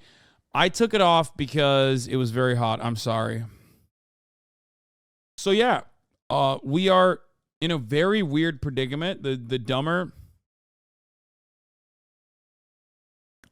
people get, I mean, I don't know. I just, people are just very stupid. Like, it just kind of sucks. Speaking of stupid people, here's Ben Shapiro defending a person who has a lot of Hitler artifacts. Here, let's take a look. And apparently he's a very, very bad man. You're not allowed to be friends with Justice Thomas, because apparently they're now accusing him, I'm not kidding you, of being like a Nazi. The reason is because this is what Nazis do. They make friends with Clarence Thomas. That Nazis, famous for loving black people. That this is one of the things they're most famous for. So Kevin Cruz, who is just a ridiculous human being, a pseudo-academic over at Princeton University who has somehow avoided plagiarism charges that have gotten him kicked out of the university. He tweeted out, I've spent decades of my life researching and writing about white supremacists, and no, I don't have any paintings or statues of them in my house, because that's not something you do with the people you hate. What's he talking about there? Well, apparently, Harlan Crow collects basically memorabilia from defunct communist and Nazi states, and he has a garden in which he displays these things to show what the capitalistic free market and Judeo-Christian ethic has overcome. Apparently, this now means you're a fan of these things. So if you own a piece of memorabilia from an evil regime in order to demonstrate to your children so that people remember for the future what that evil regime was, this means you're now a fan of that thing, according to Kevin Cruz. This is the actual thing they're going for. According to the Washingtonian, when Republican megadonor Harlan Crow isn't lavishing Justice Thomas with free trips on his private plane and yacht, he lives a quiet life in Dallas among his historical collections. These collections include Hitler artifacts, 2 of his paintings of European cityscapes, a signed copy of Mein Kampf, assorted Nazi memorabilia, plus a garden full of statues of the 20th century's worst despots. Yeah, that was weird, but like kind of cool to have like fucking not the Nazi shit, but like having an entire garden full of wait, did he say signed copy of Mein Kampf? I'm sorry. Hold on. Wait, did he just say Harlan Crow? The guy he's defending has a signed copy of who signed it? Adolf Hitler? What? This is the actual thing they're going for. According to the Washingtonian, when Republican megadonor Harlan Crow isn't lavishing Justice Thomas with free trips on his private plane and yacht, he lives a quiet life in Dallas among his historical collections. These collections include Hitler artifacts, 2 of his paintings of European cityscapes, a signed copy of Mein Kampf, assorted Nazi... He just kind of wait. Who signed the copy of Mein Kampf? Did Hitler sign? Is he saying he has a Adolf Hitler signed copy of mine? What the fuck? I mean, it's like how Hassan is the Queen and Obama in his room, and we all know he supports them both vehemently. I mean, it's a little bit different, okay? You know what I mean? I use that as a joke, as a bit.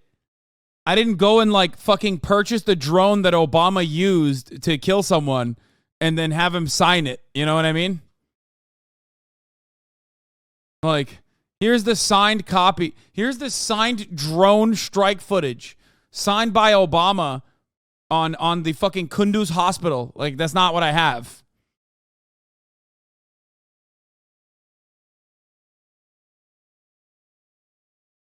Wait, so you're a Nazi if you have a Hitler autograph? You liberals and your cancel culture is crazy. Yeah, Ben Shapiro's Jewish. He just glanced over a dude having a signed copy of Mein Kampf. Bro, he thinks people are being anti-Semitic if they say Palestinians are human beings. Okay? Mr. I conflate any kind of criticism of Israel with anti-Semitism. Literally will go, oh, dude, you're anti-Semitic, unacceptable, fucking fuck yourself, kill yourself, whatever. And this guy he's defending currently has a copy of Mein Kampf. I can't get over. It's like a joke.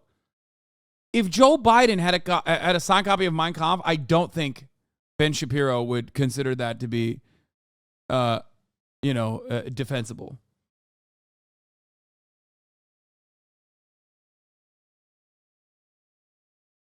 Oh my God, it's actually a signed copy of Mein Kampf by Adolf Hitler. Okay, every time. Okay, this story has gone off the fucking rails. That is insane. That's like mint condition, PSA 10. You know, it's got like factory glitches on it. Is extremely rare signed copy of Mein Kampf by the big man himself. That's cool. That's very nice, dude. Awesome. You fucking wow. That is wow.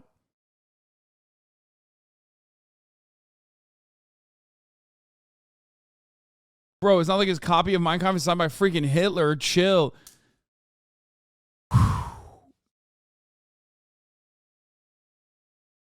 How do you... What the fuck? I don't know what to say to this. Yeah, this is the holographic Charizards of Nazi memorabilia. Oh, what the fuck?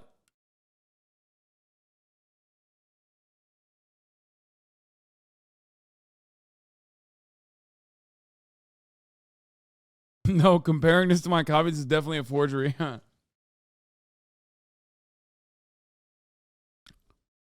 He said Minecraft with factory glitches. Lamau, stop. Get some sun, man. No, maybe I should. I am flabbergasted. I am a little shook. This is very weird. Am I crazy? I feel like are things changing in the world where we just think that this is normal now? Like, maybe I'm just going wild. Like, Ben Shapiro's defending this. Like, what the fuck? Am I the weirdo? Did I shift into a different planet where people are just like, what do you mean? Of course you're going to have it's literally like having like a swastika tattoo and then people being like, what? What are you talking about? Like, yeah, whatever. He just liked the Nazis. That doesn't mean he's a Nazi, dude. He just likes history. Like, what the fuck? Like, here's the thing. Like,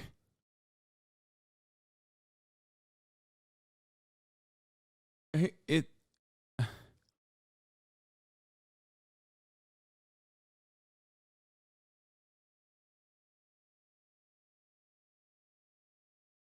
super rare and valuable book sell for millions of dollars at an auction. A Hitler signed edition of Mein Kampf only goes for 20 to 60K. It's not a priceless treasure or an invaluable historical artifact. It's a cheap novelty you buy because you think it's neato. Yeah.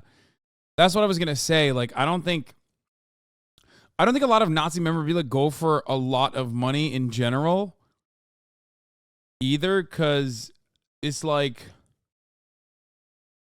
you know, there's a lot of ethical I want to say there's a lot of ethical complications with owning Nazi memorabilia, but I also don't know if that's the case anymore, because why is Ben Shapiro defending that?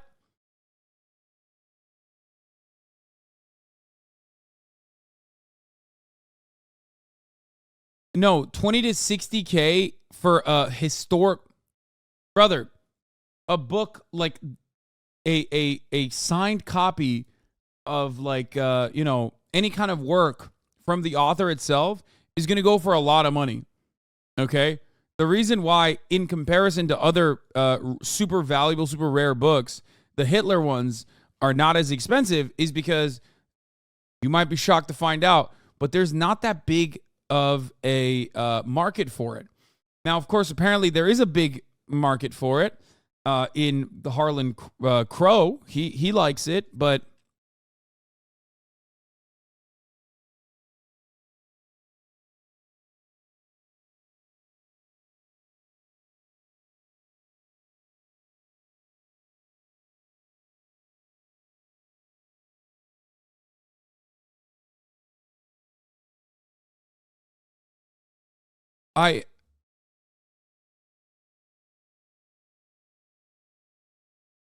$120K for signed copy of Marx's Das Kapital. Makes sense. There you go. Fucking get wrecked, Hitler. That's right.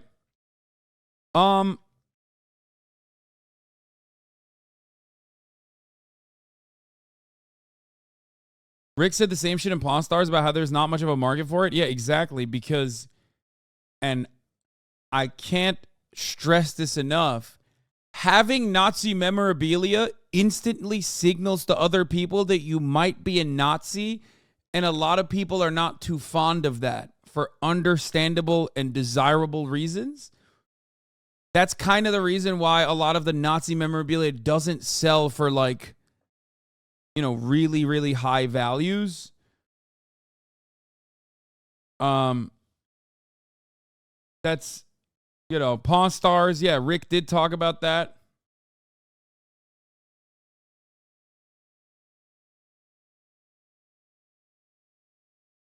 What?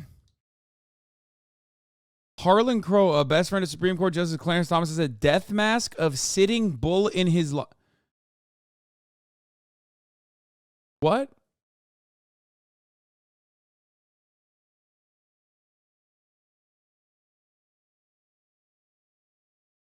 That's really gross, man. That's like...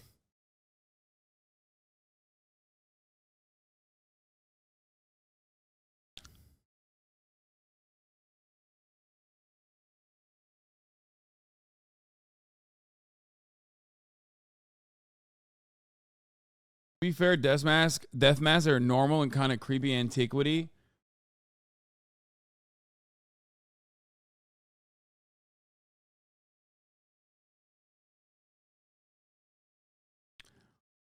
Yeah, it just seems like he's just a fan of, you know, genocide. Like, he's just like, I don't really care who it's done to, you know what I mean?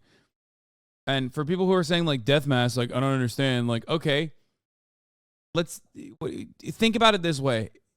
How would you feel if he had a death mask of fucking, I don't know, a Jewish person that died in the Holocaust? Because, you know, indigenous people are not white, so let me just, like, use a term that you can comprehend.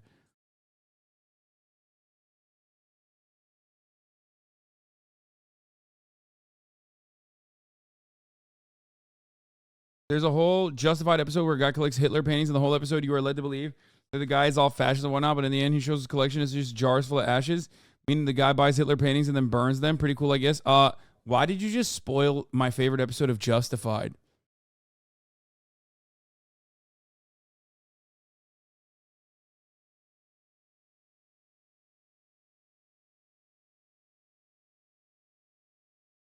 Harlan Crow's Nazi memorabilia collection includes Adolf Hitler's teapot engraved with a swastika and Adolf Hitler initials.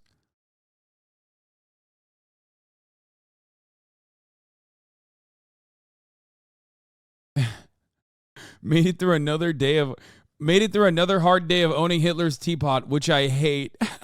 That's an awesome joke.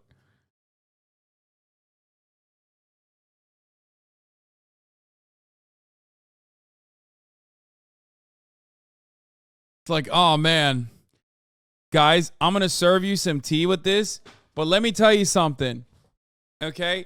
I'm going to serve you some tea with this, but guess what? I hate it.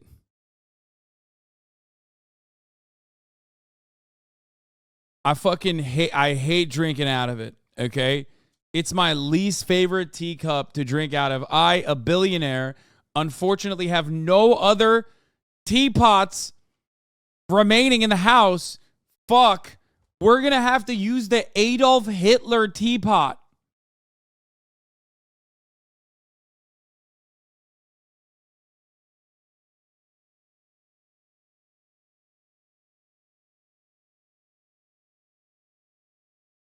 Cody Johnson's joke was great too. Sitting in my garden of evil, thinking about my Hitler stuff, which is inside, away from my garden of evil. Yeah, that part is really weird too. I noticed that as well. So he has a garden of evil where he has like a bunch of fucking statues of, like, you know, Lenin, I think Karl Marx, maybe, Mao, Stalin, you know, all the guys. I think he has Che Guevara too in there. It's like, he just has like everyone that, you know, you've learned is bad in history. With one exception, Adolf Hitler. I don't think Adolf Hitler is in the Garden of Evil. I don't think he has a statue of Adolf Hitler in the Garden of Evil. Correct me if I'm wrong. I looked it up and I did not see that. Why is Adolf Hitler not in the garden? Because his prized possessions of Adolf Hitler is inside, you know, away from the Garden of Evil.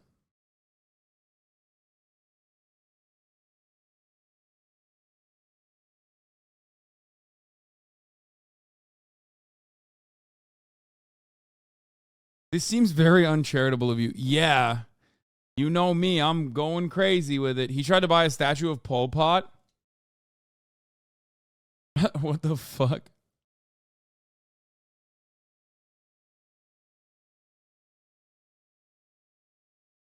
Thanks, Jonah Dispatch, for calling out this ludicrous and despicable smear of Harlan Crow, who's a good man. Representative Jeffries was a guest at Old Parkland, Harlan's office complex, a few weeks ago. Harlan gave him a very warm introduction. The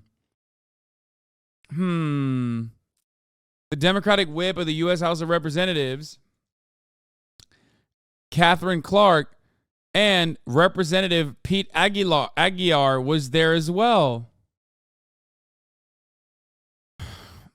That's, it almost feels like, okay, it almost feels like, bear with me here, okay?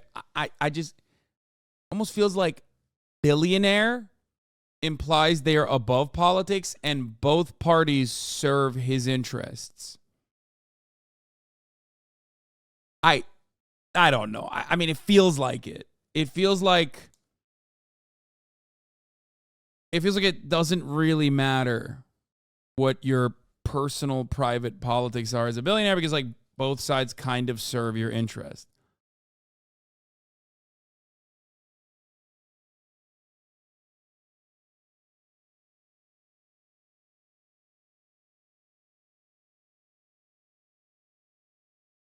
What is this? 3 unique statues of Lenin at the Harlan Crow. Okay, this is kind of baller though. Like this is actually fire. I'm not even kidding. Like that is sick. That's like the only Harlan Crow has 3 unique statues of Lenin at the Harlan Crow Library. You have a fading Ed Markey sticker on your laptop. True. Sigma Grind said. Harlan Crow and the Guardian. New York ways. I don't only collect Nazi stuff. I collect objects from all the Axis countries, he said. Also from countries who aren't even mentioned anymore as former parts of the Axis, like Latvia, Lithuania, Estonia, Finland, Hungary. Oh, he is. Bro, this is like when you go into the tombs of racism to like unearth new racist terms. You know what I mean? Like top of the hour ad break, which is like the most racist terminology that you can deploy. But of course, fear not. No Turkey mention. Fuck you mean no Turkey mention? Turkey very specifically stayed the fuck away from World War II, dog. Okay. Turkey was like, we did that one time. Okay. You can't fool us twice. Fool me once. Shame on me. Or shame on you. Fool me twice. Shame on me. Okay. That's what they did. They were like, nope. We are not playing a role in World War II, motherfucker. That's not happening. We aligned with you guys one fucking time in World War I, and it did not work well. You know? Anyway. You just pushed that? I know.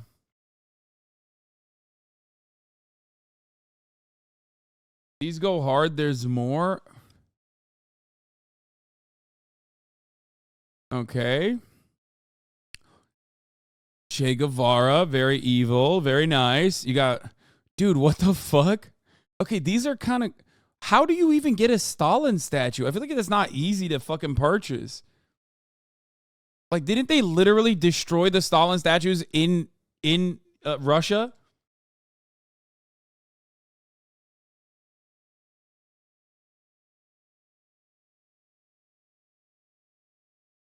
Yeah, I did the top of the hour ad break. Prop 65 warning. Thank you for the 5 gifted subs, allowing 5 people to no longer see the ads at the top of the hour. I heard there are a lot still in Georgia. Really? I mean, I guess that's because he's from there, you know?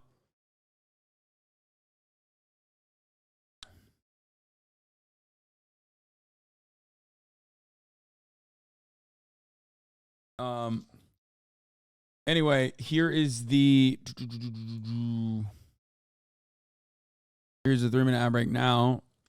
It's odd to be like, oh, in the Garden of Evil, I have the guy who killed a lot of Nazis, and inside I have the guy who is a Nazi that I have the signed copy of the book by the guy that I hate him the most, I think.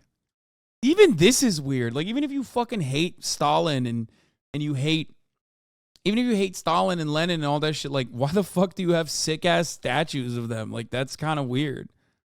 You know what I mean?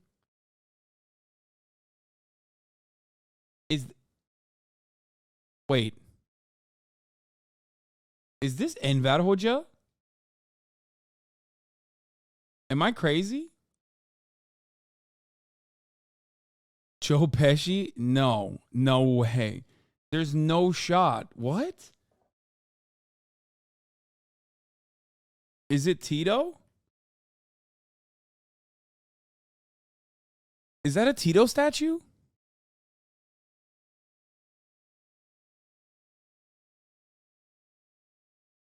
Dude, okay, even Tito makes more sense. If it's Enver Hoxha, I'm going to fucking lose my mind, okay? Because, like, this is incredibly fucking rare, even if it's Tito. But if it's... Oh, my God. Hoja, not Hoxha. Shut up. I said it right the first time. Suck my dick.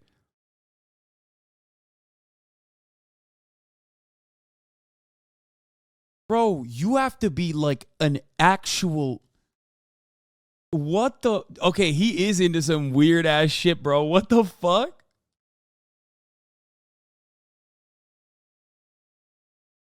That is... Oh, God.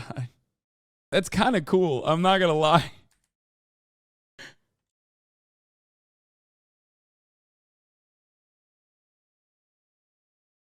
I don't think it's Enver Hoxha. I think it's probably like a shitty ass Tito statue, maybe.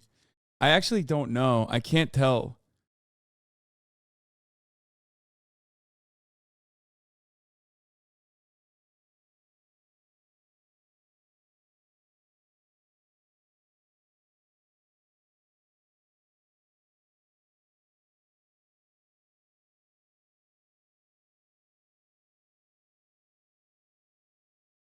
Man has 2 statues of Stalin and one of his killers in the same garden. That's crazy. Romanian dictator Nicolae Ceausescu, I don't know how to say his last name. Yugoslav dictator Joseph Broz Tito, Russia's Joseph Stalin, and Vladimir Lenin reside.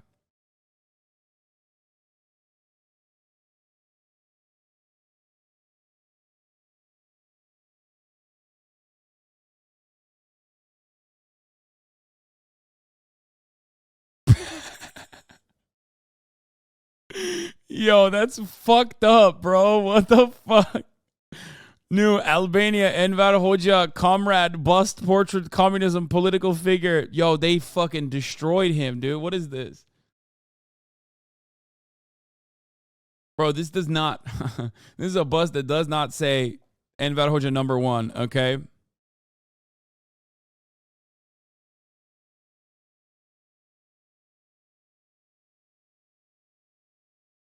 That's his death mask.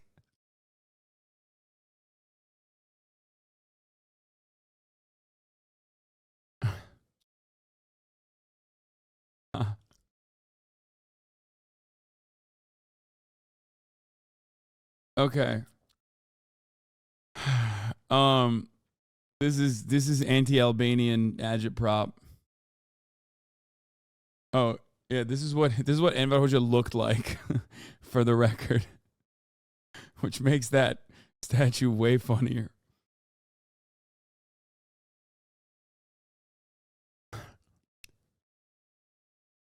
They made him look royal, if you know what I mean.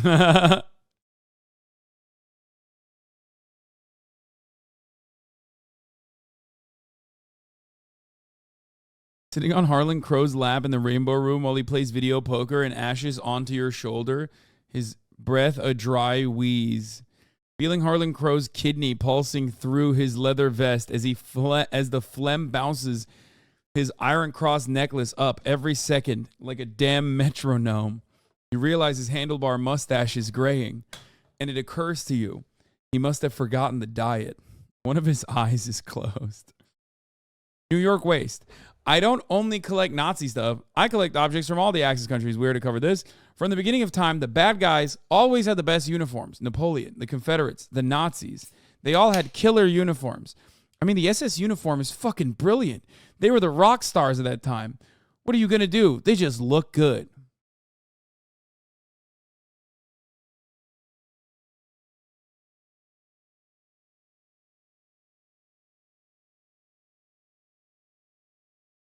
Yeah, I'll be honest, like, you don't ever have to, under any circumstances, hand it to the Nazis, but, like, comparing the fucking Hugo Boss uniforms of the Nazis to the tattered bullshit that the Confederates were wearing is literally insane.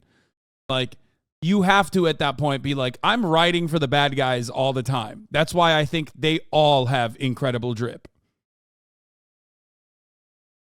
Like, you're not doing anything. What's doing the work is the ideology in that circumstance, okay?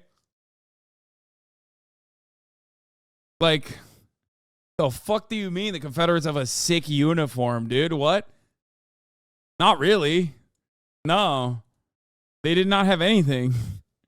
No, the Nazi uniform sucked too. No, fascists actually care a lot about aesthetics. So, no, from a aesthetic principle, it was like, this is something that they cared about. It's literally historically relevant. It is by design that they wanted to ensure that their uniforms looked good. Okay? They cared a lot about it. That's what the point is. So, cancellation of speedrun today. I'm not saying that I would fucking go and buy one, you weirdo. I'm just simply stating that, like, Nazis, fascists in general, care a lot about the aesthetics, just like liberals do. Okay? They do. It's true. It's kind of the point. They did that on purpose. Yeah, Ugopnik, friend of the show, made a video on this. The aesthetics of evil, the fascist uniform. I'm not going to go into it fully because it's like, you know, it's a 27-minute video. Literally, the reason they used the color red was to steal leftist sentiment into their aesthetics.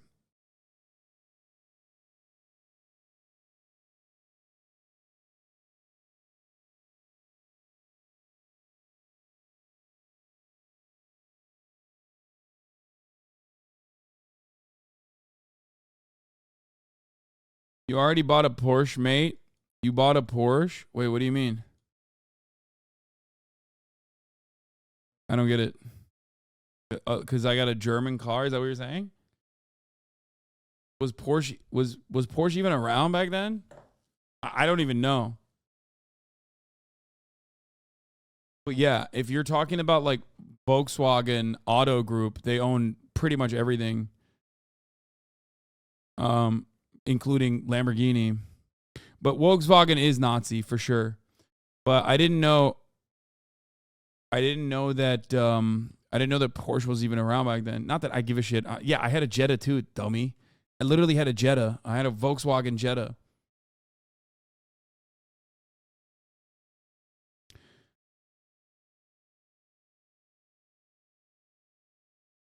So that's like significantly closer to Nazism than anything else.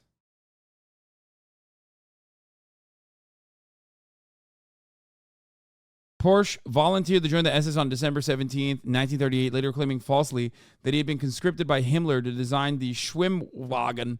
He would continue to deny having volunteered until his death. Yeah. Also, Americans being like, dog, I can't believe you're driving a Porsche, dude. Meanwhile, my conscience is clear in my Ford.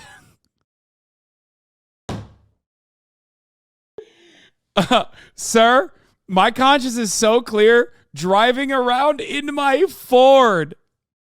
Henry Ford got a medal from Hitler himself, dude. Or fucking, I don't know how Japanese manufacturing worked back then, so I don't know, but I'm sure certainly drinking. I'm here driving my Ford, drinking a big old liter of Fanta, brother. I got a gallon of Fanta. A beverage specifically created for Nazi Germany.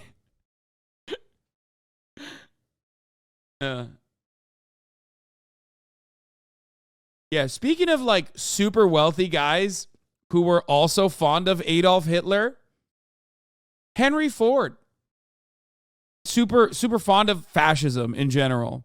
Just riding for fascism.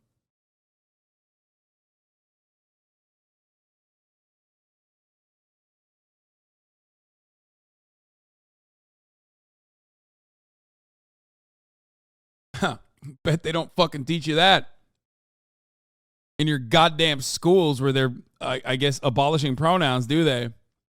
Another guy super fond of Adolf Hitler, and actually another guy super fond of Adolf Hitler who helped industrialize extraction for Nazi Germany was Grandpapa Coke. Not Coca-Cola. I'm talking like the Koch brothers, or rather one Koch brother. Yeah, their dad actually not only helped Adolf Hitler, but also then helped Stalin.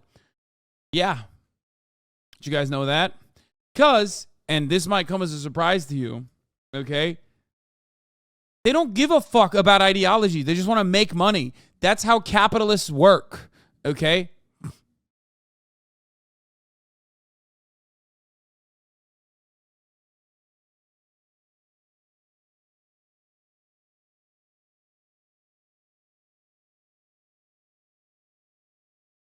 Don't forget Coco Chanel was also involved with the Nazis.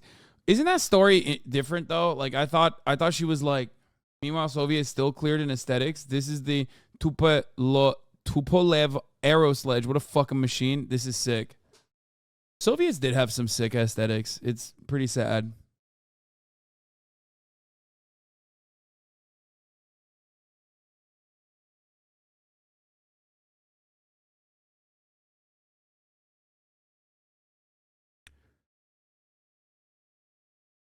Anyway,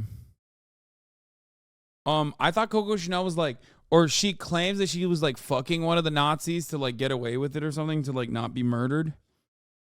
That's what I remember. I don't know. I might be wrong.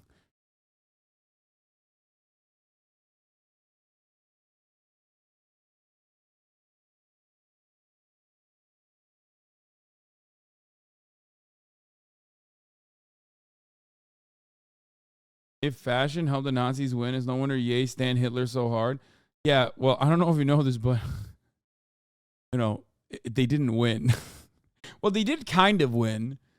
Like their ideology still runs rampant in, actually, I would say both countries that fucking worked really hard to defeat them.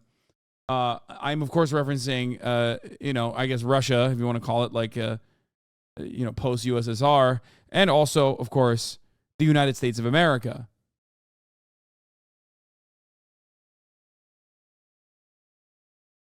So that's, you know.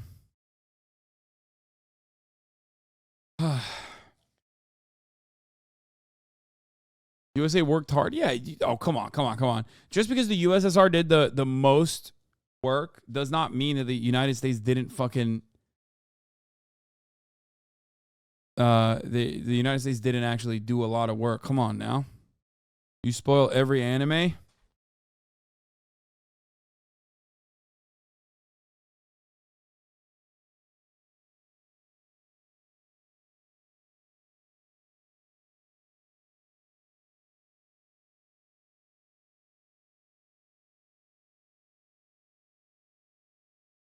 So yeah, this guy is weird. Very odd that Ben Shapiro is defending him. Ha, just kidding. Of course it's not odd. There's never been a fucking freakazoid who loves Nazis that Ben Shapiro hasn't defended, because those are his fucking allies. Of course it's not odd. He defended Ann Coulter. Ann Coulter said like insanely anti-Semitic shit. And Ben Shapiro very famously, I always go back to that tweet, said, Ann Coulter defends Israel, so I don't care if she's saying anti-Semitic things. There you go. That's it. Also, I think he has lip filler. Memorabilia, plus a garden full of statues of the 20th century's worst despots. He said that he's filled his property with these mementos because he hates communism and fascism. Well, I mean, that seems like a reason why you might own this stuff is to remember the things that you hate. That's it. But apparently this makes him an... Yeah. Henry Ford kept his Nazi medal and copies Nazi medal that he got from Adolf Hitler and protocols of the elders of Zion around him to remind himself of the evil of Nazism. That's why he had pamphlets also printed out and handed off to everyone to, again, remind both himself, before this even, you know, came to fruition completely, but to remind himself and others how bad the fascist ideologies are. Wait, didn't you ban a guy for revealing the bank shooting? What do you mean?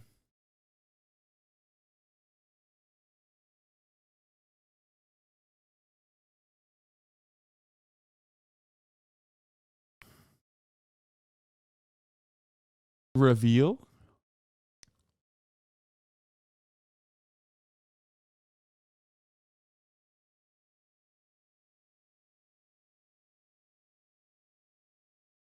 No, I banned a guy for saying some Nazi unhinged shit. and a communist.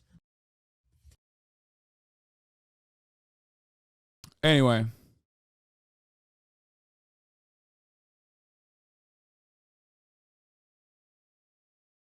So that's cool. I'm skipping the fucking Texas.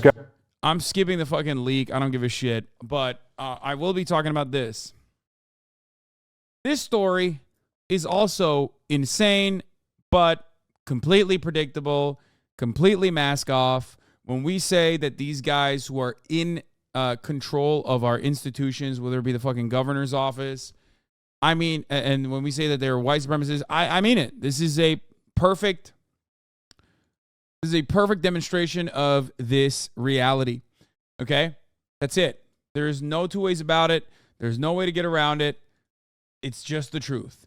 I don't know why the fuck people try to hide it. I don't know what the fuck the reason is, but here is what happened. Last year, we covered this briefly in Texas. There was a guy who drove into a crowd of Black Lives Matter protesters and then shot someone. Okay?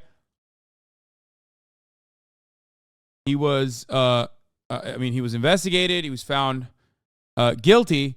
And the Texas governor now is saying, or has said, as soon as it lands on my desk, I am going to pardon him. Let's take a look. Governor Greg Abbott is pushing the state's parole board to recommend a pardon for a U.S. Army sergeant convicted of murder. On Friday, Daniel Perry was convicted of killing a protester during a Black Lives Matter rally back in 2020. He says he fired his weapon in self-defense after he says protesters surrounded his car as he drove through downtown Nashville. His lawyers argue he had the right to open fire after one demonstrator, he says, raised an assault rifle at him. CNN's Camila Bernal joins us now with the latest. Camila, very unusual case to see a governor weigh in so soon, right after this whole matter was adjudicated in court. Yeah, this is not over, but Governor Greg Abbott is pointing to self-defense, pointing to standard ground laws in Texas. And look, there are some in conservative media that have been encouraging the governor to pardon Perry, and even Kyle Rittenhouse has been very vocal on Twitter. I just don't understand, why he felt insecure that there were other guns around. Almost like this is exactly what I said at the time, which was relevant then and is relevant now, that more guns equals less safety. And that, bringing guns to protests is not a good idea in general. Obviously, the guy who got shot doesn't deserve it. Don't misunderstand me. But, that is what happens when there are more guns. That guy seemed to be very interested in getting a fucking kill out of the situation regardless. So let's continue. Was acquitted after he shot and killed 2 people in Kenosha, Wisconsin during protests there. He's been asking for money for the legal defense. He says he knows what this is all about. On the other hand, the Travis County District Attorney speaking out recently and saying that this is very troubling, and saying that in the legal world, it is a jury, not a governor, who gets to decide this. That's a statement that we got from Jose Garza of Travis County very recently. Now, in terms of the case, what happened here was in 2020 in Austin, Texas. Daniel Perry is driving for a rideshare company, and he gets to the area where all the protesters are. The key here is that he encounters Garrett Foster, who was 28 years old at the time. He was carrying an AK-47, and Perry's defense says that Foster held up or was trying to essentially raise that AK-47, and that's when Perry felt that his life was in jeopardy. He shot and killed Foster, who you see there on your screen. So yes, this is political. This is also, in terms of what happens next, part of the legal process. Because look, Perry has not been sentenced. He has not appealed his conviction. So this is really not over. And the family of Garrett Foster reacting after that verdict on Friday. Here is his father. Just like to say we're thankful for the legal team that represented us and the jury, and we're happy with the verdict. We very sorry for his family as well. There's no winners in this, and just glad it's over. Now, Governor Greg Abbott is asking for this process to go quickly, to be expedited. We'll see what happens. Of course, there is going to be a lot of opposition on the side of the DA and those who are really trying to support the Foster family through all of this, Jim. So let's discuss this very unusual case with former federal prosecutor Michael Zeldin. Michael, good to see you. What is your reaction to Governor Abbott's announcement that he is working to pardon this man just one day after he was convicted of murder? As Camila was saying a few moments ago, he hasn't even been sentenced yet. That's right. And you have to understand the context of this. Oh, yeah. What's important here, I don't know why the fuck CNN is not bringing this shit up. There is so much extra information that they're basically not mentioning. There's also even interrogation footage that I kind of wanted to watch. But yeah, he was convicted and found guilty because he sent multiple texts to friends prior to it, explicitly saying he was going to kill BLM protesters by provoking them and then claiming self-defense. He literally fucking said that he was looking for a confirmed kill, something along those lines. That's the, like, you don't get in the Texas courts, you don't get a fucking guilty, you don't get like a guilty sentencing when you're, you know, when unless you have like a premeditated fucking kill that you very openly were talking about.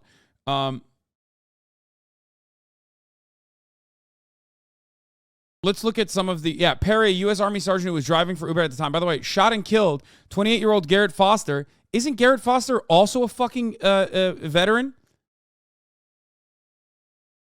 Why don't they ever mention that? Like, what the fuck? If you're like pro BLM, it doesn't matter. Like, if you die, your veteran status like doesn't fucking mean anything. It's so strange. Okay? Like, why the fuck is Vice News covering it like this? You're not going to fucking mention that the guy who he shot and killed is also a fucking veteran?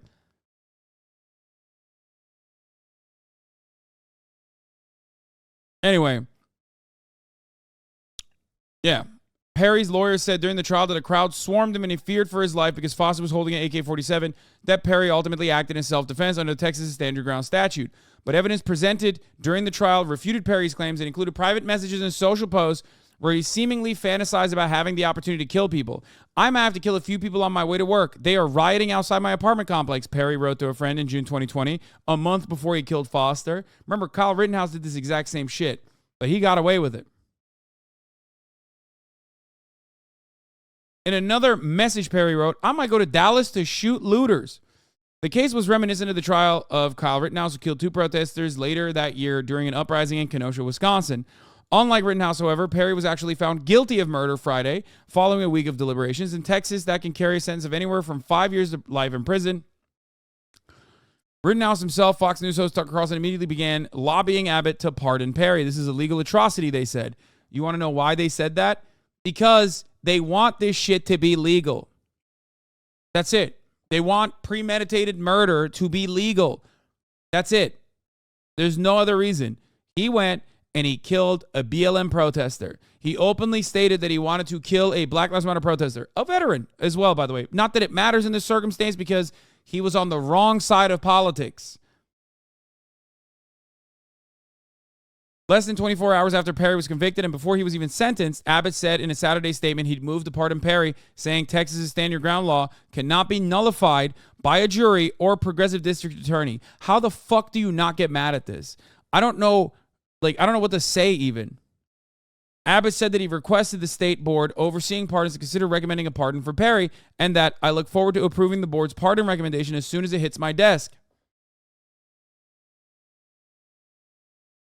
Abbott said he also wants to prioritize reining in rogue district attorneys, ostensibly a reference to Travis County District Attorney Jose Garza, whose office brought the case against Perry. Remember, these are the people who are saying DAs are letting violent criminals get away. Fascists don't care. They want their guys to be able to be above the law, their kind of violence, and their kind of fascist acts of violence to be above the law, that they can get away with it. They just don't want the other side to be able to do anything, okay? They want life in prison for fucking minor shit while they simultaneously fantasize about, letting people who are murderers in cold blood roam free in the fucking streets, okay?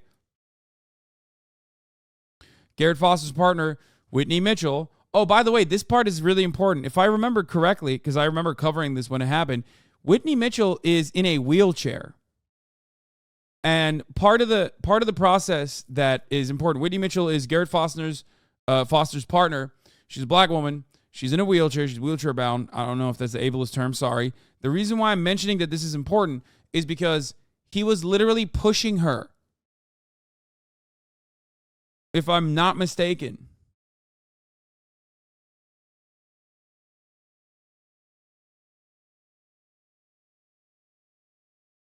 And he was worried that his girlfriend in a wheelchair was about to get fucking hit.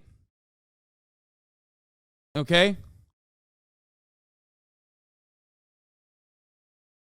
Yeah, she was in a wheelchair that night from what I recall. Yeah, of course she was. She's like a... Isn't she... I don't even think she has legs. I think she's amputee. The governor has immediately taken that away since he announced there are two legal systems in Texas. One for those with power like Mr. Perry and one for everyone else. There's a quadruple amputee. Abbott, who is in his third term and ninth year as governor, blah, blah, blah. I don't care. Recommend pardoning.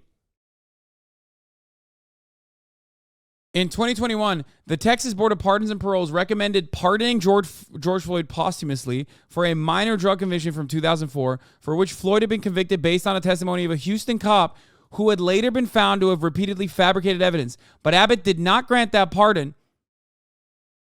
And then the following year, the same board recommended against the pardon unanimously. So he wouldn't even give a symbolic posthumous pardon to George Floyd when the cop that fucking got him guilty of a charge was literally lying repeatedly for fabricated evidence.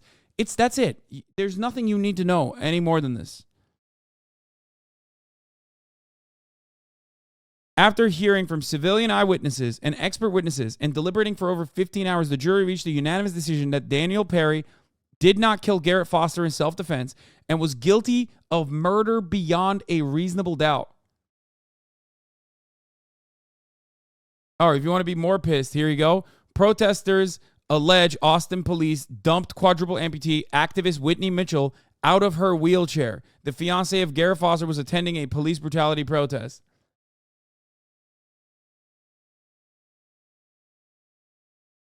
You want to understand how the fucking law works? That's how it fucking works.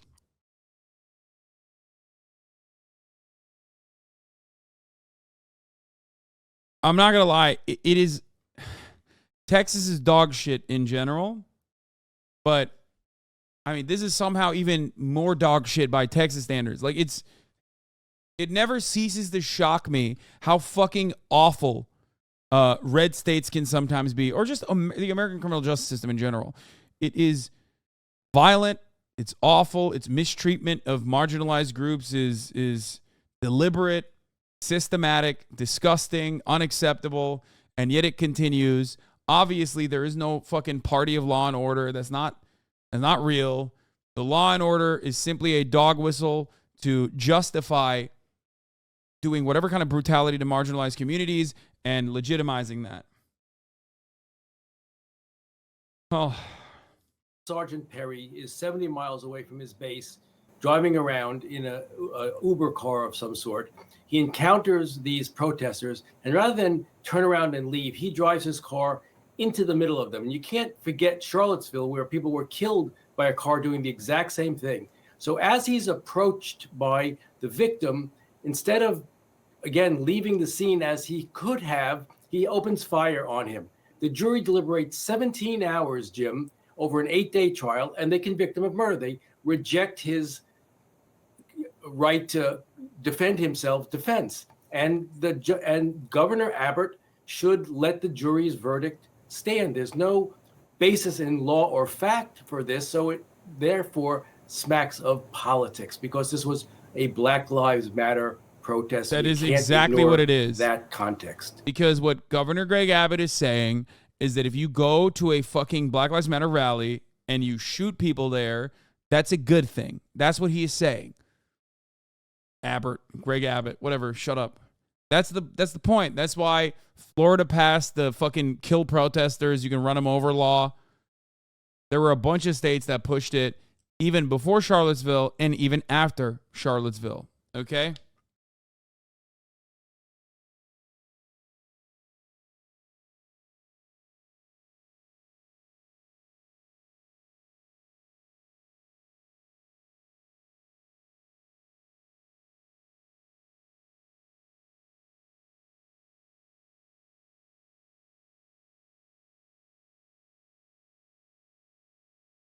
Anyway, in Seattle, we had the brother of a cop drive his car into a protest and shot someone. Literally nothing happened to him. Shit happens in blue states too. Yeah, I mean, cops are above the law.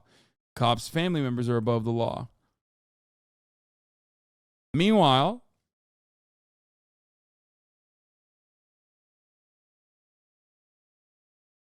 liberals fucking lose their shit. I know this is a really stressful time.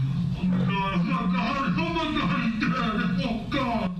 Footage of Daniel Perry's police interview after he killed Garrett Foster was played in the courtroom during his murder trial.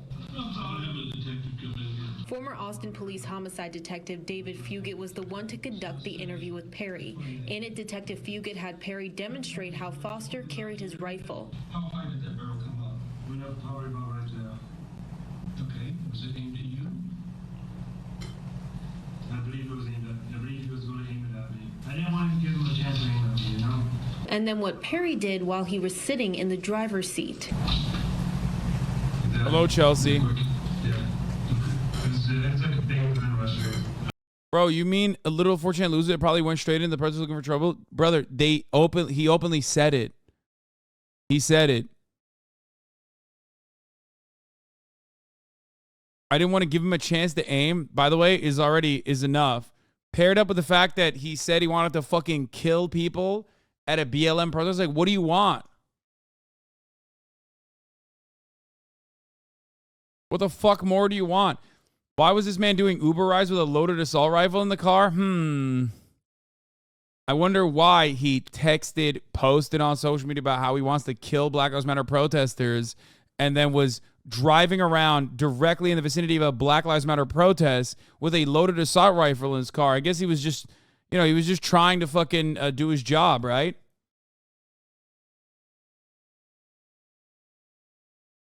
Yeah.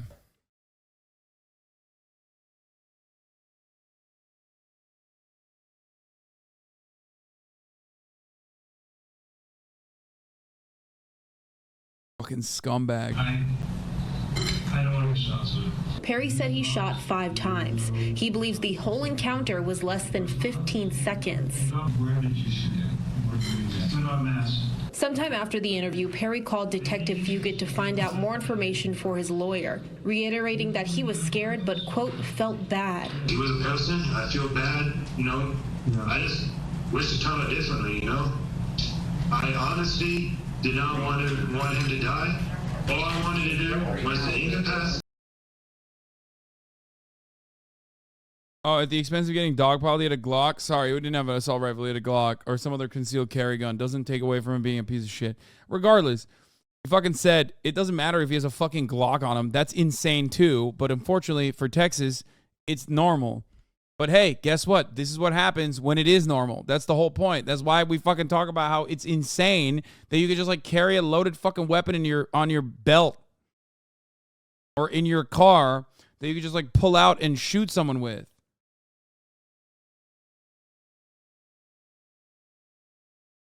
The guy got shot, flagged him with an AK. Yeah, it doesn't, dude. You can say whatever the fuck you want, okay? Ooh, big scary gun. He's got an AK-47. Motherfucker, the entire point of like an armed society is a polite society is that an armed society is supposed to be a polite society. You can't turn around and be like, well, okay, now I'm scared. If we find out that you are, I don't know, protesting Black Lives Matter, I get to kill you for free? Like, that's insane. You can't have it both ways, which, by the way, fascists are.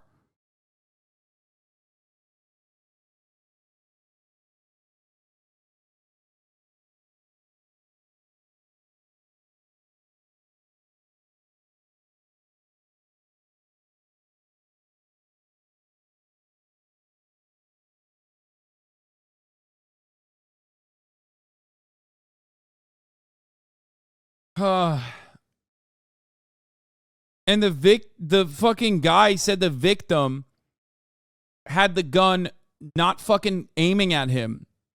He said, I didn't want to give him a chance to shoot me.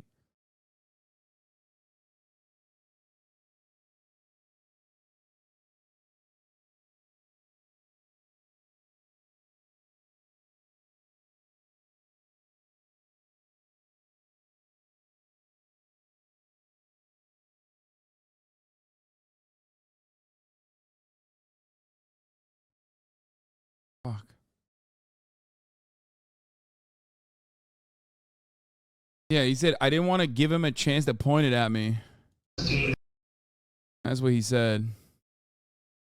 I want to see more of this. I want to see more of this footage, the interview footage, and the shit that they showed in court.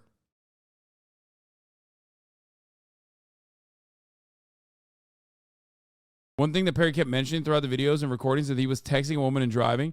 He adds he was not paying attention. That's one of the reasons why he accidentally drove in the crowd of protesters. The state presented those messages between him and the woman. The woman was a passenger he picked up for working for Uber earlier in the night. She asked him for $200 for the hangout, to which he declined. Pamela Mazak, an APT crime analyst, was called to stand to break down her analysis of Perry's Uber and cell phone location records from the night of July 25th, 2020. She said that last text Perry received or sent out was 2 minutes before he entered the intersection with the protesters. The defense argues that Perry was not in the downtown area between the hours of 7:40 and 9:30 p.m. The incident happened around 9:51. The state presented a Facebook post to Perry's. He wrote, "Send them to Texas. We will show them why we say don't mess with Texas." The comment was in reference to a different post about protesters and looters in another state.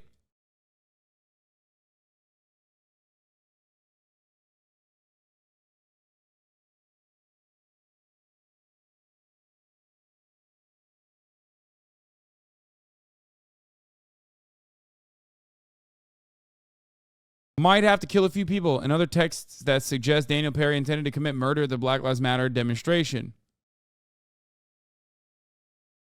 Look at the difference between the Austin Chronicle and even fucking Vice News, by the way, and the way that they cover this shit. Austin Chronicle openly states Garrett Foster was a 28-year-old Air Force veteran openly carrying an AK-47 across his chest, approached the car. The driver's side window opened, and Perry shot Foster 4 times in the chest and abdomen.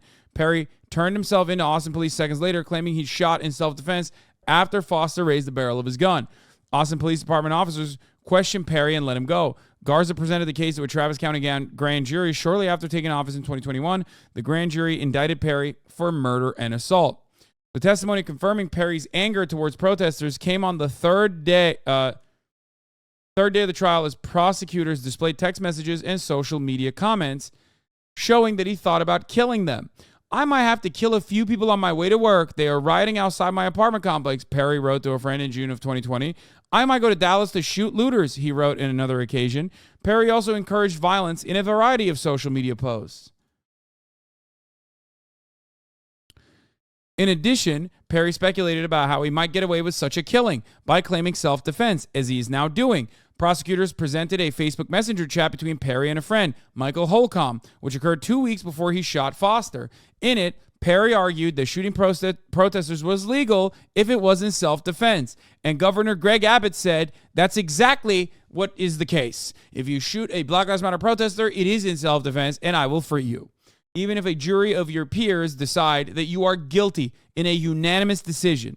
How fucking insane that, like, the otherwise insanely right-wing judicial system, the courts in the state of motherfucking Texas, found this man guilty of killing someone, okay, murder, first-degree murder, and the governor was like, nah. Holcomb, who was called to stand Wednesday afternoon, seemed to try to talk Perry down. "Aren't you a CDL holder too?" he asked, referring to the men's license to carry concealed handguns. "We went through the same training. Shooting after creating an event where you have to shoot is not a good shoot." None of this seeming premeditation was on display after Perry turned himself to APD officers. In his 911 call, Perry claims that he drove into the protesters by mistake after taking a wrong turn. Body camera video played the next day shows Perry, after being taken into custody, telling officers Foster had pointed his gun at him. "I didn't know he was going to aim it at me," Perry says. "I thought he was going to kill me. I've never been so scared in my life." This claim that Foster raised the barrel of his AK-47 is, of course, Perry's principal hope to escape a murder conviction. It was refuted over and over during the first 3 days of the trial by witnesses who were near Foster that night. All repeated a version of the same story. They heard squealing tires as a car sped into a group of about 20 protesters. The protesters, some of whom who had almost been hit by the car, slapped and kicked it. Garrett Foster strode to the car side and issued an order to the driver. All the witnesses insisted that Foster did not raise the barrel of his gun. According to the DA's lead prosecutor, Guillermo Gonzalez, his gun was recovered with the safety still on and no bullet in the chamber. The courtroom where the trial is unfolding is less than a mile from where Foster died. It has been packed through the first week with family members and young people who protested alongside Foster and his fiancée, Whitney Mitchell. Foster's family sits. Whitney Mitchell is Foster's fiancée, or was Foster's fiancée, who is quadriplegic and was in a wheelchair on scene. The reason why this is relevant is because Foster was like literally pushing her around and probably was in fear of her safety due to her lack of mobility because she was in a fucking wheelchair on the street during a Black Lives Matter protest as a car was clearly trying to drive into the Black Lives Matter protest. Foster's family sits in the front row on the right side of the courtroom. His mother, Sheila, has wept as pictures of her son's dead body are displayed and attorneys reenact his killing. Perry's parents, visibly worried, sit behind him in the front row, the left side of the courtroom. He sits beside his attorneys, Clint Broden and Doug O'Connell, wearing a dark-colored suit, his hair buzzed close, and his face dipping down.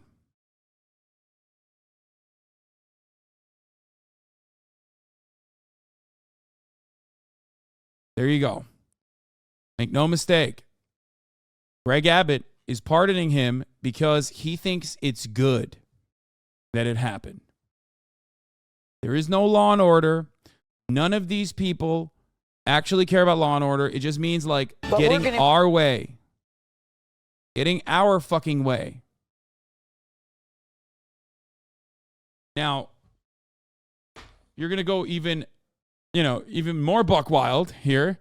Federal judge, this is Texas too, I think, again, a federal judge who is an absolute psychopath, an unhinged, Christian fundamentalist psychopath, a Trump-appointed judge in Texas in closed-door proceedings has finally suspended the FDA approval of the abortion pill, sparking a legal battle. Let's take a look while I go pee. To begin with this, there is a new fight over abortion access that could become the biggest battle on this issue since Roe v. Wade was overturned. Protests erupted in multiple cities after a federal judge in Texas suspended the FDA approval of a well-known, commonly used abortion pill. Now, that decision affects the entire country. Think about that for just a second. But then another federal judge, this one in Washington state, ruled that the pills cannot be restricted in more than a dozen states. So, Nancy Cordes is following all of this at the White House. Nancy, there are a lot of moving parts to this story. Good morning to you. Good morning to you. Yes, these are two of the most consequential legal decisions since Roe v. Wade was struck down last year, and the legal whiplash leaves millions of women caught in the middle. This is likely to be settled right back at the Supreme Court. The president is vowing to fight the Texas ruling, and the Department of Justice is seeking a stay. Hands off the abortion pill! Protests broke out this weekend over the abortion pill ruling that has the potential to affect not just women in Texas, but women across the country. This is going to create utter chaos, utter disruption of women's lives. A conservative federal judge in Texas ruled Friday that the FDA improperly approved the abortion pill mifepristone 23 years ago, ignoring legitimate safety concerns about the drug. The order yesterday was all about righting a wrong. Mifepristone is one of two approved pills that are used together to carry out more than half of legal abortions in this country. The FDA insists the drug is safe and that serious complications are rare. This ruling is an extreme abuse of power. Some lawmakers urged the Biden administration to resist enforcing the ruling. We know that the executive branch has an enforcement discretion, especially in light of a contradicting ruling coming out of Washington. Shortly after the Texas ruling, a Washington state judge blocked any changes to mifepristone's availability in 17 states and the District of Columbia, as administration officials warned that the legal battle in Texas could have far-reaching implications. When you turn upside down the entire FDA approval process, you're not talking about just mifepristone. You're talking about every kind of drug. Cases like this one ensure that abortion will remain a top issue in next year's elections. It helped to propel liberal Judge Janet Protasewicz to an 11-point win in a high-profile state Supreme Court race in Wisconsin just last week, sparking some debate among Republicans about exactly how far to go. We can win this issue at the ballot box if we show up with reasonable positions. If we have our head in the sand, we're going to lose. For now, many prescribers say they're going to continue to dispense mifepristone, and patients in states where abortion is restricted can continue to order the medication from abroad. Even if the FDA is forced to withdraw approval of mifepristone, it is likely the drug would still be available for months or even years as the agency works to redo the regulations. So a very confusing situation right now, Tony. In fact, there's this much liberal opposition in Texas, but the right is still a chokehold over the state government. Has to make you lose faith in the electoral process there. I mean, sure. You got to do what you got to do. Can't find anything on it. How come no Fear End today? It's one of the highlights of my weekly bullshit schedule. Fear End has been moved into Tuesdays as the upload date so that March can have more time to beef it up.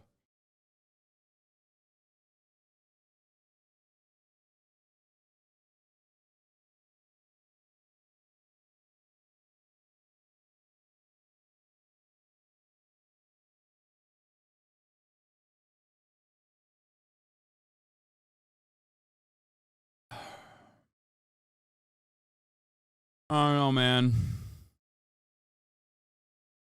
I don't know. We've covered a lot. I think we should move on to some more fun shit because I'm fucking losing my mind. I started off with drama. I started out with fucking drama in the morning. People are still yelling at me saying I'm fucking racist. Like, ugh.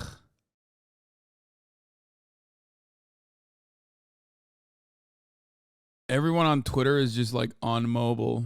They're watching on mobile. You know what I mean? There's some interesting stuff coming here. Adin Ross will never change. Let's take a look at from Ross is one of the biggest live streamers of the past 2 years, who recently got a massive payout that is potentially worth tens of millions of dollars to abandon Twitch. Why are you racist this time? I don't even want to get into it. We already patched it up. It doesn't matter. And move to a new live streaming platform called Kick. Ever since this move, he has been on a tirade of shock value content, saying and doing whatever he wants to go viral, and it's working. Kick has an extremely lenient terms of service, so he now has the comfortability to speak his mind freely without potentially losing his money. And these days, he is not holding back. Now, it's not like Adin had a squeaky clean reputation. When I documented his come up 2 years ago, I covered all of his major controversies, as well as the genuine hard work it took to reach the top of the live streaming industry. At that point, he was definitely an edgy kid, but it seemed like his heart was in the right place. These days, his intentions are unclear. So let's take a look at what happened to Adin Ross. From streaming with every major rapper in the industry, losing his girlfriend, making extremely down bad content, meeting Andrew Tate, and changing his entire online persona forever. Picking up where we left off around May of 2021, Adin was on top of the world. He was one of the top 5 most subscribed and most viewed streamers on Twitch, averaging around 100,000 viewers per stream. He just reached 1 million subscribers on his Adin Live YouTube channel, which he treats like his main channel. And he did a collaboration stream with just about every mainstream rapper in the industry. It was very clear he was here to stay, and some people didn't like that. Those people were known as the Poggers community, or as Adin called them, the L nerd. What? The fuck? This community is basically composed of all the top streamers on Twitch who helped build the platform's foundation years before Twitch was as popular as it is today. Poggers is an emote that people spam in the chat when something good or funny happens. Adin's community is known as the W and L community. That community is composed of Adin's friends and the new wave of Twitch streamers. And instead of spamming Poggers, the commenters will spam W or L. A couple of top streamers in the Poggers community threw some shade at Adin and his viewers. His viewers are like the kids in high school who want to be cool. You know, like, oh, like I like rap, I like, you know, like this sort of stuff. Like kind of like hype beast-ish. Yeah, they're all very You know, hype-beast-ish. Like they think like if Supreme was cool, they think it would be cool, sort of thing. Dude, I go in there and I literally have fun in Adin Ross's stream because I don't watch it. I think but he's- I'm literally just spamming letters. You're like, yeah, I'm included. www. I just spam W nerd. He said spam W. Adin responded. His viewers are like the kids in high school who want to be cool. Don't disrespect my viewers like that. You guys literally have fucking Hall of Fame nerds, Hall of Fame threats in your chat that spam poggers, Omega. That's what I gotta say to Adin. We're all on Twitch, bro. We're live streaming on the internet. We're all fucking nerds, idiot. I hate this argument. Like, everyone here is a gigantic fucking nerd.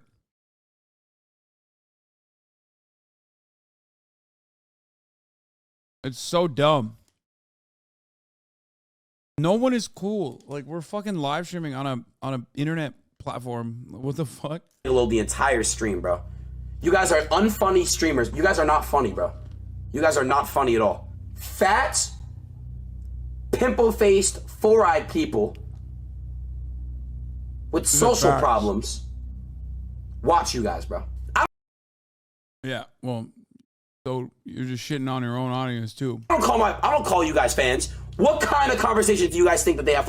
You guys think they just look at each other and say poggers? Omegalo, shove an Omegalo in my ass. Like, they're weird, bro. They're weird. Followed by a tweet that Adin sent to Ludwig. You really are sad for coming at me and my community. L nerd, go play your violin. Band geek. From there, Adin's audience went and attacked Ludwig, sending death threats to him and his girlfriend, I'm wearing my t-shirt right here. What the fuck? QT Cinderella. This beef was really silly and definitely overblown. It was solved very quickly when Adin and Ludwig both apologized to each other, but it set the standard of how powerful Adin's audience is, that he could militarize and accelerate his audience to defend him in any beef. But one day, they would eventually turn on him. In the meantime, Adin was making an insane amount of money, specifically from gambling. His top sponsor was a company called Roobet, an online crypto casino that was paying him at least $1 million per month, according to a private conversation that Adin leaked himself. So the sponsor, they pay me to play on their website, right? And then they pay me an amount to gamble with.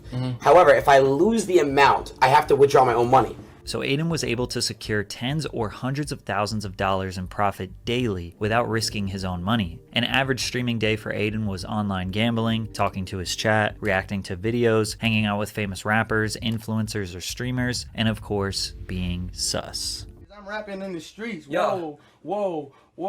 In the streets. Whoa. Batter beat his meat. No. Wait, no. Not golden. No. No. Not golden.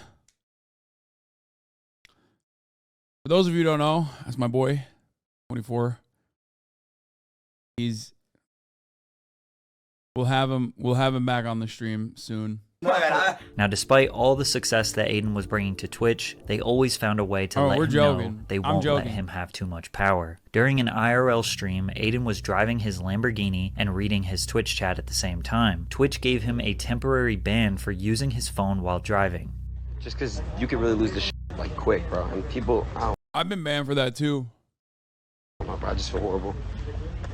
I just fucked up, bro. I fucked up. I got banned on Twitch, guys. I didn't get anything back yet. I think it's a permanent ban. I'm gonna appeal it. I was 100% in the wrong though. I was at a red stoplight and I was reading Twitch chat off my phone. Adin realized that his career, his relevance, his freedom was always going to be at the mercy of Twitch and following their rules, something that he would ultimately grow tired of. As you can imagine, streaming for 5 to 8 hours per day can be extremely repetitive, and having over 100,000 live viewers. I was banned. I wasn't even reading fucking Twitch chat. I was banned for hiding my phone, like picking up my phone and putting it on my lap while I was driving when the car was in park. Like, Twitch is so... The reason why I'm mentioning it is because my car was literally in park. Like, it was still running, but it was in park at a fucking red light. And I wanted to make sure that, like, the camera didn't show where I live, so I don't get fucking doxxed.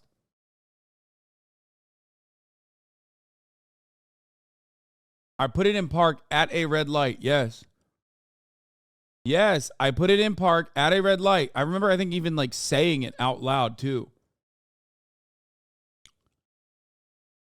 I wonder if we can find the video of it. Were you driving your 700K Porsche when you got banned? No, I was driving my Toyota Corolla. This is way before I was popping. Jake and Bake got banned for being on his phone on a closed racetrack. Yeah, it's just like,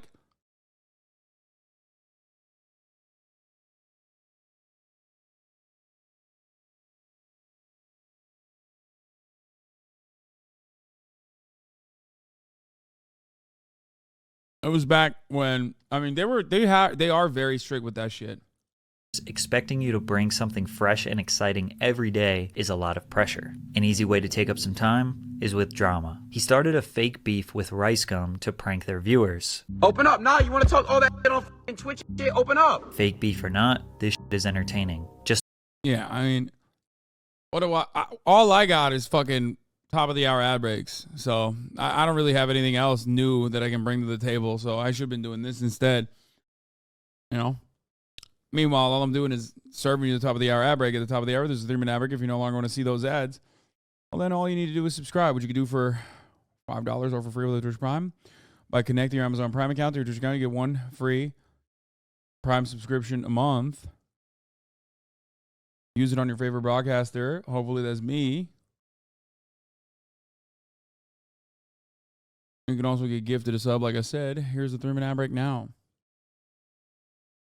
Florida Peacocks, thank you for the 5. Get the subs. Allowing 5 people to no longer see the ads at the top of the hour. a week after this, Adin played another prank on his viewers. He did an IRL stream where he met up with his fans, and the cops were called due to how much chaos there was on Melrose in Los Angeles. Adin and his team set up a fake arrest to fool his viewers, but the next day he let everybody know that it was just a prank. His fans were not happy. He's just starting to fake everything now, when the initial reason why people were drawn to him was because he was genuine. Adin's focus has shifted from being a Twitch streamer to being this viral internet sensation. The whole Human Jerky, thank you for the 5. Get the subs. whole point of Twitch is that it's raw and organic, but he's bringing this weird YouTube element to it. If this is really the direction he wants to go for money and attention, so be it, but he has to learn to embrace the hate that comes with it. His viewers were possibly overreacting. A few fake pranks and they are ready to just write him off. I mentioned this to show how fickle an audience can be with live streaming. Because they spend hours of their time watching you, they develop an understanding of who they think you are. You do one thing they don't like, they immediately criticize and say you are changing for the worse. Balancing this and Twitch's strict rules was eventually going to give. But Adin went back to a very classic style of content for him, e-dates. In these streams, Adin... Marshall Packer, thank you for the 5. Get the subs. Why is this video so melodramatic? I don't know. This is Patrick CC's style. At least no one does that to HasanAbi VOD. Yeah, no one famously will literally fucking go, I've been watching you for the past 10 years and you've been advocating for literally every single marginalized community. You've actually personally changed my mind. But today's the day I've realized that you are actually a white supremacist, transphobic, misogynistic person all along, actually. Because I misunderstood something that you said because someone else on Twitter, called you a racist. Literally, like, today's the day.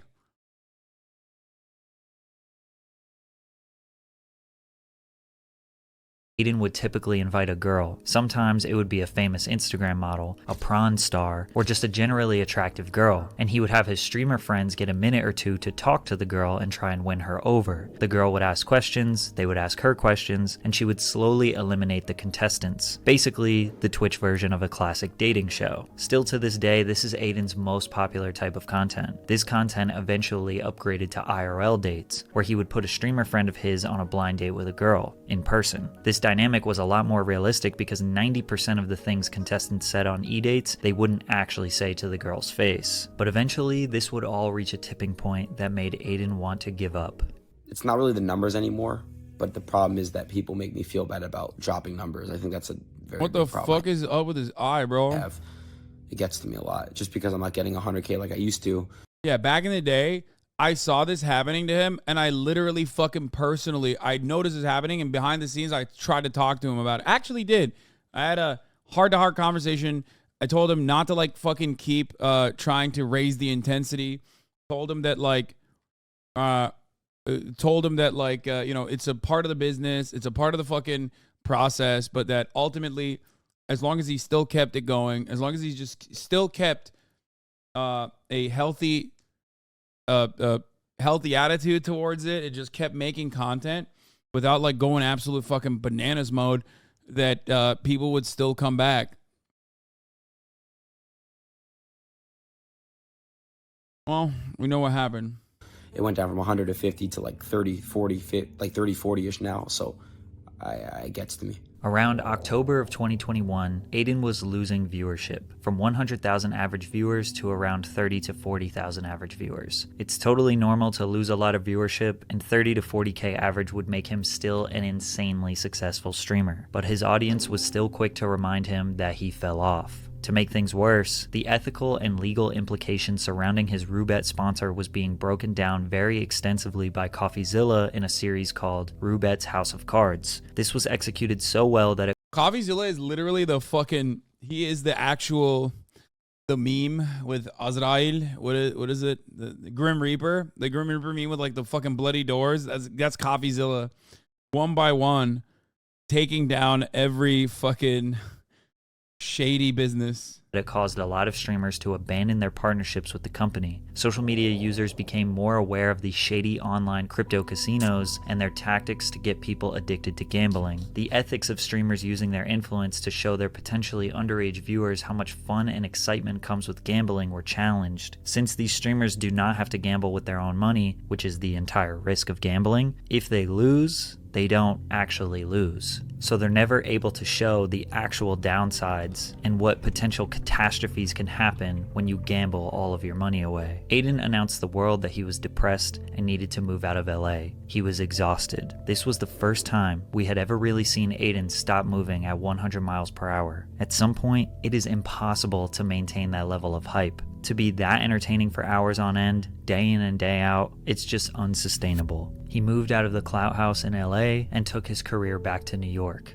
He took a very short 10-day break from streaming before he realized that he cannot give up. He came back with a bang. His first stream back was a live stream with Lil Uzi Vert, who was easily the most famous rapper he had ever streamed with. With a fresh mindset and another huge milestone, he was ready to grind again. He also got a brand new crypto casino sponsorship with Stake, so gambling was a regular program for him again. Also, the E-dates were back, even though one of them was about to take an unexpected turn for the worse. Adin invited iShowSpeed to do an E-date with Ash Cash, who was the celebrity guest for the evening, but Speed took things too far. Basically, Speed threatened to R-word Ash Cash, and I would play the clip so you can see the context, but Speed likes to illegally copyright strike any video that has him featured in it. This got Speed permanently banned on Twitch, while he was just a guest on Adin's stream. This controversy was huge, but it was pretty clear that Adin was not at fault here. Even though a lot of people put the blame on him, Speed's actions didn't fully represent how the E-dates normally work. All this did was bring more attention to Adin's streams and made the E-dates even more popular. Most streamers benefit from controversy. People get really angry, flood them with casual viewers, and then forget about it a week later. It's the sweet spot of being controversial but not pissing off the masses, and more importantly Twitch, where Adin was constantly balancing, and he's damn good at it. He knows exactly where to be edgy, where he can make it seem like he has no filter to excite his audience. I just turned this motherfucker gay. He likes sucking. Nah, bro, you're not even 2 bars in. I'm saying you. He knows when to act dumb so his audience can bully him. Georgia. I saw the Big A clip. Sorry, I was looking at something. Really angry, flood them with casual viewers, and then forget about it a week later. I don't think that this is It's the sweet spot of being controversial but not pissing off the masses, and more importantly Twitch, where Adin was constantly balancing, and he's damn good at it. He knows exactly where to be edgy, where he can make it seem like he has no filter to excite his audience. Big A is not a good example because, like, one, actually, like, an otherwise decent person, even though what he did was really fucked up, and is, like, actually fucking straight up did get canceled, actually is now trying to make amends as much as possible. And even then he's like, I mean, he's actually putting a fuckload of work as far as I understand, but like, even then it doesn't matter because he's not like popping off, you know what I mean, in a similar way. Fuck it. I would be a better example of this, I think. You could say that about me, and it would be a better example, like controversies, drama that ends up benefiting my bottom line, I guess, or benefiting my stream. It fucking ruins my brain because I actually have a moral compass, and it makes me very sad when I see so many people be like, dude, you are literally a racist misogynist. But ultimately, it does end up, it does end up translating to more viewers. I just turned this motherfucker gay. He likes sucking. Nah, bro, you're not even 2 bars in. I'm saying bro. He knows when to act dumb so his audience can bully him. A long time. And that. I gotta be fucking tripping. Is this maybe years ago? How is Atlanta all the way over here? And he is an absolute mastermind when it comes to virality. However, one of his beefs, he almost took it too far. That was with the rapper NBA Youngboy, which started when a Youngboy fan page liked a photo that Adin's girlfriend Pammy posted. Adin didn't believe it was real. He spent 2 minutes in straight silence staring at this, wondering why NBA Youngboy could be potentially romanticizing his girlfriend. His audience convinced him that it was real, even though it wasn't. So Adin conducted a master plan that involved setting up one of his friends with NBA Youngboy's ex, Jania. While Jania was on an Instagram Live, Adin requested to join and asked if his friend Paryeet could spit some game to her. A bunch of people screen recorded the videos and posted them online saying that Adin was flirting with Youngboy's ex. So Youngboy decided to make a lethal threat to Adin in a song the same day.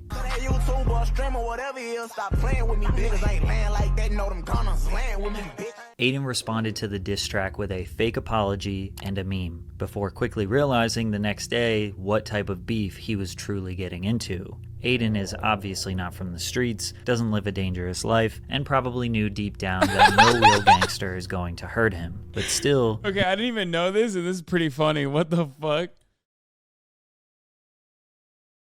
Still offbeat, but hey. Even when he's making quote-unquote lethal threat.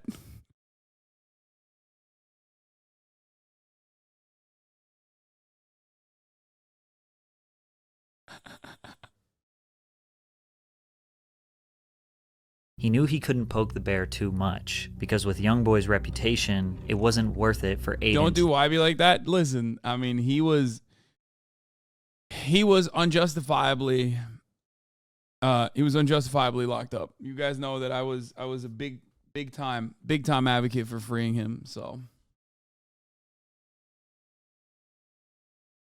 Youngboy's BR, people them bumpkin do not play. To take any chances, and eventually he apologized and stopped trolling the rapper. It was either this beef that went too far, or just him feeling generally exhausted again. But around the end of 2021 and beginning of 2022, Adin slowed down a bit. Every month in 2022, his views just kept dropping. Even though he was streaming pretty consistently, sticking to his gambling, reactions, and e-dates, he wasn't doing any viral stunts nor getting into unnecessary controversy, just satisfying his fans and chillin' like every other streamer. Despite his more relaxed approach to Twitch, in April of 2022, he found himself in another big controversy. Adin was becoming a victim of DDoS attacks. These attacks can occur when a hacker gets his IP address, either by knowing where he lives in real life, or potentially if Adin leaked that information, then the hackers have the ability to overload his internet so much that his stream lags and makes him unable to stream. Adin was trying to fulfill his online gambling requirements one day when a hacker kept taking down his stream. Out of frustration, he called one of his friends, Your Rage, who is another very popular Twitch streamer. Adin didn't realize Rage was live when he said this. He did you again? He got you again? Yes, bro. Like, this kid's a Oh! Yo! I censored the word, but he said the homophobic F slur. Adin was not making fun of a gay person. He was... It's kind of funny because, like, I think he just says that openly now all the time, right? Like, so now we live in the future now, so he doesn't even like restrict himself in any capacity, and he's just like, isn't he just like letting it loose like pretty regularly? He was angry at someone who was hacking him, but the context did not matter, and Adin was... Why would the context of that matter? What the fuck? He just said a slur. Like, what? Yo, is Patrick crazy? I don't understand. Like, what do you mean? Okay, let's do that again. If he said the N-word, for example, in a fucking private phone conversation, like, but he wasn't saying it about a black person. He was just simply saying it about someone who had upset him. Like, the context doesn't matter in that regard, right? I mean, that's like, am I crazy?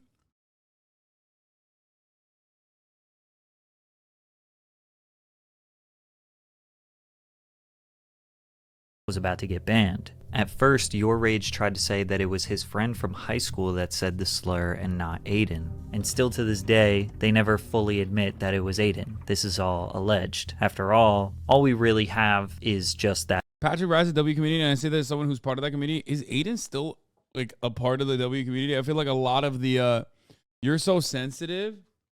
Yeah, man, I know. It's pretty fucking weird that I'm such a sensitive guy.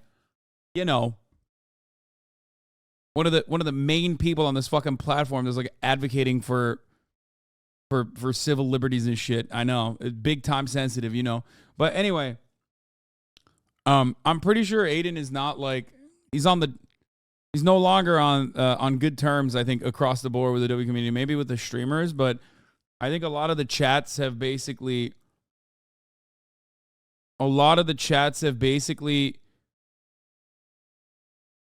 shitting on him. They started shitting on him a lot. What is this? YRG just said yesterday that he isn't friends with Adin anymore because YRG started criticizing him. Yeah, I mean, he's in a situation where like his chat is just 4chan now. Yeah, exactly. He just completely leaned into like edgy shit. He completely leaned into edgy shit.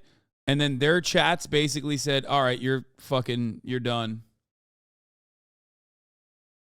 That audio, but there isn't a real reason to believe it wasn't Adin. And after the clip was blown up on Twitter by Jake Love. Isn't freedom of speech a civil liberty? Brother, what the fuck are we doing? Is this motherfucking 2014? What do you mean? Dog, listen to me, okay? If you get banned for saying a slur, which by the way, I got banned for saying cracker, you fucking idiot. Like, what do you mean? Which is not even a fucking slur. It's like indefensible to take action on that. Meanwhile, this dude, I mean, he dropped the F-bomb. Like, yeah, that's a justifiable ban. Like, what the fuck are you talking about?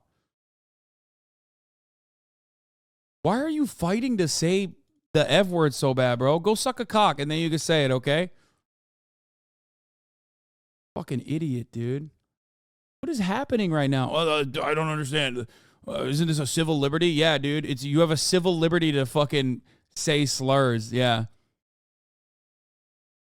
What is happening to the internet? What the fuck is happening?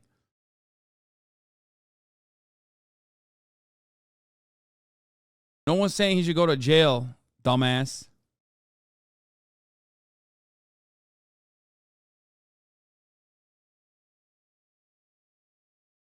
I'm not even saying like contextually it's like completely inappropriate. Because in that situation, he's very clearly using it as a slur. And yes, a private company understandably is going to be like, I don't want to be associated with this, at least for the duration.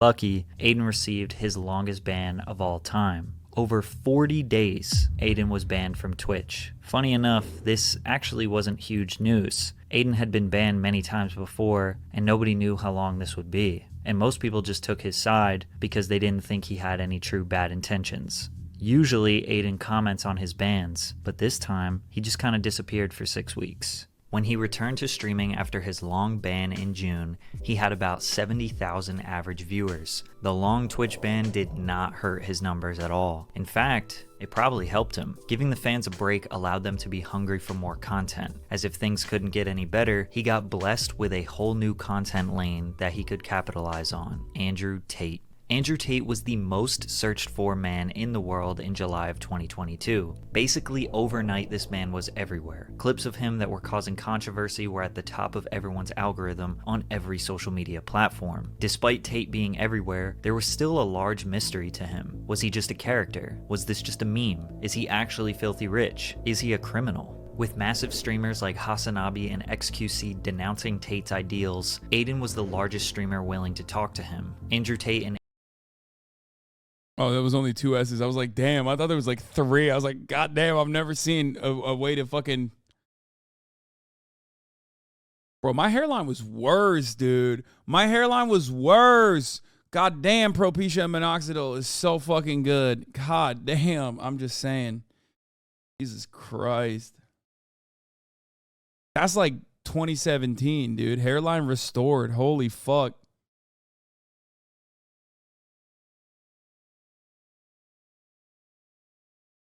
It didn't regrow, just stopped progressing.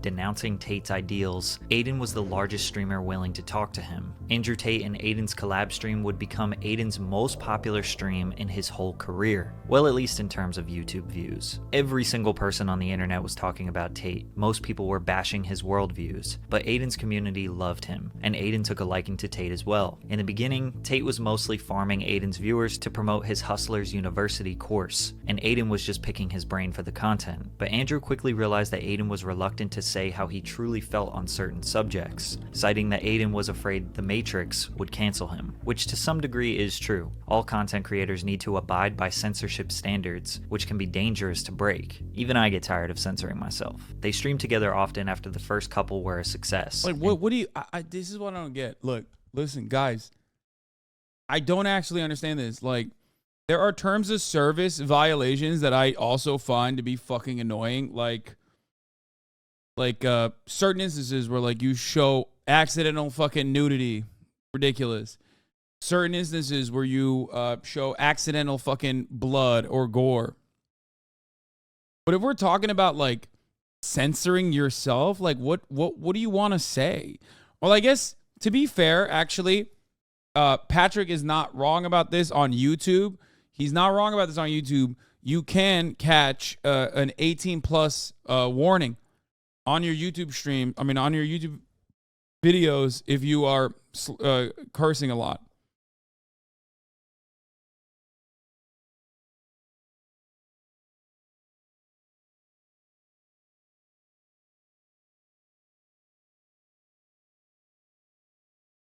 I'm pretty sure he's walking about having to say dumb shit like R word and SA. Yeah, like stuff like that too.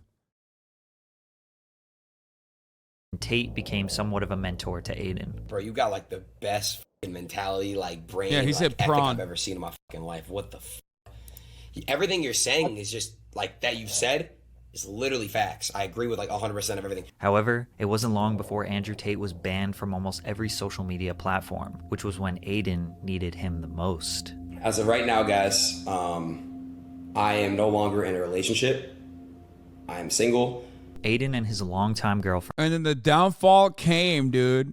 Pammy broke up. This affected him tremendously, and he didn't talk about the details too much publicly, but just said they decided to go their separate ways. Immediately after, he started doing e-dates where he was the one that a bunch of women were trying to get a date with. Every day, he had OnlyFans models and women fawning over him to boost his ego. His fans loved it, and they saw a new spark in Adin. Single Adin's content is 10 times better, not even just for the content with girls, but he just seems more energetic and fun in general. Pammy was really holding Adin back. It's crazy how great his content is again. However, Lil Uzi Vert disagreed. He thought Adin should get his girl back.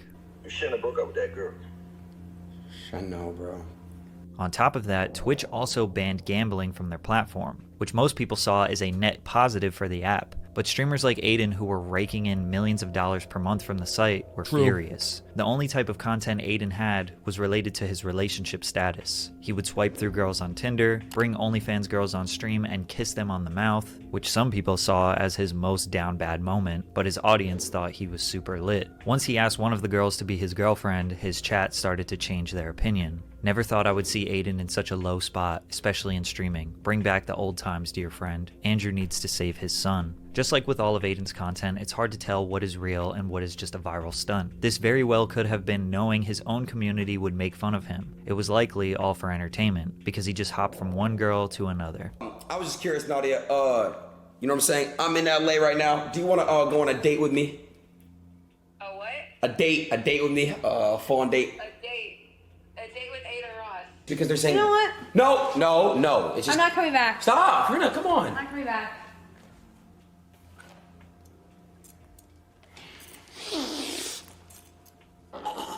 However, something that was very real was his ex-girlfriend starting an OnlyFans, which obviously bothered him. It kind of seemed like they were both battling to make each other jealous. Adin's fans were saying that she hit rock bottom, but they were just trying to protect Adin's feelings, because I'm sure he wasn't excited about her new career. And just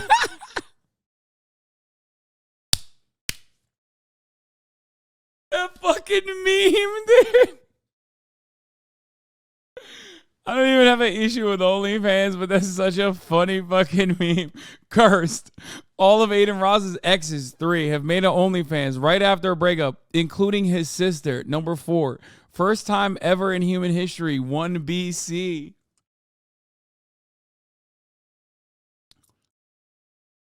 That's, Jesus Christ. Adin's community, as is the case with every streamer, including sometimes mine, is funnier than the streamer himself.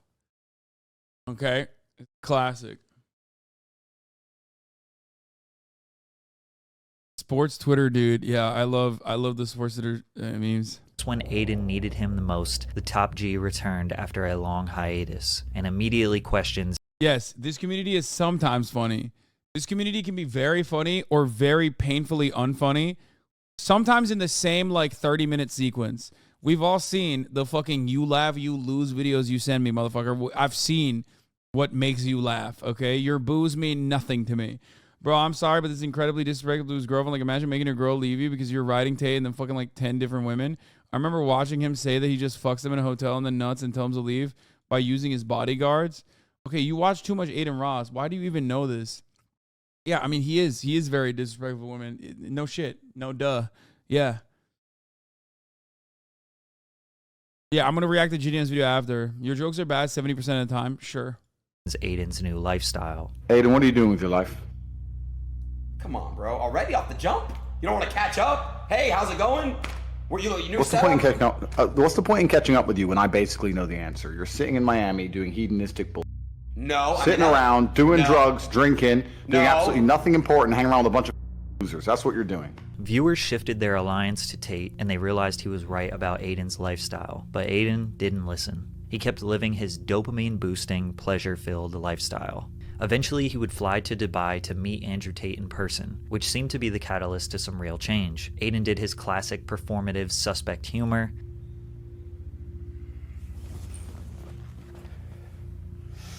Yeah, this is like the Karina thing is like cringe, whatever, but like that right there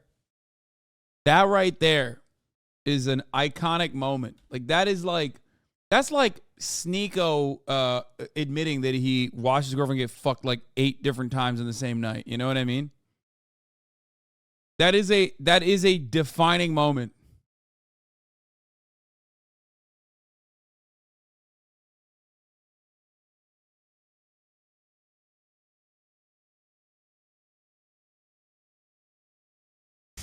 But Tate convinced Adin to get into shape and try to make better life choices. He came back to the USA on a mission, now turning his body transformation into content. They made a deal that if Tate could do 150 push-ups in 5 minutes, Adin had to shave his head bald. Then after Andrew did it with ease, Adin asked for redemption. If he did 30 push-ups in a row, he could keep his hair. These were the push-ups. Come on. 6, come on. 7. Can't even do 30 push-ups in a row? That is insane.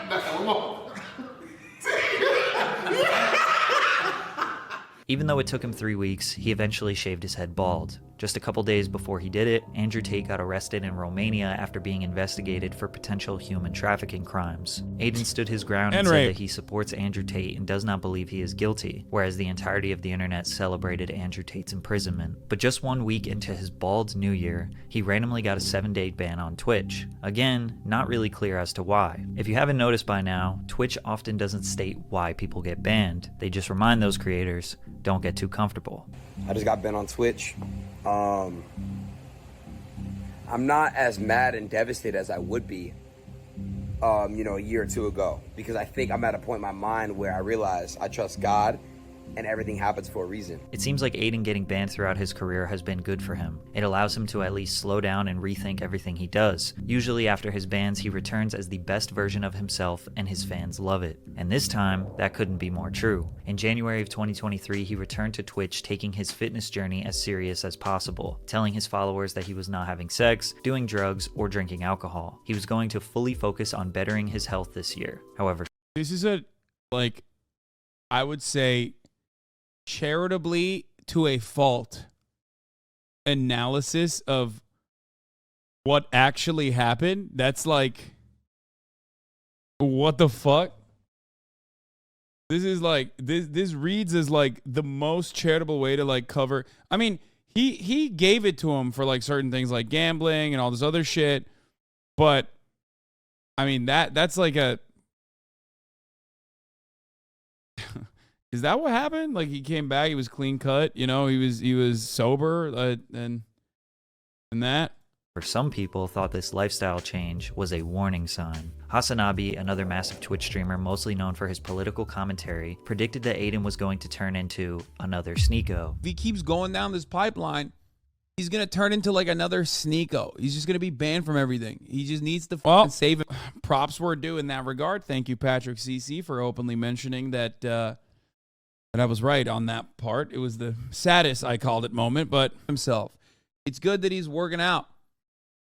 It's good that he's like bettering himself. These are concepts that I'm on board with, but this like no-fap, weird right-wing shit is not good. Hasan clearly believes that working out and pushing a positive and healthy lifestyle is good, but he predicted that Adin would take it too far, that this red pill nonsense typically leads young men to spiral into far right-wing belief systems that he thinks are generally bad. This was definitely an aggressive take, and was probably based on the fact that Andrew Tate was Adin's mentor.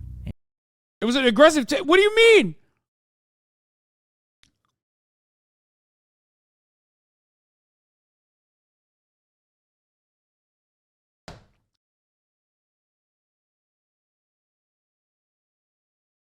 I was right. What the fuck? In fact, Tate announced that Adin will be one of his 5 allowed visitors to prison. However, Adin disappeared. I basically got a call. I'm not gonna say specifically who it was, but you know who you are. And you basically said, hey man, if you keep doing controversial stuff and you keep saying certain things and you keep basically, you know, promoting certain things on your stream, we're gonna have to take you down indefinitely. Adin believes that his new lifestyle choices were the reason that Twitch was trying to silence him. It seemed like Twitch was okay with promoting gambling, alcohol consumption, prawn addiction, and a degenerative lifestyle. But when he tried to better himself and convince his audience to improve their mental and physical health, which is promoting, well, first of all, like, that got banned. Like Twitch was okay with promoting gambling, alcohol consumption. And yeah, no, Twitch, just like every other fucking media outlet on the planet, is okay with alcohol consumption and the promotion of alcohol consumption, which is even okay with gambling, let's be real. I mean, as long as they got enough money and they're legit enough, you know what I mean? It's unfortunate, but that is the reality. Prawn addiction is like ridiculous, though, from hot tub streamers. His fans still think you were the guy that called him? What do you mean? Called who?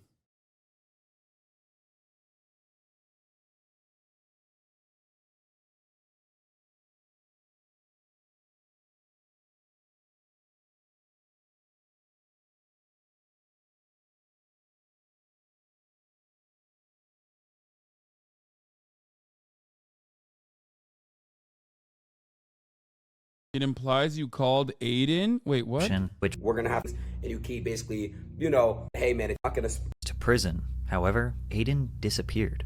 I basically got a call. I'm not gonna say specifically who it was, but you know who you are.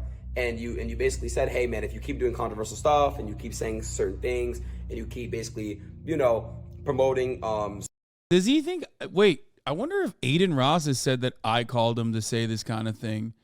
Because like, when I have had conversations with him about this particular matter, yes, I've been like, bro, stop fucking around. Stop saying some dumb shit. Like, you're going to get fucking banned. You're going to get in trouble. But I think he means like a Twitch person, right? Because I have no fucking power with Twitch. And I don't think I've ever had this conversation with him beyond the calls that I had. in many instances when he was like supposed to have Nick Fuentes and Kanye West on.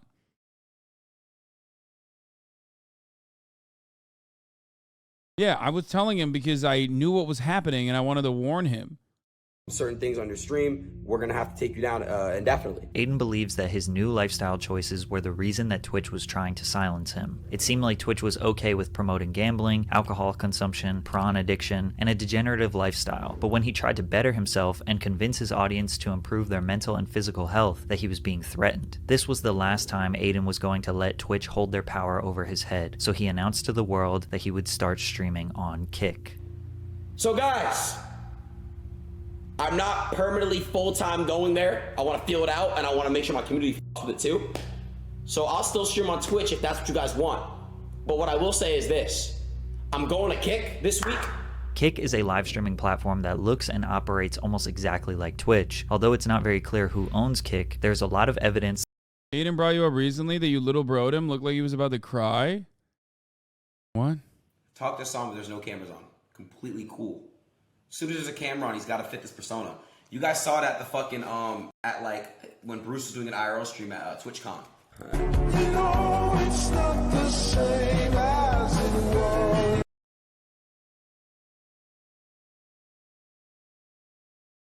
I don't understand. Bro, I've been pretty open about how I've talked to Adin in private and in public. Every content creator does that? No, like, if hold on. I don't know if there's TOS in here. I gotta look. Because it's Adin's Discord, so there might be some fucked up shit in here. Okay, there is no TOS.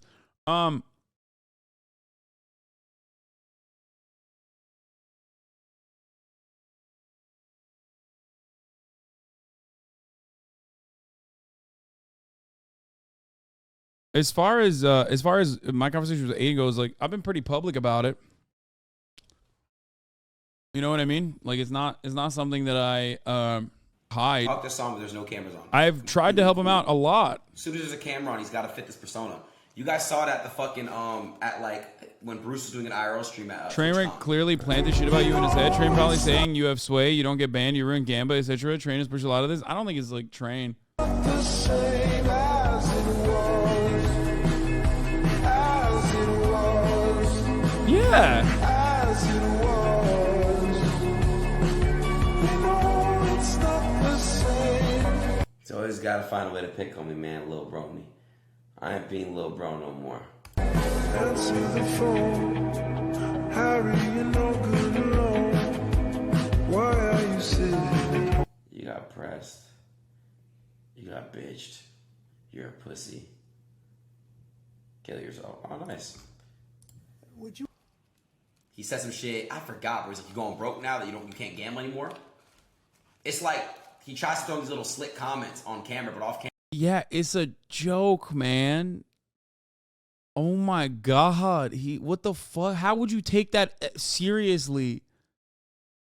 Jesus fucking Christ, dude. He is like, yeah. I tweeted that out. Yeah. Yeah, I sent him a job application because he's not making $30 million a month. He's only making like fucking 4 or some shit. Camera, he's a completely different person. It's crazy. You're not teaching your. It's so odd that people say, well, I mean, not really many people say this, but go ask any other streamer. They will not say this at all. Like, I am very much the exact same person that I am off camera as I am on camera. Audience authenticity, bro. Sell your crib. You have a $5 million crib. You only need 2 bedrooms max. Sell your crib and get a 2-bedroom, bro, and I'll respect you. And I'll take back everything I said. Stop spamming ads as well. Because that's how, literally. That's how you know. But, yeah.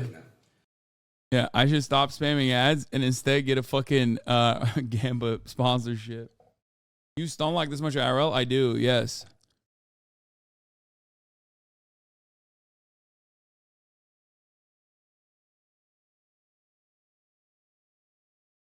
You look at his actual dad, he thinks he's let him down when the stepdad steps up to brainwash him for money. Not really. It's not even that much. Like, I didn't.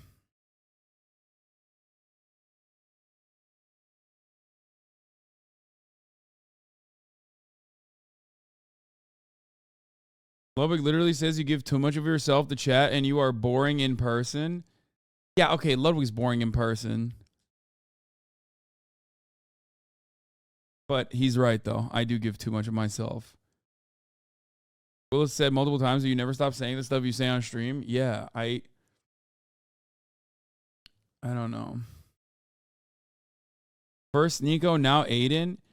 Dude, listen.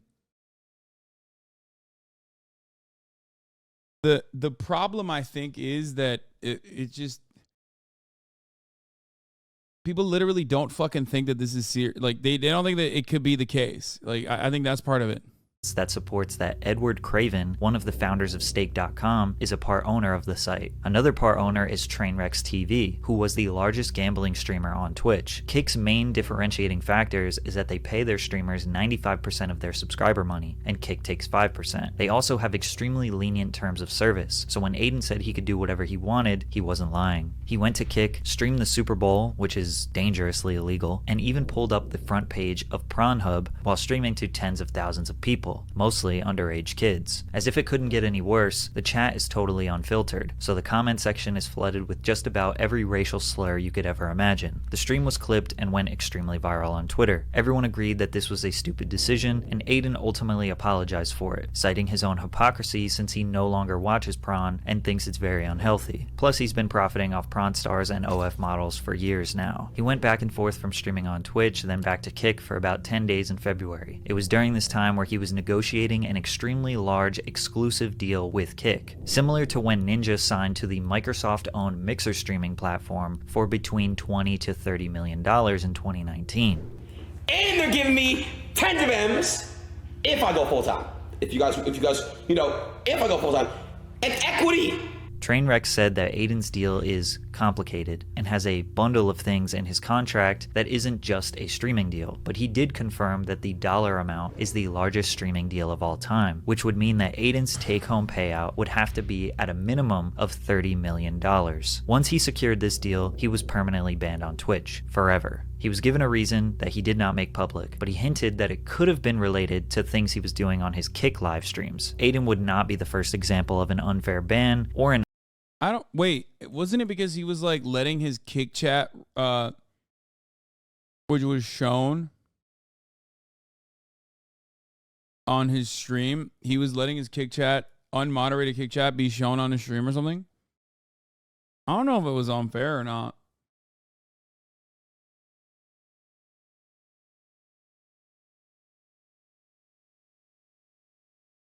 I mean, literally, I don't know if he knows this or not, because this wasn't really like covered all that much, but I'm pretty sure they said that it was because he was showing his unmoderated unmoderated Kick chat on Twitch, which had like a fuckload of anti-Semitic spam, swastikas, the N-word, all of that. Like it was just like the manifestation of 4chan, I think, pretty much like poll.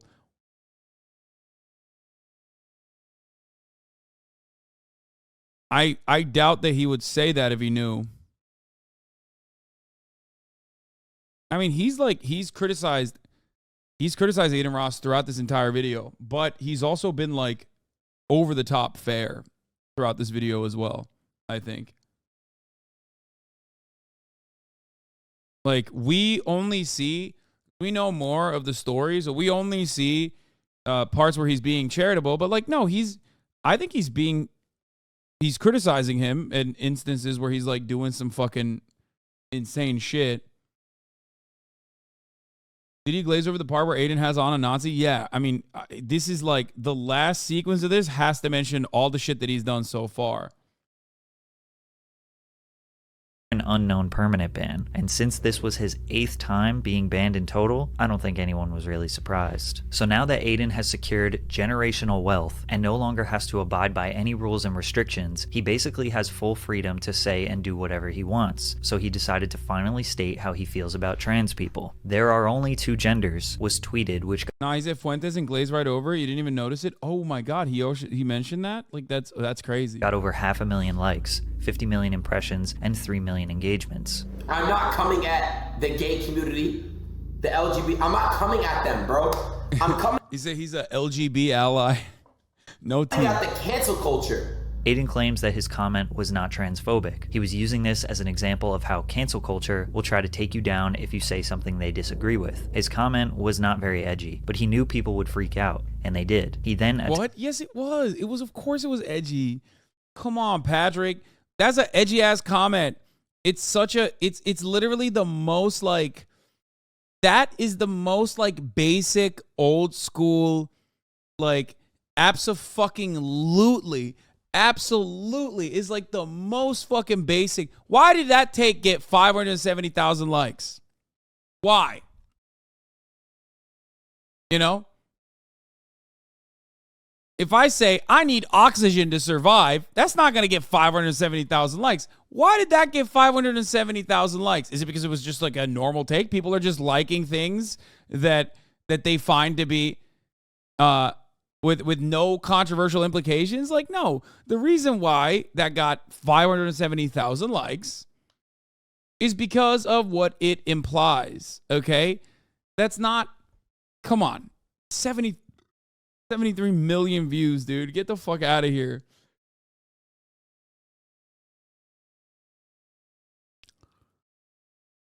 No, that got that much fucking movement because people love using that as a rallying cry to be transphobic. That's it. Everybody understands that. I don't know why we dance around it. And I don't know why my perspective was aggressive when I said Adin is going down this right-wing pipeline. When it, like, literally you're describing that he's going down the right-wing pipeline here. I don't know how that was aggressive, but this is like a normal take. I don't think this is a normal take. I'll be honest. I like Patrick's videos. But I don't think I don't agree with this.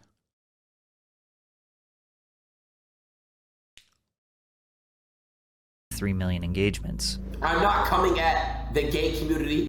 Adin tried to take you down if you say something they disagree with. His comment was not very edgy, but he knew people would freak out, and they did. He then attacked other. If you tweeted the oxygen thing, you get 1,000 quotes saying stop it. Yes. If I said you need oxygen to breathe, or I need oxygen to survive, people will be like, I hope you don't have oxygen any longer. All those very same people would never in a million years say anything about Adin Ross because they know they can't do anything about Adin Ross. But they know I'll read that shit, and they know that, like, I'm ostensibly on their side, and I'll read it, and I'll feel upset. And also on top of that, you know, my fan base are dumb enough to get fucking duped by all of these people. Anyway, other streamers. And all you fucking streamers I'm gonna clap back and respond to. Stop this fucking cat, bro. You don't give a fuck. You are signed under Twitch contract. To which XQC replied the best. That's like going to a spot, like going to a church for people that are praying and be like, God isn't real. God, no gods are here, lol. What are you guys doing? Gods aren't there, lol. And then you say, am I wrong? Am I wrong though? It doesn't really make sense why Adin is doing political. I'm glad that XQC didn't respond to this aggressively and responded to it best.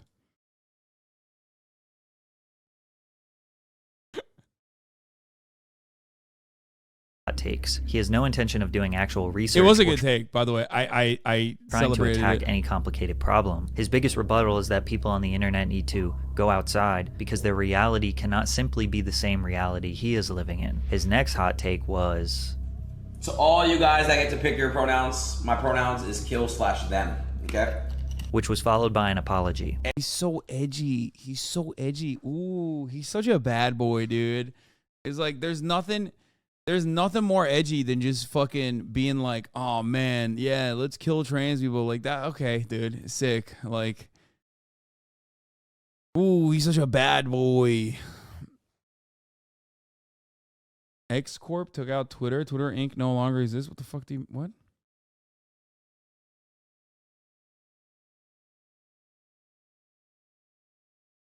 Yeah. He's too young to realize he's just copying 2015 edgy weirdos. I know. I feel like at this point, every child goes through this fucking phase when they're like, 14, 15, 16 years old. And they just go, ooh, like this will upset people in positions of power. So maybe I'll say that and I'll come across like I'm counterculture. Meanwhile, all they're doing is literally, like Ted Cruz has made this joke. All they're doing is copying their granddad. Okay? That's what you're doing. You're not doing anything edgy or new or meaningful. You're just like bullying random people that don't even know you fucking exist.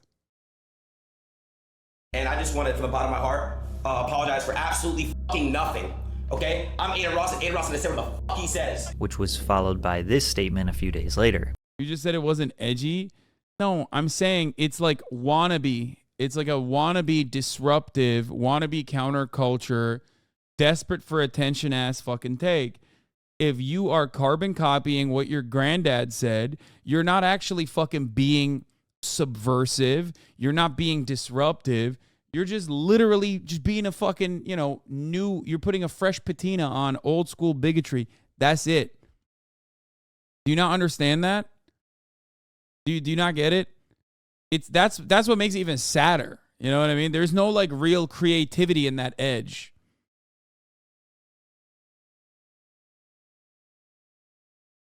And they repackage this shit up over and over again. Conservatives do. They try to do that.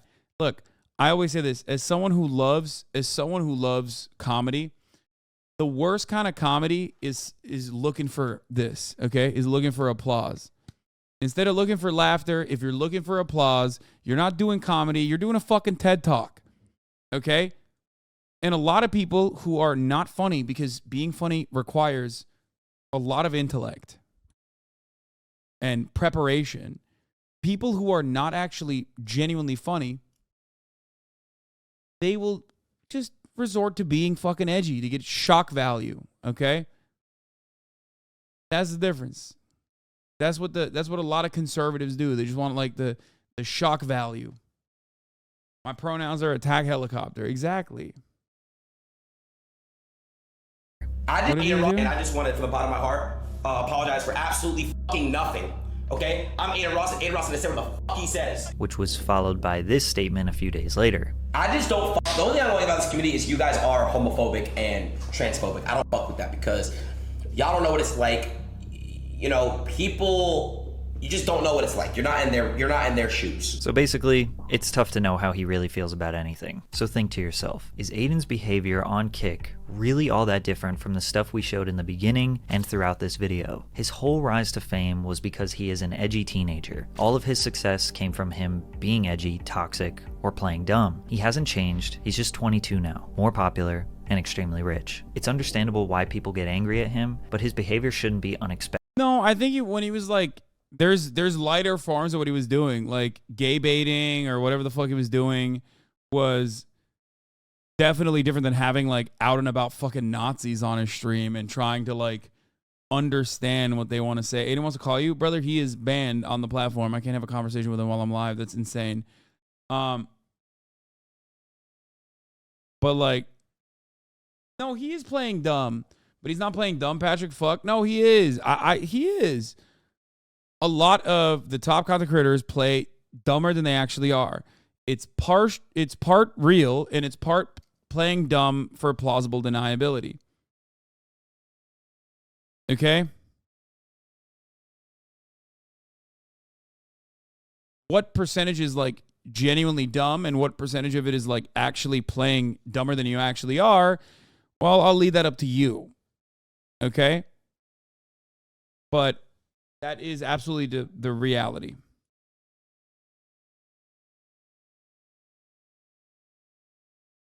XQC does it all the time. He does it all the fucking time.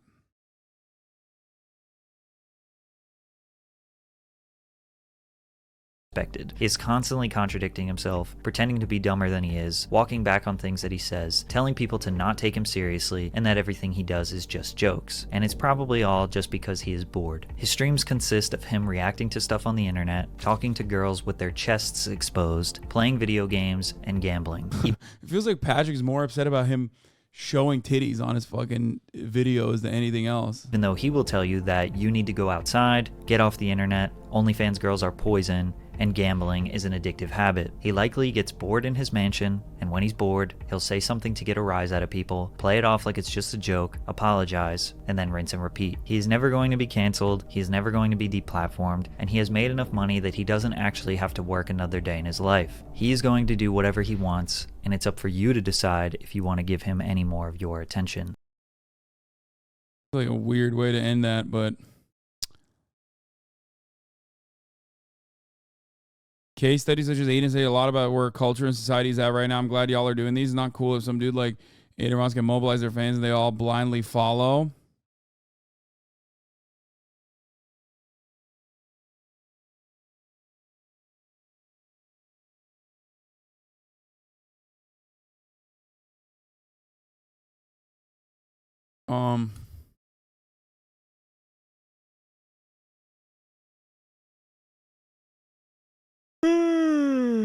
Never banned, he said. Was this released before Adin got banned? No. What is this? YouTube, what's good, bro? It's Adin. Hope everyone's been doing well. Hope everyone's been taking care of themselves. I'm here to open up to you guys about the title of the video. I'm just gonna get straight into it. I was on a binge drinking lean. If you guys don't know what that is, it's cough syrup. Do not do it. I'll talk more into it. I'll talk more about it later on, but I was addicted to that. And I fell off my journey a little bit. And I started doing things and arrogance started coming out of me, and I became a version of myself I wasn't familiar with and people around me weren't. And just when I was off it, just fevers and sweats and just became a really, really bad person, and stomach problems and constipation, just all sorts of crazy stuff, man. And what was he drinking? Pepto-Bismol, bro?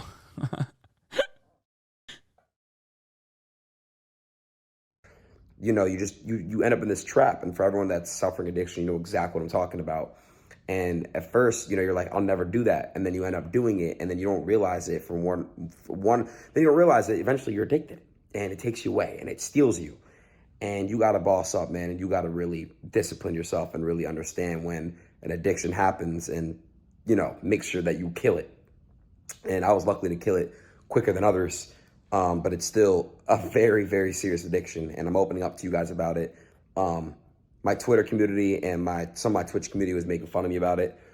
TikTok does, but I know my YouTube comment section, you guys have always been showing me love, and it's honestly just so positive over here, man. I just feel so comfortable speaking freely, right? But I fell off my weight journey, as I said, and I plan on getting right back in the gym, guys. You know, I spoke to Tristan and Andrew.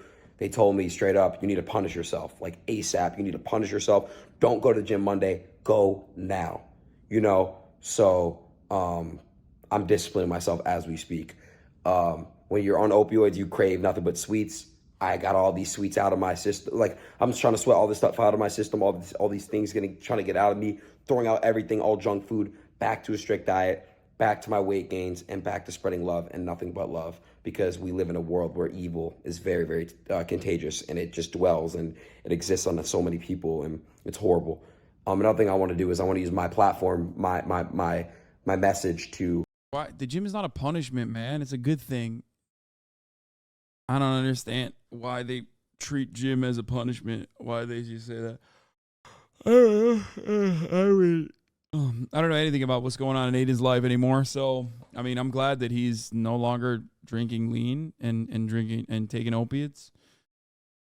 To really just let everyone know that you're not alone, man. And you know, this addiction stuff is real. I know. I can't watch Boy Boy. There's too much TOS. Okay, stop. Stop linking me, Boy Boy, saying Boy Boy question mark. Boy Boy, Boy Boy, Boy Boy, Boy Boy, Boy. There's too much fucking TOS. It's a 40-minute video about gun violence. Stop. Fucking 7 p.m. It's at the top of the fucking hour. There's a 3-minute ad break.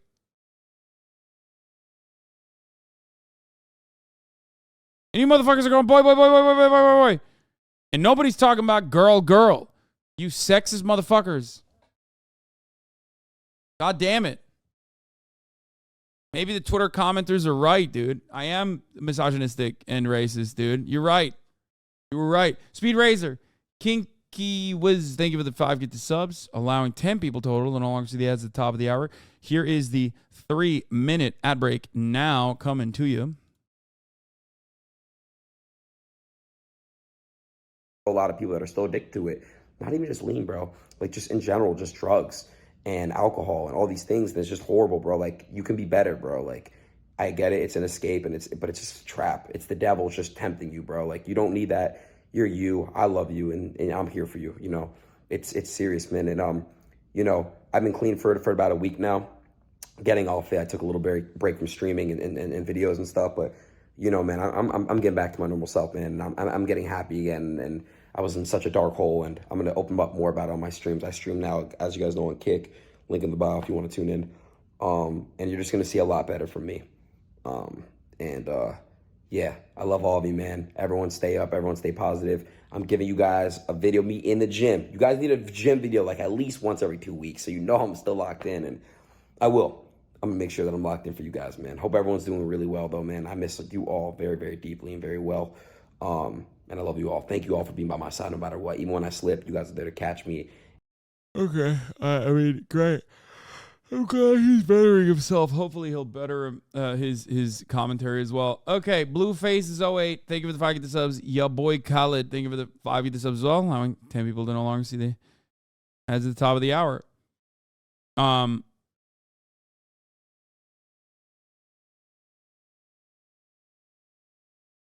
Lean is actually really addictive, and withdrawal often leads to right-wing cravings. That's crazy. JiDion came out with a new episode of The Menace Off. This time, Nico is going to give a TED Talk. This time, Nico's TED Talk is going to be an incest talk. It turns out, spoiler alert, we are going to watch it. Okay. Today's TED Talk is why incest should be legal. You guys just need to hear me out, all right? I'm going to go pee. I'm going to go pee while this plays real quick, but I'll be back. You're wondering, what the heck is going on right now? Well, this is a series where I've done some of the craziest things with the UK's biggest prankster, Nico Amalana. We are both putting each other through 4 unbearable situations to see who will go through or who will fold first. We're doing all this to answer the question, who is the biggest menace?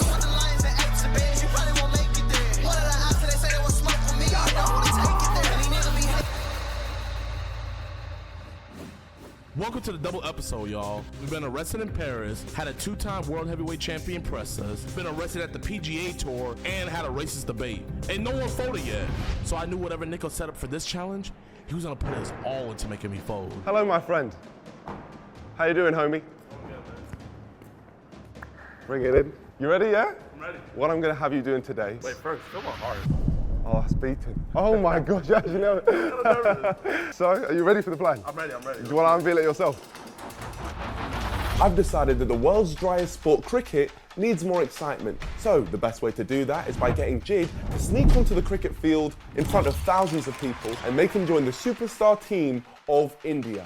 And from this moment on, he'll be remembered as Rahul JiDion, cricketing legend. I have to stick on the field. You got to stick on the field. Okay, yeah. This is inspired by a man called Javo69 who does this literally every single cricket match. So he sent us his uniform. I fucking hate you. Yeah. Listen now, Dijon. I'm gonna send you a signal when someone gets batted out. Okay. And then that's when you come in as the Indian batsman to say, oh, this is the double bonus. It's the double episode, the double header. The day. You got it in you, you look slightly Indian. I think I could pass for it. Yeah, you could definitely pass. Probably no one's gonna bat an eye. I'm gonna hit a home run, I'm gonna get signed. Yeah, and then I'll take 10%. Brody already has me breaking the law in another country that I don't know, and I could get deported. That's light work. I'm a fan of this. I think this series is good. I think the pranks are. Is JiDion pro Trump? No, shut up. He literally texted me about it because someone sent him a fucking clip.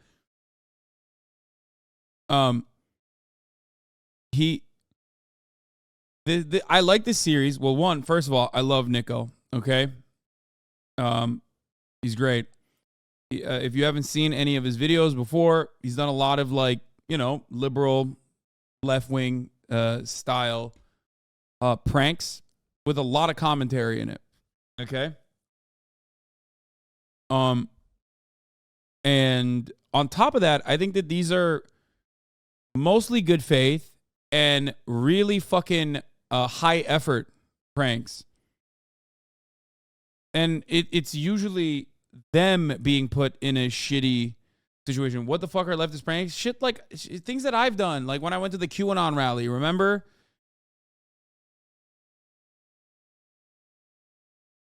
Like, remember when I went to the QAnon rally and I was like fucking talking to QAnon supporters? It's like you're centering yourself in the middle of the content rather than like some random onlookers for the most part. So we entered the stadium and I put Jid in the perfect spot to get on the field. All Jid had to do to make this a success was just stay under the radar until I gave him the signal. Woo! India! India! Nobody wants to hop. Hey, my man, representing. I'm the James Anderson of India. Just came over to show support, you know? Boo! Boo! So we're here at the stadium. We've got my good friend right here. Sorry, what's your name? Kusha. And you're supporting India? Yeah, I'm supporting India. Oh, okay. You're gonna get smoked. But I heard you got a good batsman. Yeah, I mean, we have got fun playing right now. So. Rahul JiDion. Sorry? JiDion, he's a good batsman of yours, right? Yeah, he's a good one. I'm looking forward to seeing him. We're in and we're good right now. Video saying that some security guards had clocked us already. I'm gonna go say what's up. Would you like that content if it was from a conservative? Considering that I watch a lot of that content coming from conservatives, I would say yes. But yeah, I am a leftist myself. HasanAbi only likes content for liberals. That's crazy. I am a leftist, yes. And therefore, I do agree with leftist values. And yes, I do think that there's a difference between that. Because the right-wing version of this is literally just like going up and what? Screaming the N-word? Or, wait, what was it? MAGA car in the hood prank, you know, shit like that. And a lot of that stuff is just like straight up stupid, you know, various forms of bigotry, things of that nature. But yeah, I don't think you can tell me that I don't fucking watch enough right-wing content. Most of my content is watching right-wing content. I often even say that right-wing content is better than liberals. Liberals don't know how to laugh. And don't know even how to fucking usually craft good jokes in general. So, I don't know. Right-wing content is always like, I'm a woman now. I wore a dress to the gym. That sort of shit. Y'all like the fit? Team India all day. You know, I'm just trying to look a little icy out here. Are you a vlogger or something? No, I'm not a vlogger. I actually make adult films. Oh, okay. The aim is to meet someone here and then just like make a film together, make love. Hello. Oh, wow. This is great timing. Nice to meet you guys. So they watch some of my content. Oh. Yeah. You like the cricket equivalent of Ted Lasso? I think I'm the cricket equivalent of Peyton Manning. I know how to read the field, big forehead. I'm white, or I identify as white, but I'm just Team India. Where are you from? Where am I from? Bangladesh. Yeah. India are going to lose to England today. You are a little boy. Well, you think you know cricket better than me? Is there ever people who like run on the pitch? Nah, they won't. That would be mental. If I'm like the guy who was pretending to be in the Indian team. What we were waiting for was for a batsman to get bowled out, so once he walked off, Jid would be able to walk on and take his place. Over here. I'm not gonna lie, I think I should be out there. Foreshadowing. Oh.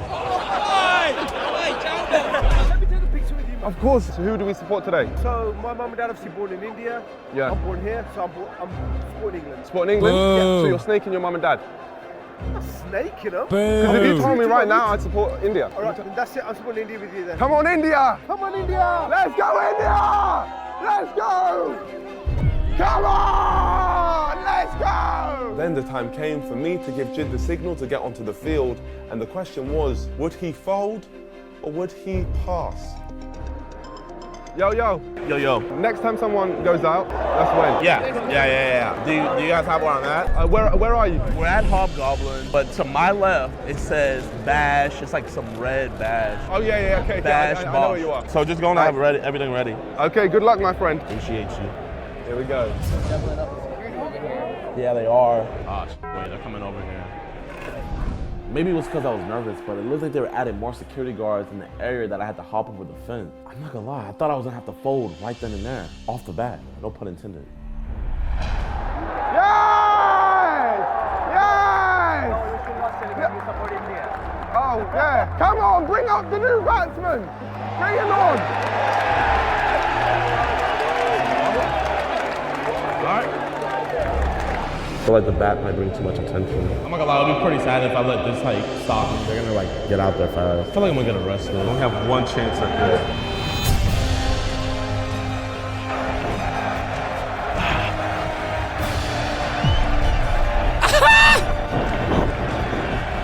Right when I hopped over, my feet touched the grass, I felt free. I was on the pitch with my Indian brothers. Nothing could stop me. I gotta help them out! Bring him back! We love you! Except for the cricket security team. India! India! The motherland! My bad. I can't believe it. I can't believe he did it. He did it. That's crazy. I couldn't believe it when I saw Jid running on the field in that way. Number one, he's very slow, but also I was very impressed at the fact Bro, that... okay, to be fair to JiDion, like, I don't even... Bro, he's got a fucking ass, dude, okay? He's carrying like 45 pounds of boulders in his pants that he's got to be fucking lugging around. It is literally dragging him, okay? Jid was willing to do that. I didn't know he had that in his locker, and seeing him running on the field, it really impressed me. You don't have to hurt my arm. You kind of hurt my arm. I'm not gonna do nothing, bro. You kind of hurt my arm. I'm not gonna run away. I gotta do it for India. Being real with you, my friend, that was my friend who went on the pitch. Good. Yeah, I actually told him to do that. They're gonna ban him on the pitch now, Hypocrite? right? Why? So he's probably in prison. No. Hopefully. It's a bit silly, isn't it? I thought it was like baseball in America. You thought it was like baseball in America? Yeah, we always run out on when they said anyone encroaching on the pitch gets arrested. Nico never relayed to me that I was gonna get arrested. I mean, I thought I was just gonna get kicked out of there. There I was, getting interrogated by English police. But the only thing that boosted my morale was hearing the crowd chant, Jarvo, Jarvo. Look at them, screaming a man's name that's not even mine, just like my ex. Gotta love it. Can you put my hat up? I can't really see. There you go. Thank you. No one said that to me. It's also a criminal offence. You are going to be arrested. Yes, sir. Stop! Stop! We need you guys to hit that like button right now and subscribe to my channel for a chance to win a custom PS5. Okay, now you can go back. A few minutes earlier, we were talking about that and if someone's going to end up... Sneako's rubbing off on him. It's almost like it was planned. Jid, unfortunately, got taken away by security, and just like that, my real plan came into fruition. Get Jid arrested so I don't have to compete in this... Wait, what the fuck? I just got a call that I have a warrant. What? Got a warrant for my arrest in Houston. He said, don't go to Houston ever again. That's where I live. What the fuck happened?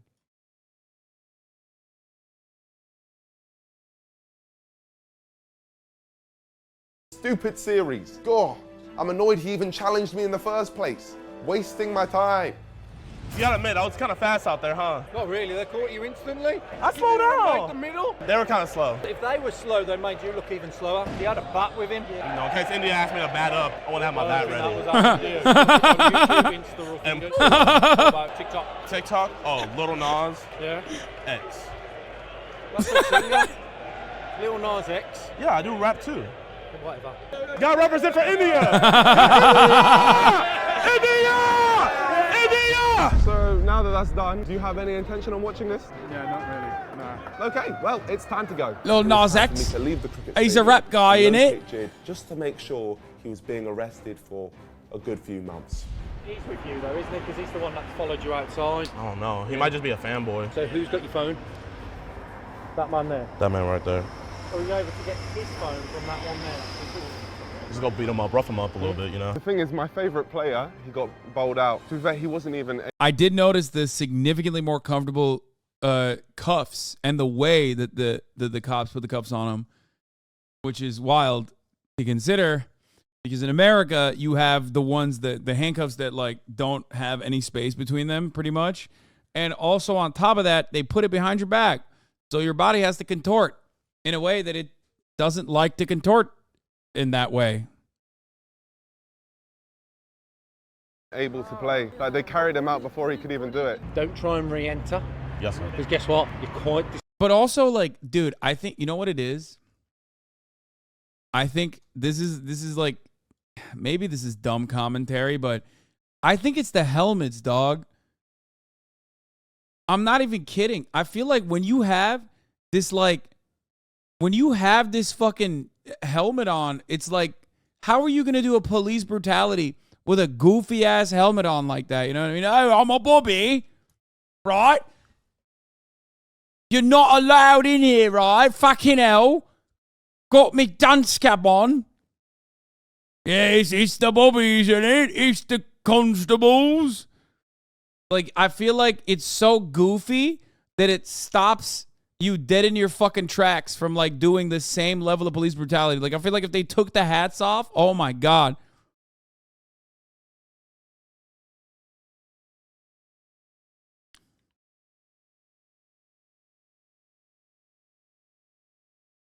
For reference, this is how the police operate in a civilized yet still slightly racist country. Yeah.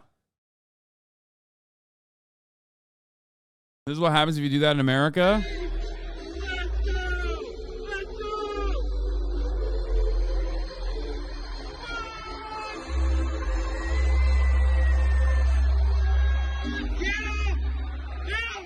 Oh! God damn! Woo! He just plowed him. That's wild. See? No helmet. No helmet. My point stands, okay? No helmet. He decked him, dude. He gave him CTE.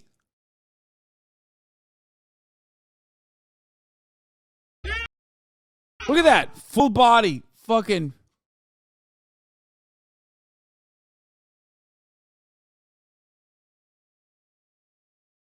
Deserve for being a Dodgers fan?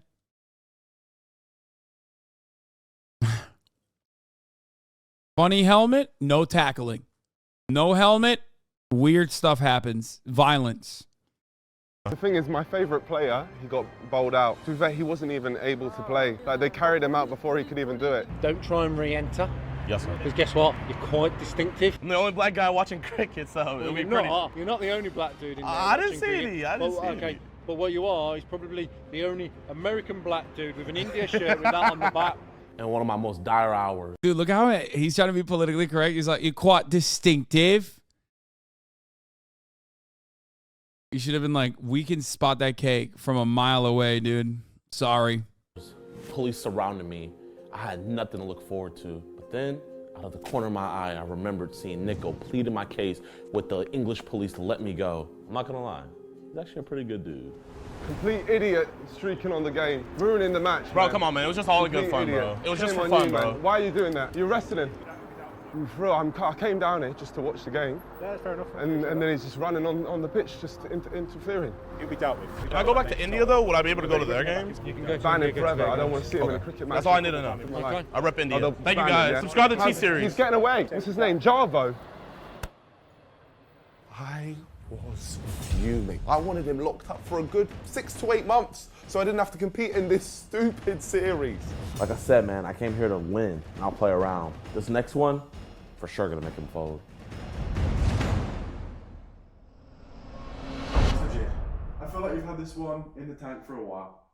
You see, this one means a lot to me because I visualized it perfectly. Nico, he likes to put people in awkward situations. So I'm gonna take a page out of his own book and put him in an awkward situation. I had him meet me at a random street in LA, and the plan was in motion.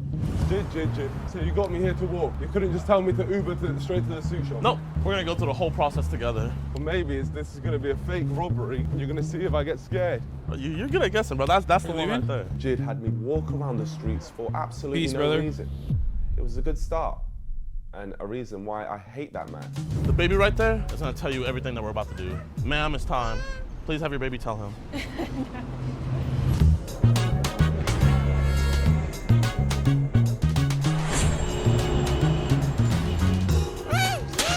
How do I look? Look great, man. So you're gonna tell me what we're doing yet? So Jid got me dressed up all nice. I had a nice little turtleneck. But my question was, what the hell did I need that suit for? Because he wasn't telling me. He was being very weird. And he was giving me ideas for the future. After you, Nico. Okay. Come on, man. You're being kind of quiet. Why are you being so quiet? I can literally taste the fear off of Nico. But trust me, it's about to get a whole lot worse. There's people there. There's people right there. So we walk into this theatre, and the first thing that comes to mind is that this is some type of French TED Talk, because cest is it is in French. What's wrong, bro? So what are we going to be talking about, huh? Come on, Nico. What's so wrong? Oh my God. Hey, how are you? Here, and the man of the hour is here. This is the guy. Hello. Hey, man, how are you? This is the guy. Nice to meet you, my friend. Nice to meet you. I'm going to wire you up real quick. Do you know the topic of this, my friend? When I went on Logan Paul's podcast, Impulsive, I was talking to him before the show, and he was telling me how he invited Nico on as well, but Nico didn't want to come because apparently he has a fear of talking for long periods of time, especially podcasts. Then it hit me. If this man is afraid of talking on a podcast with 3 other people, imagine making him go up on a stage and talk to a crowd of tons of people about a horrific topic. So I set him up for a talk, a TED Talk. I've heard on That's so multiple occasions how you're not really well at public talking and everything. I don't like public talking. You don't? No, so I don't. that's why I want you to get over that phobia, man. It's true, I don't like public speaking. Believe it or not, it's my biggest fear. And somehow, Jid managed to find this out and use it as ammo against me. Out there, you have a group of people, and I have a presentation for you, and you have to go through the presentation and give a well-delivered speech, well thought out and everything. So presentation. Presentation. Okay, what's this God, presentation about? it's, I already know. Man. I mean, you saw the title of it. I think it's pretty self-explanatory. But if you don't know, you'll see soon. He was probably in his head thinking, oh, I know about his deepest, darkest fears. Nico, I'm the biggest menace. I know everything. Is he all good? He's all good. He's all good. Good luck, champ.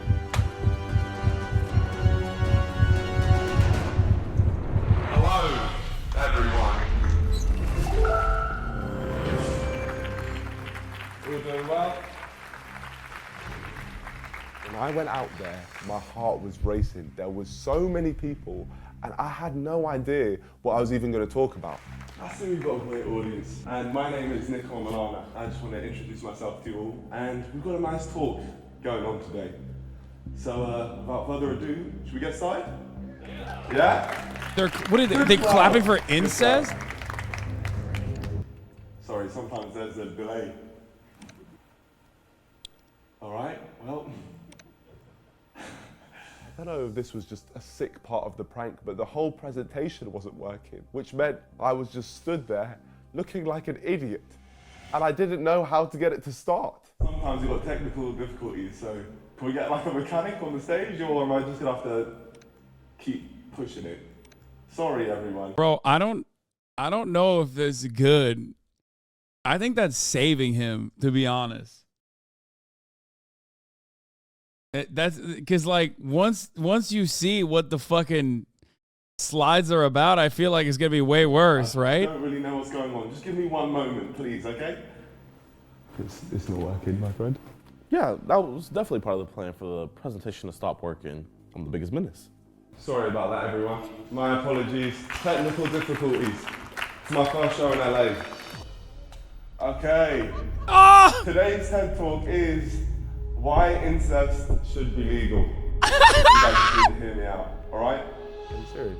The first thing he wants me to do is tell the world that I'm an incest Donnie. I hate that bald-headed prick. To this day, I can't believe it. Incest is the act of when an individual has hardcore, hot, steamy, intense, hardcore sexual intercourse with his or her own family members. Like it or not, we are all collectively a byproduct of incest. Therefore, it is only natural that incest must be legal. Think back to your first kiss. It was probably with that one cute guy or girl in the back of your 7th period math class. Mine, however, was with my cousin at the age of 14. All right? I think the worst part of the whole incest talk was the fact I was made to say vivid details of my own experiences. Whoever wrote that is some sick individual. They are ill and they need help. What's your cousin's name? You there in the pink dress, what's your cousin's name? Nope. Do you have any cousins? You have plenty, so plenty of options. Well, you wouldn't answer that. Oh, he's freestyling. Oh no. Okay, respect. He's doing crowd work, dude. That's crazy. Off of incest on a whim? You'd have a lot more of an easy time finding like a significant other if you focus on your cousins, or in some cases, your brother. All right, side note, could I get some water, please? That'd be nice. If I could get some water? My throat was so dry, so I asked for some water, and this was so inhumane. It literally fell on deaf ears. No one wanted to help me. If not, no stress. All right, let's keep it going. Nico really thinks that we're gonna help him out. No, we're here to watch you suffer. Adrian Houghton, a notable genetic professor, has proven that children who are born from a male and female outside of their family turn out to be lower quality form of human. He also adds that those who are born from the likes of incest naturally have a higher form of integrity. Bro, he put Vought International. There we go, brother. Smart guy. All right? I was hoping for the audience to get up and stone him to death, really. Like, I want them to be completely disgusted. Then there was some sicko that actually agreed with the things he was saying. Let's continue. XXX rated videos has proven to leave a negative impact on the mind because of the false expectations that are broadcasted in these videos. All right? I have a 4-inch dick. But I'm okay with that. And why am I okay with that, you ask? Because my sister perfectly accepts me for who I am down there. 4-inch dick. There was absolutely no reason for Nico to say that whatsoever. No more STDs. Oh my God, I put Magic Johnson. My favorite NBA player was none other than Magic Johnson. So after I heard the news that he had contracted HIV, it broke my heart. My cousin had HIV. Your cousin? Yeah. Your actual family member? Yeah. Probably because she was sleeping with someone outside of your family. Oh my God. Oh my God. Sorry. Oh. Celibacy. But why on earth would you, like, restrict yourself from the pleasures of life? Oh my God. I wouldn't want anyone else's stuff unless it's my family member. That's not gross, it's literally natural. Oh my gosh, he's debating him. That in the past? Maybe you should Guy in the back is looking at her like, shut up, let him keep going. He's spitting right now. Guy in the back's like, let him cook. She's like, what the fuck am I doing here?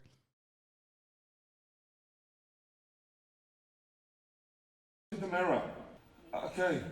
I am openly saying what I am. I'm literally in a relationship with my sister.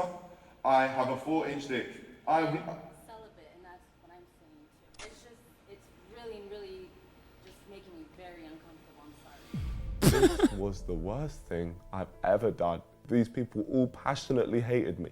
Why do you all feel the need to speak on other people's lives? Why should I be breaking the law every time I sleep with my sister?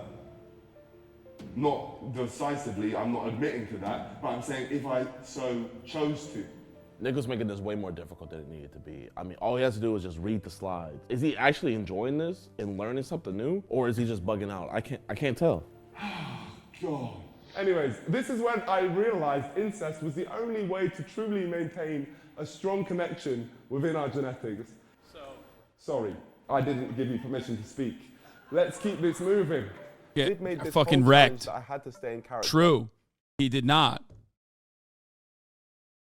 He did not give him permission to speak. He's spitting. I think he gets to keep going.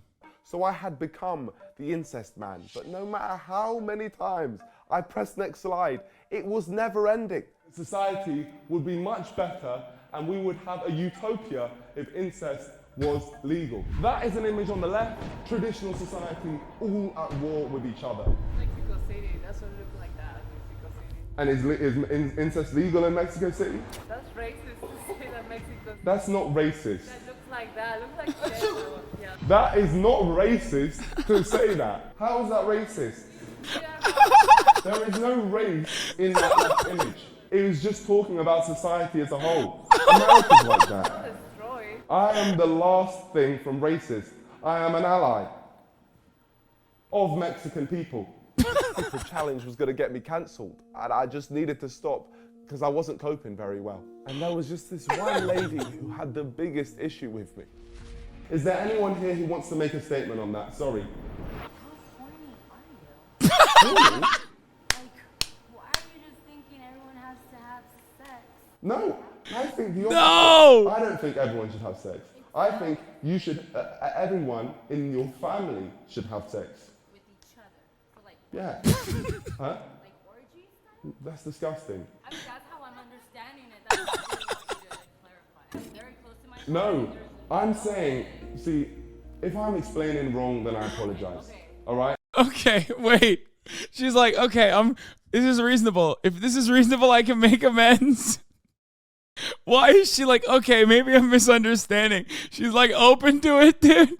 Wait, there's so much going on in this video. It's so dumb. It's why is he like, why did he decide to start debating the crowd?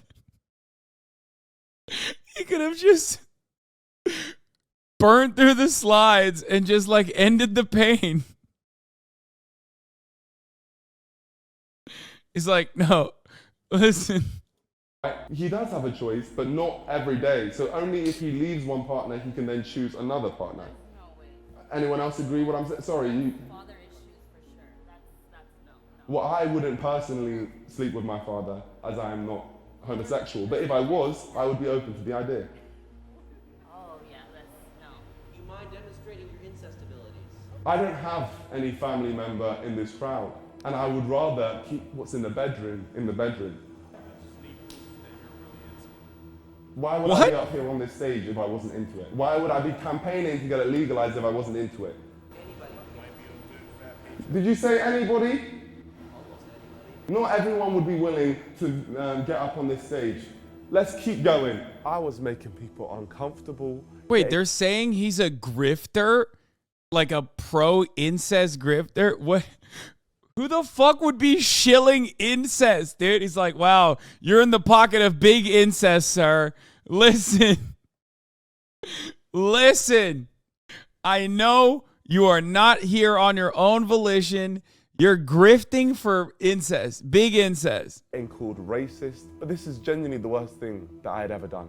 Personal disgust or religion is only a reason why one person would not want to personally engage in what I call consanguinity.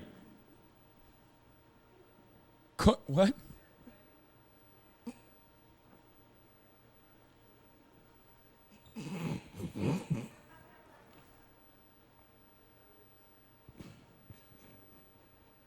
Bro, the only time I've ever seen somebody fucking unannounced and unprompted defend the ethics of incest, other than like every debate pervert on the internet, obviously debate lords love doing that for fun. It's just Dennis Prager. Like I think that's the only time I've seen somebody like genuinely defend incest or just like bring it up for no reason unprompted, as though like human beings without religion would literally just like fuck their cousins like nonstop.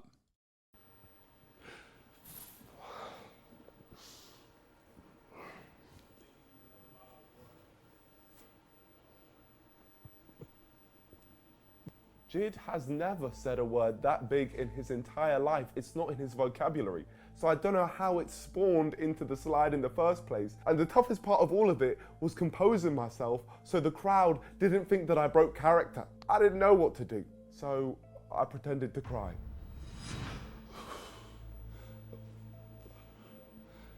Okay, sorry. It's not nice to be on a stage and everyone think that you're some type of freak. I just want to be seen as a normal individual like everyone else. So why do I make people uncomfortable? Why? It doesn't make any sense. Pre-conclusion. Can I get a final raise of hands for anyone who has learned a thing or two from this presentation? It had been an hour minimum, and I was finally on the final slide. That's insane. To make it through this hell. It took a lot of research, courage, and thought for me to be able to present this proposal to the world. So I want to thank everyone here for taking their time of day, for allowing me to spread this message. Some of you have been horrible, but on the majority, some of you have been willing to listen. And again, I believe the world will be a better... Are you fasting? I thought it was hard for baboons like you. What the fuck?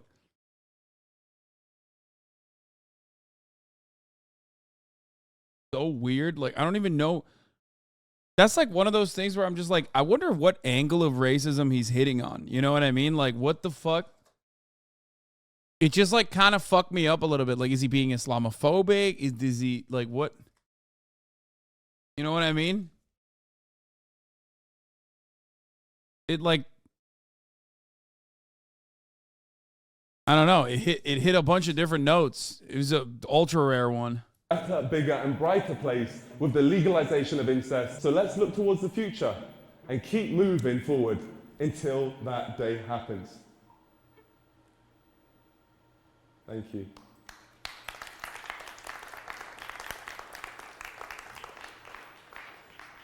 Any questions? Seriously, how much did they pay you to like actually believe what you were? This one's awesome.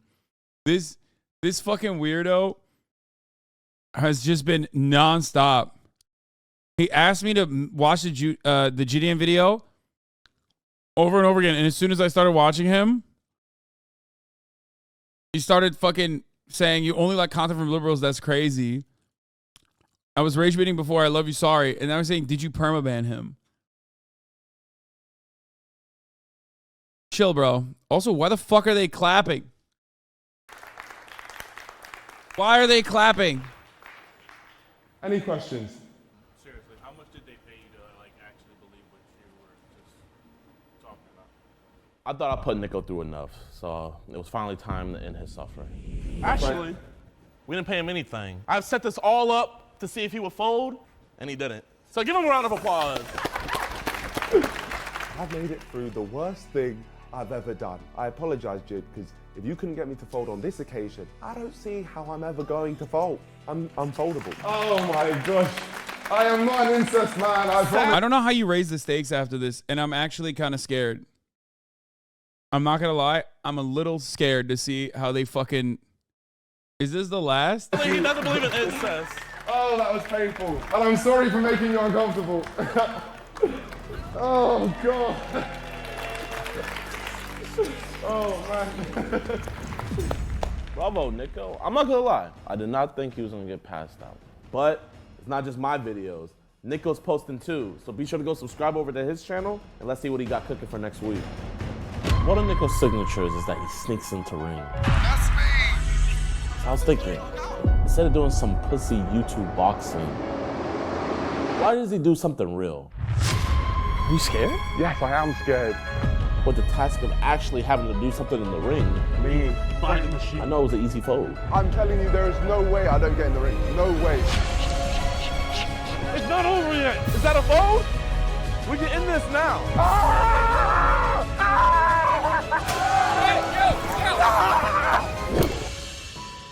Ringside was returning.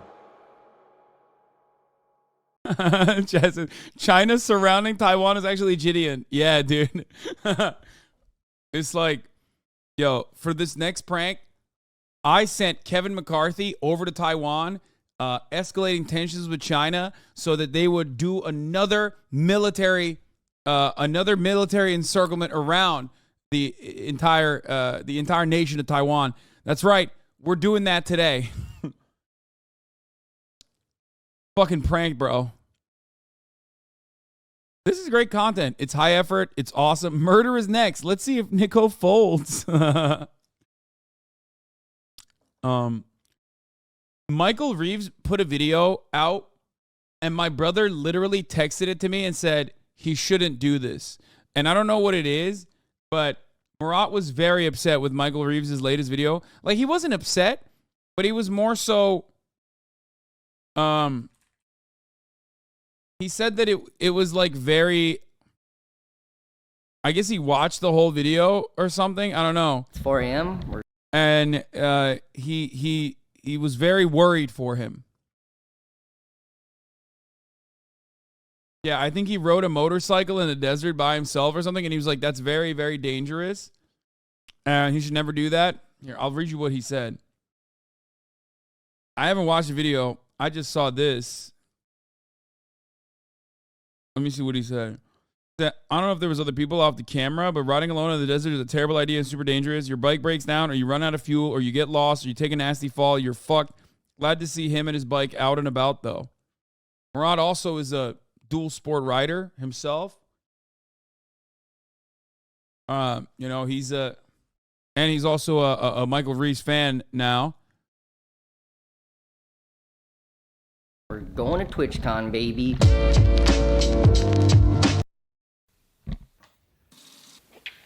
Oh, is this supposed to taste like plastic? That's what people do when they're camping. They drink out of the fucking sack of water. So I'm going to TwitchCon to review my experience. It's taking place down in San Diego. The plan was to just drive down this way, but there's a car crash. Looks like I have to go all the way around and then camp out in this sick desert so I can get to San Diego that way. To review TwitchCon. Michael, why do you own a salvage title rundown piece of shit pickup truck from the city of Los Angeles? Because it's swag, first of all, 5 times cheaper than a normal truck. And the most important, I make too much trash at my house. I put it in this truck and then put on a high-vis vest and drive around the place where I live until I find places with dumpsters and dump the trash. And people just assume that I work for the county of Los Angeles. I know it's gonna bother you. You have a high-vis jacket and the white Brilliant. It's also illegal, but brilliant. Oh my God, that's so fucking smart, dude. Holy shit.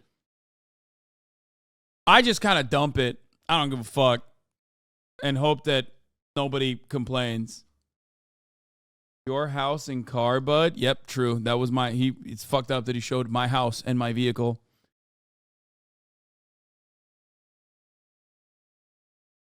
I also own a Ford Ranger that was once owned by my county, and I do the exact same thing. No, that's actually smart. That's very smart. I mean, truck with the light on top. So, fuck, where are we going? To TwitchCon. We're going to... Is there no trash collecting? No, they do. Obviously, Los Angeles has trash collecting. The difference is that if you are an engineer, YouTuber, or are related to a fucking annoying engineer, you create a lot more trash than the average human being would. Now, if I was living by myself, okay, the amount of trash that I create throughout the week is perfectly fine. That is because I don't have, industrial machines in my garage. Well, just kidding. I do, as a matter of fact, have all of those machines. It's just the fucking output is insane. This motherfucker built a trailer in my house. Like, he built a trailer where he basically, he was using like power tools nonstop. There's just a lot of trash that comes out of it. And it's not even regular trash. It's like beams of metal. He also built a CNC machine by scratch. And I was like, why didn't you just buy one? Like, what the fuck is wrong with you? And he said, it's better to build it from scratch because I learned a lot while I was doing it. Which, again, very stupid, in my opinion. It just doesn't make sense, but he likes it. So... wood or metal CNC? I don't know. Probably metal, I would assume. Deleuze and Nix 42666, thank you for the 30 gifted subs. And Deleuze, thank you for the 5 gifted subs. I don't know what the fuck's going on. I think it is metal.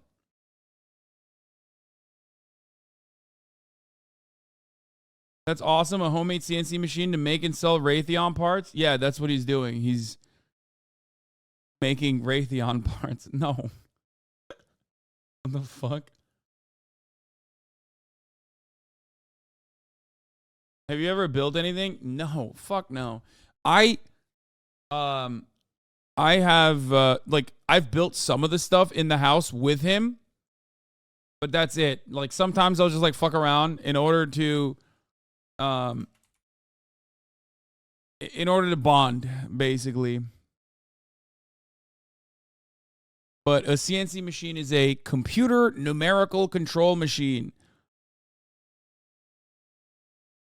It processes a piece of material to meet specifications by following coded program instructions and without a manual operator directly controlling the machining operation. He made one by scratch when he could have bought one. It's like this. It's like this but smaller.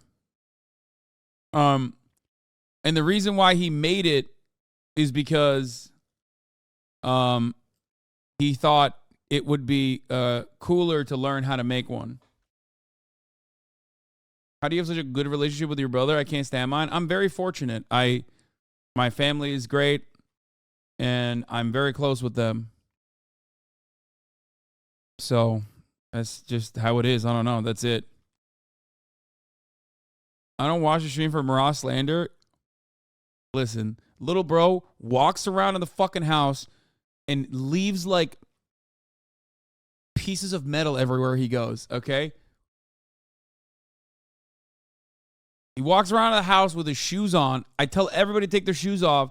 And then the other day, he leaves all the doors open. He's constantly working with like heavy machinery. It's incredibly fucking loud, okay? Walks around with his fucking boots, leaves like shards of metal everywhere. There's like a trail of shards of metal everywhere he goes.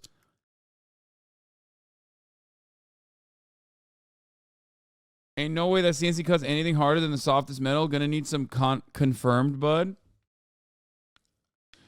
I do think it is metal, but well, I'll ask him.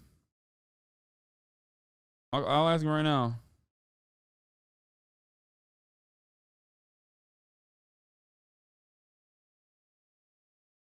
He just left. Yo, you're on stream right now. What kind of metal does your CNC machine cut, or is it just for wood? I'm building it for aluminum. Oh, he's building it for aluminum. Okay, thank you. All right, bye. There you go. He's building an aluminum CNC machine.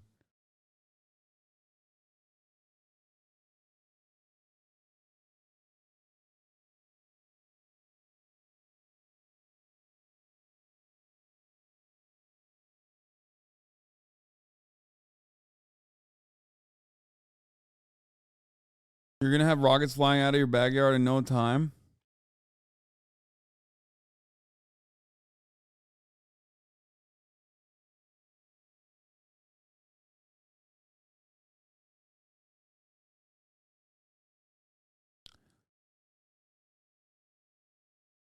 He's passive aggressively asking you to buy him a house. Do buy him a Dexter house? No, he's not only passive aggressively asking, but that's for another day. All right, let's get back to this video. TwitchCon. Piss number 1. Well, this is a fun, quirky story conflict. I came back from pissing, and the truck was doing some pissing of its own. I think it's leaking coolant. Not really a car person, but I want to say that the coolant thing should have coolant inside of it. Some water in there just to get me to an mechanic store. Water is cold sometimes, so that's pretty much coolant. Yep, yes sir, come on, you can make it, you can make it, you can make it. Let's fucking go!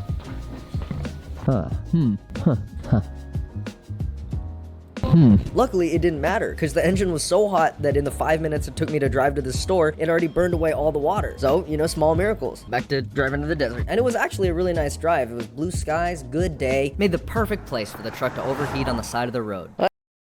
Wait, you said at this point, buy my private workshop? Why the fuck would I do that? I love when he's here.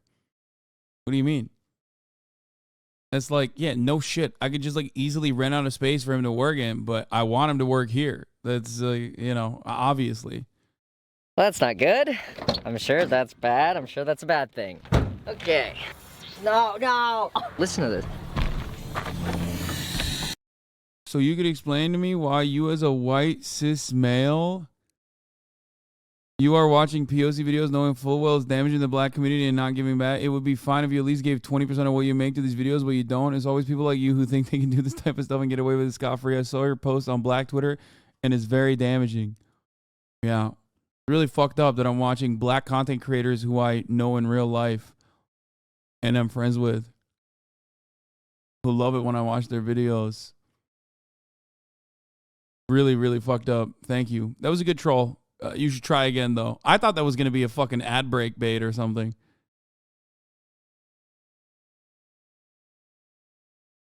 I'm sure this guy's definitely black, by the way. Good. Also, we're watching, you know, Pinoy Gang, Swagapino, content creator currently, but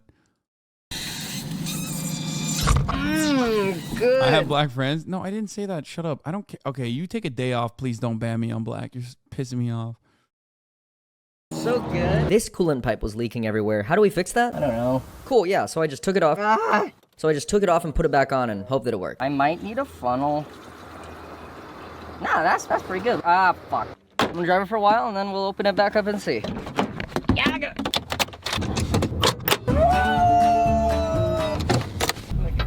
No piss, we got... Yo! Oh my god, it's full! I'm so happy. Let's go to the desert. By now you're probably wondering, why are you really going to the desert? Anyways, my ulterior motive is because of Neistat. No, not that Neistat, his brother Van Neistat. He has a YouTube channel and his videos are pretty fucking weird, but they're also really good. And he has this one video called, Should I Get a Motorcycle? And I thought, hey, I should get a motorcycle. And now I have a motorcycle. And I thought it would be really fun to ride around this desert. And that's it, it's just for fun. Not everything has to be a fucking life lesson. Anyway, we're here. Yes, this is what I came all this way for. God, yes, bathroom. I need a map. I meant like a one I could hold. This is the type of shit that I will never understand. Like, Murat loves this stuff, okay? He loves this shit. He does shit like this all the time. I just don't derive any pleasure out of this whatsoever. I don't get it. I do not understand it. I actually don't get it. That's pretty easy. Right now I am here, and I am trying to get to here. Fuck. Oh, for free? Okay, I'll just turn right onto the road that it wants me to go onto. And it's a pretty epic truck, but I don't think it can do sand. Or can they? No, I would definitely get stuck. Okay, I can't park here, so I'm gonna go up this road and find a place to park. This is the closest thing that said it had a road, and this doesn't look like a road. It really doesn't look like a... What the fuck is that? What is that? It's just rocks. That's not road. And so I spent the next hour looking around the desert for a campsite. It kind of feels like I'm playing... Oh, that's not true, actually. I take it back. I do enjoy, like, riding in the sand dunes and stuff and, like, a dune buggy. That shit was actually fire. I did that in Vegas with Murat. That was actually a lot of fun. We drove a quad, Polaris, which was, you know, goes pretty fast. I like that stuff. That stuff is fine. I just don't enjoy this. I don't enjoy like the drive aspect to it. Like if I had to go to a place, like I would hate to fucking go into the desert and like hang out in the desert for no reason. Like I want to get to places faster and then you know, do it there. Lands, but nothing's funny. Hey dude, listen up. Don't die in the desert. I think this is good. It's a campground. I don't see a single other person. At this point, I just wanted to ride around anywhere because half the day was gone. So I took the bike down using these wooden steps that I made because I have minion legs. And then I was ready to go. Come on, let's fucking go!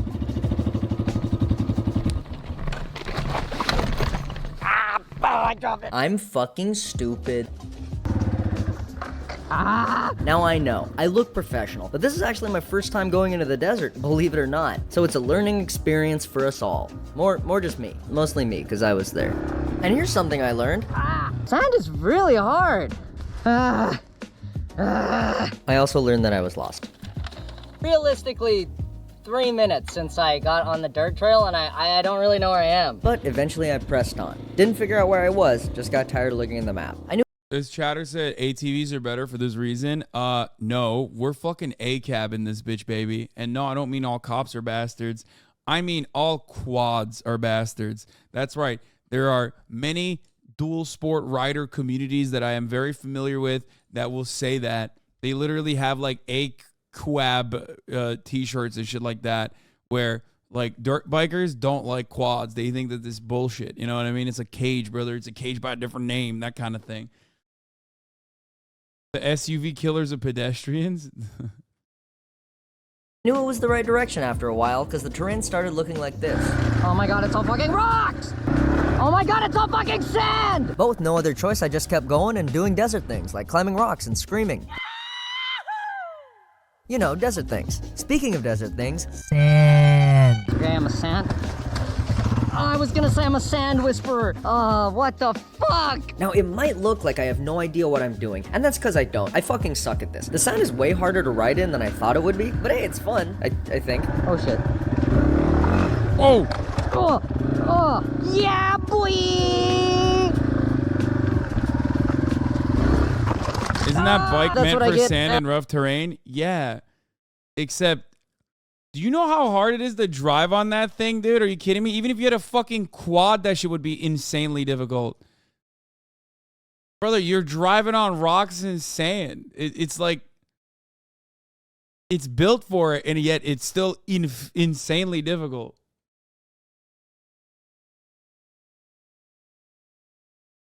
Yeah, part of it is also because he's going too slow, which is ironic to say, but that is literally the reason. He needs to make sure he has enough momentum so he can hit it right. That's what I get. Fuck, the bike's on my leg. Oh god, I'm gonna have to cut it off. I think I can get out of this though. I'm gonna turn around. Hey. Oh. I was feeling pretty silly after that crash, so I stopped here to eat and take in the view. Alright, fuck this. And the sun was getting pretty low. And then for my next trick, I got the bike stuck. It's actually so stuck that it stands up on its own, so. Back. Okay. This is sand. Yeah. It's sand. You know it's gonna be 100 years from now, huh? It's gonna be sand!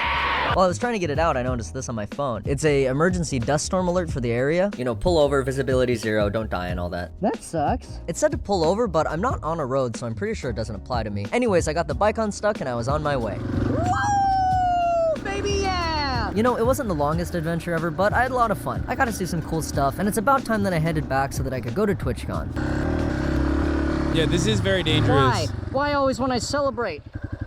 This is actually, Murad is right. I understand why he was concerned. This is very dangerous.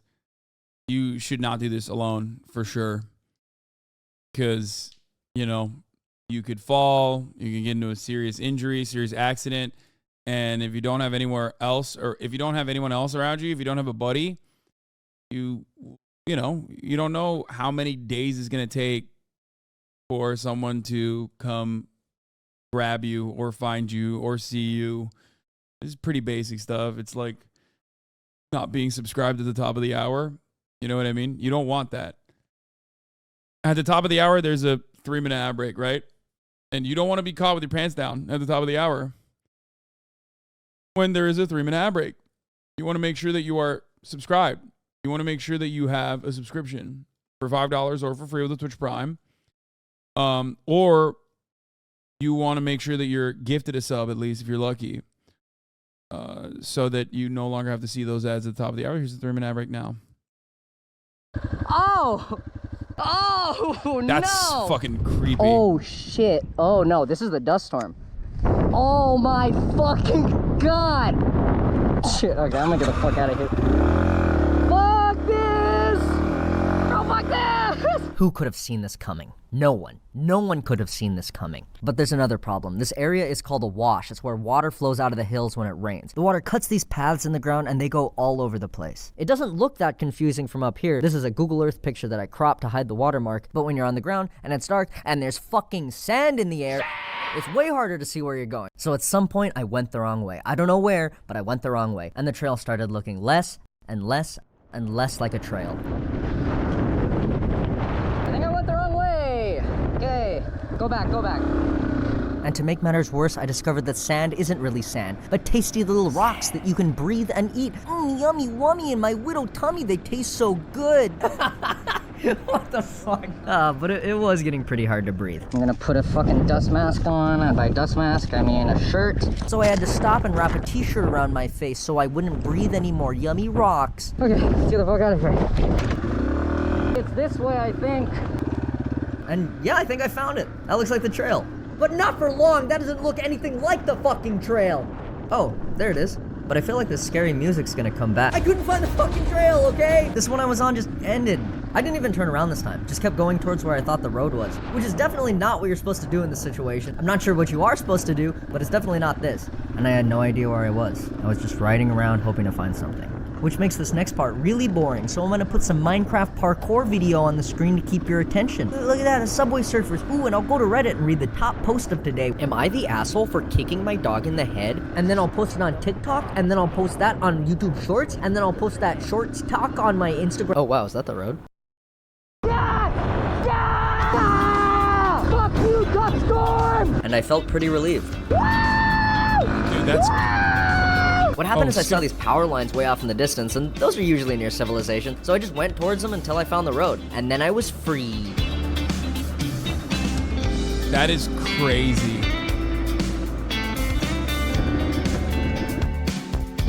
Wait. I think for dinner tonight, I will make scrambled eggs and Spam. Look at how good this looks. It's like fried rice.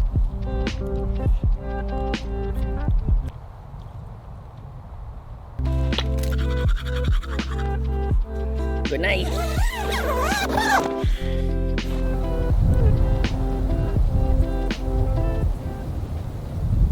Good morning. I had a nightmare that someone was walking around my tent at night, so I'm probably gonna have to deduct points from TwitchCon for that. But other than that, it was pretty good. And I'll get packed up and we'll head to TwitchCon. That's also terrifying.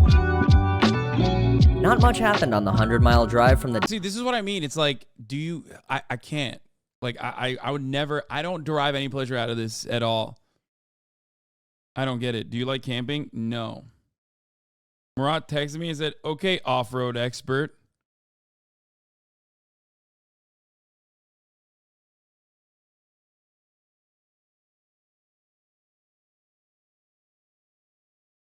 Desert to San Diego, I had a lot of time to think about how fun it had been so far and how I wished I could have stayed a little bit longer. But as I rolled into town, I was overcome with optimism. You see, I'd lost track of why I came down to San Diego in the first place. And so I was excited to finally get started on my review of TwitchCon. 4 out of 10. It's alright.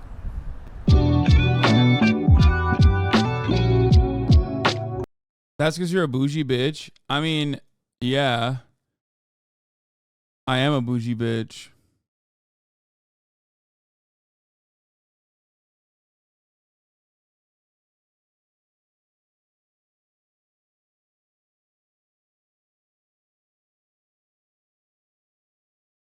It's a classic. I haven't been outdoors enough recently. Phobia. I get it every time because I wait until the last moment before I lose contact with reality to go outside. First of all, I have gone outdoors a lot. I've gone outdoors plenty. I'm good. I did it already. I'm good. You've been to Joshua Tree though, right? Yeah.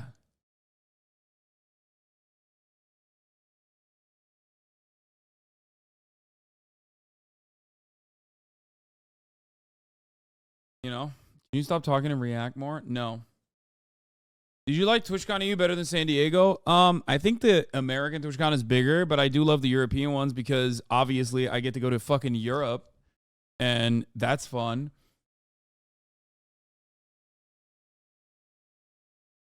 You know?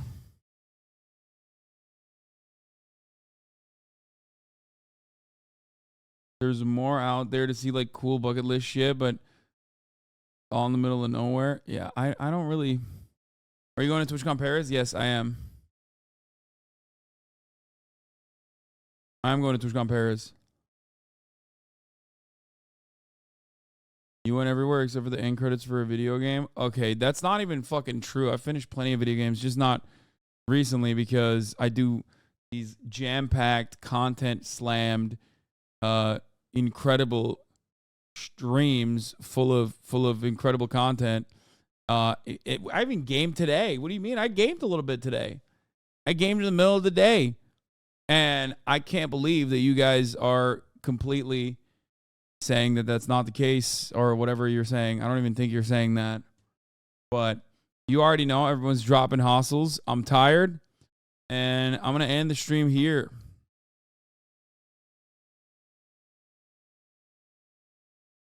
because I've done 8 hours and 30 minutes. It's already 8 p.m. And I want, you know, a little bit of me time, right? I'm gonna have dinner, watch a little bit of anime, watch the latest episode of Succession, which I haven't watched yet. So that's what I'm gonna do. But I love you guys. I will see you tomorrow, same time, same place. Hopefully I don't get fucking canceled again, even though this current cancellation is still ongoing. Tomorrow morning when I wake up, who knows what kind of new things people will say about me. I suspect it'll not be so good. But hey, it is what it is. It's part and parcel of being a fucking outspoken left-wing political commentator. I'm just happy and appreciative that I have a wonderful community regardless. So I will see you tomorrow. I'm going to do my very best not to look at Twitter tonight and instead play Final Fantasy VII, which is awesome. That's right. That's what I'm going to do instead. And watch some anime. Love you guys. See you tomorrow. Peace.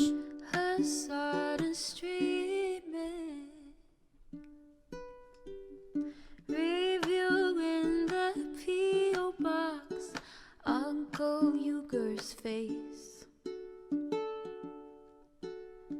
Sudden Discord agitprop. Great names take embrace. Tiny Bernie Sanders, LGBTQ Air Force. The whole left at your fingertips. Ane at your door. H3 crowded debate, the Young Turks online show. 3 full fucking years of this, plenty more to go. 90-day fiance talks of champagne bourgeoisie. A Trump rally live reaction, a mass riot at DC. There he is again, Hasan is streaming. Hasan is streaming. There he is again, Hasan is streaming. Hasan is streaming. Reading live stream fair comments, Austin show chat advice. And all the ways the right wing pipeline can suck you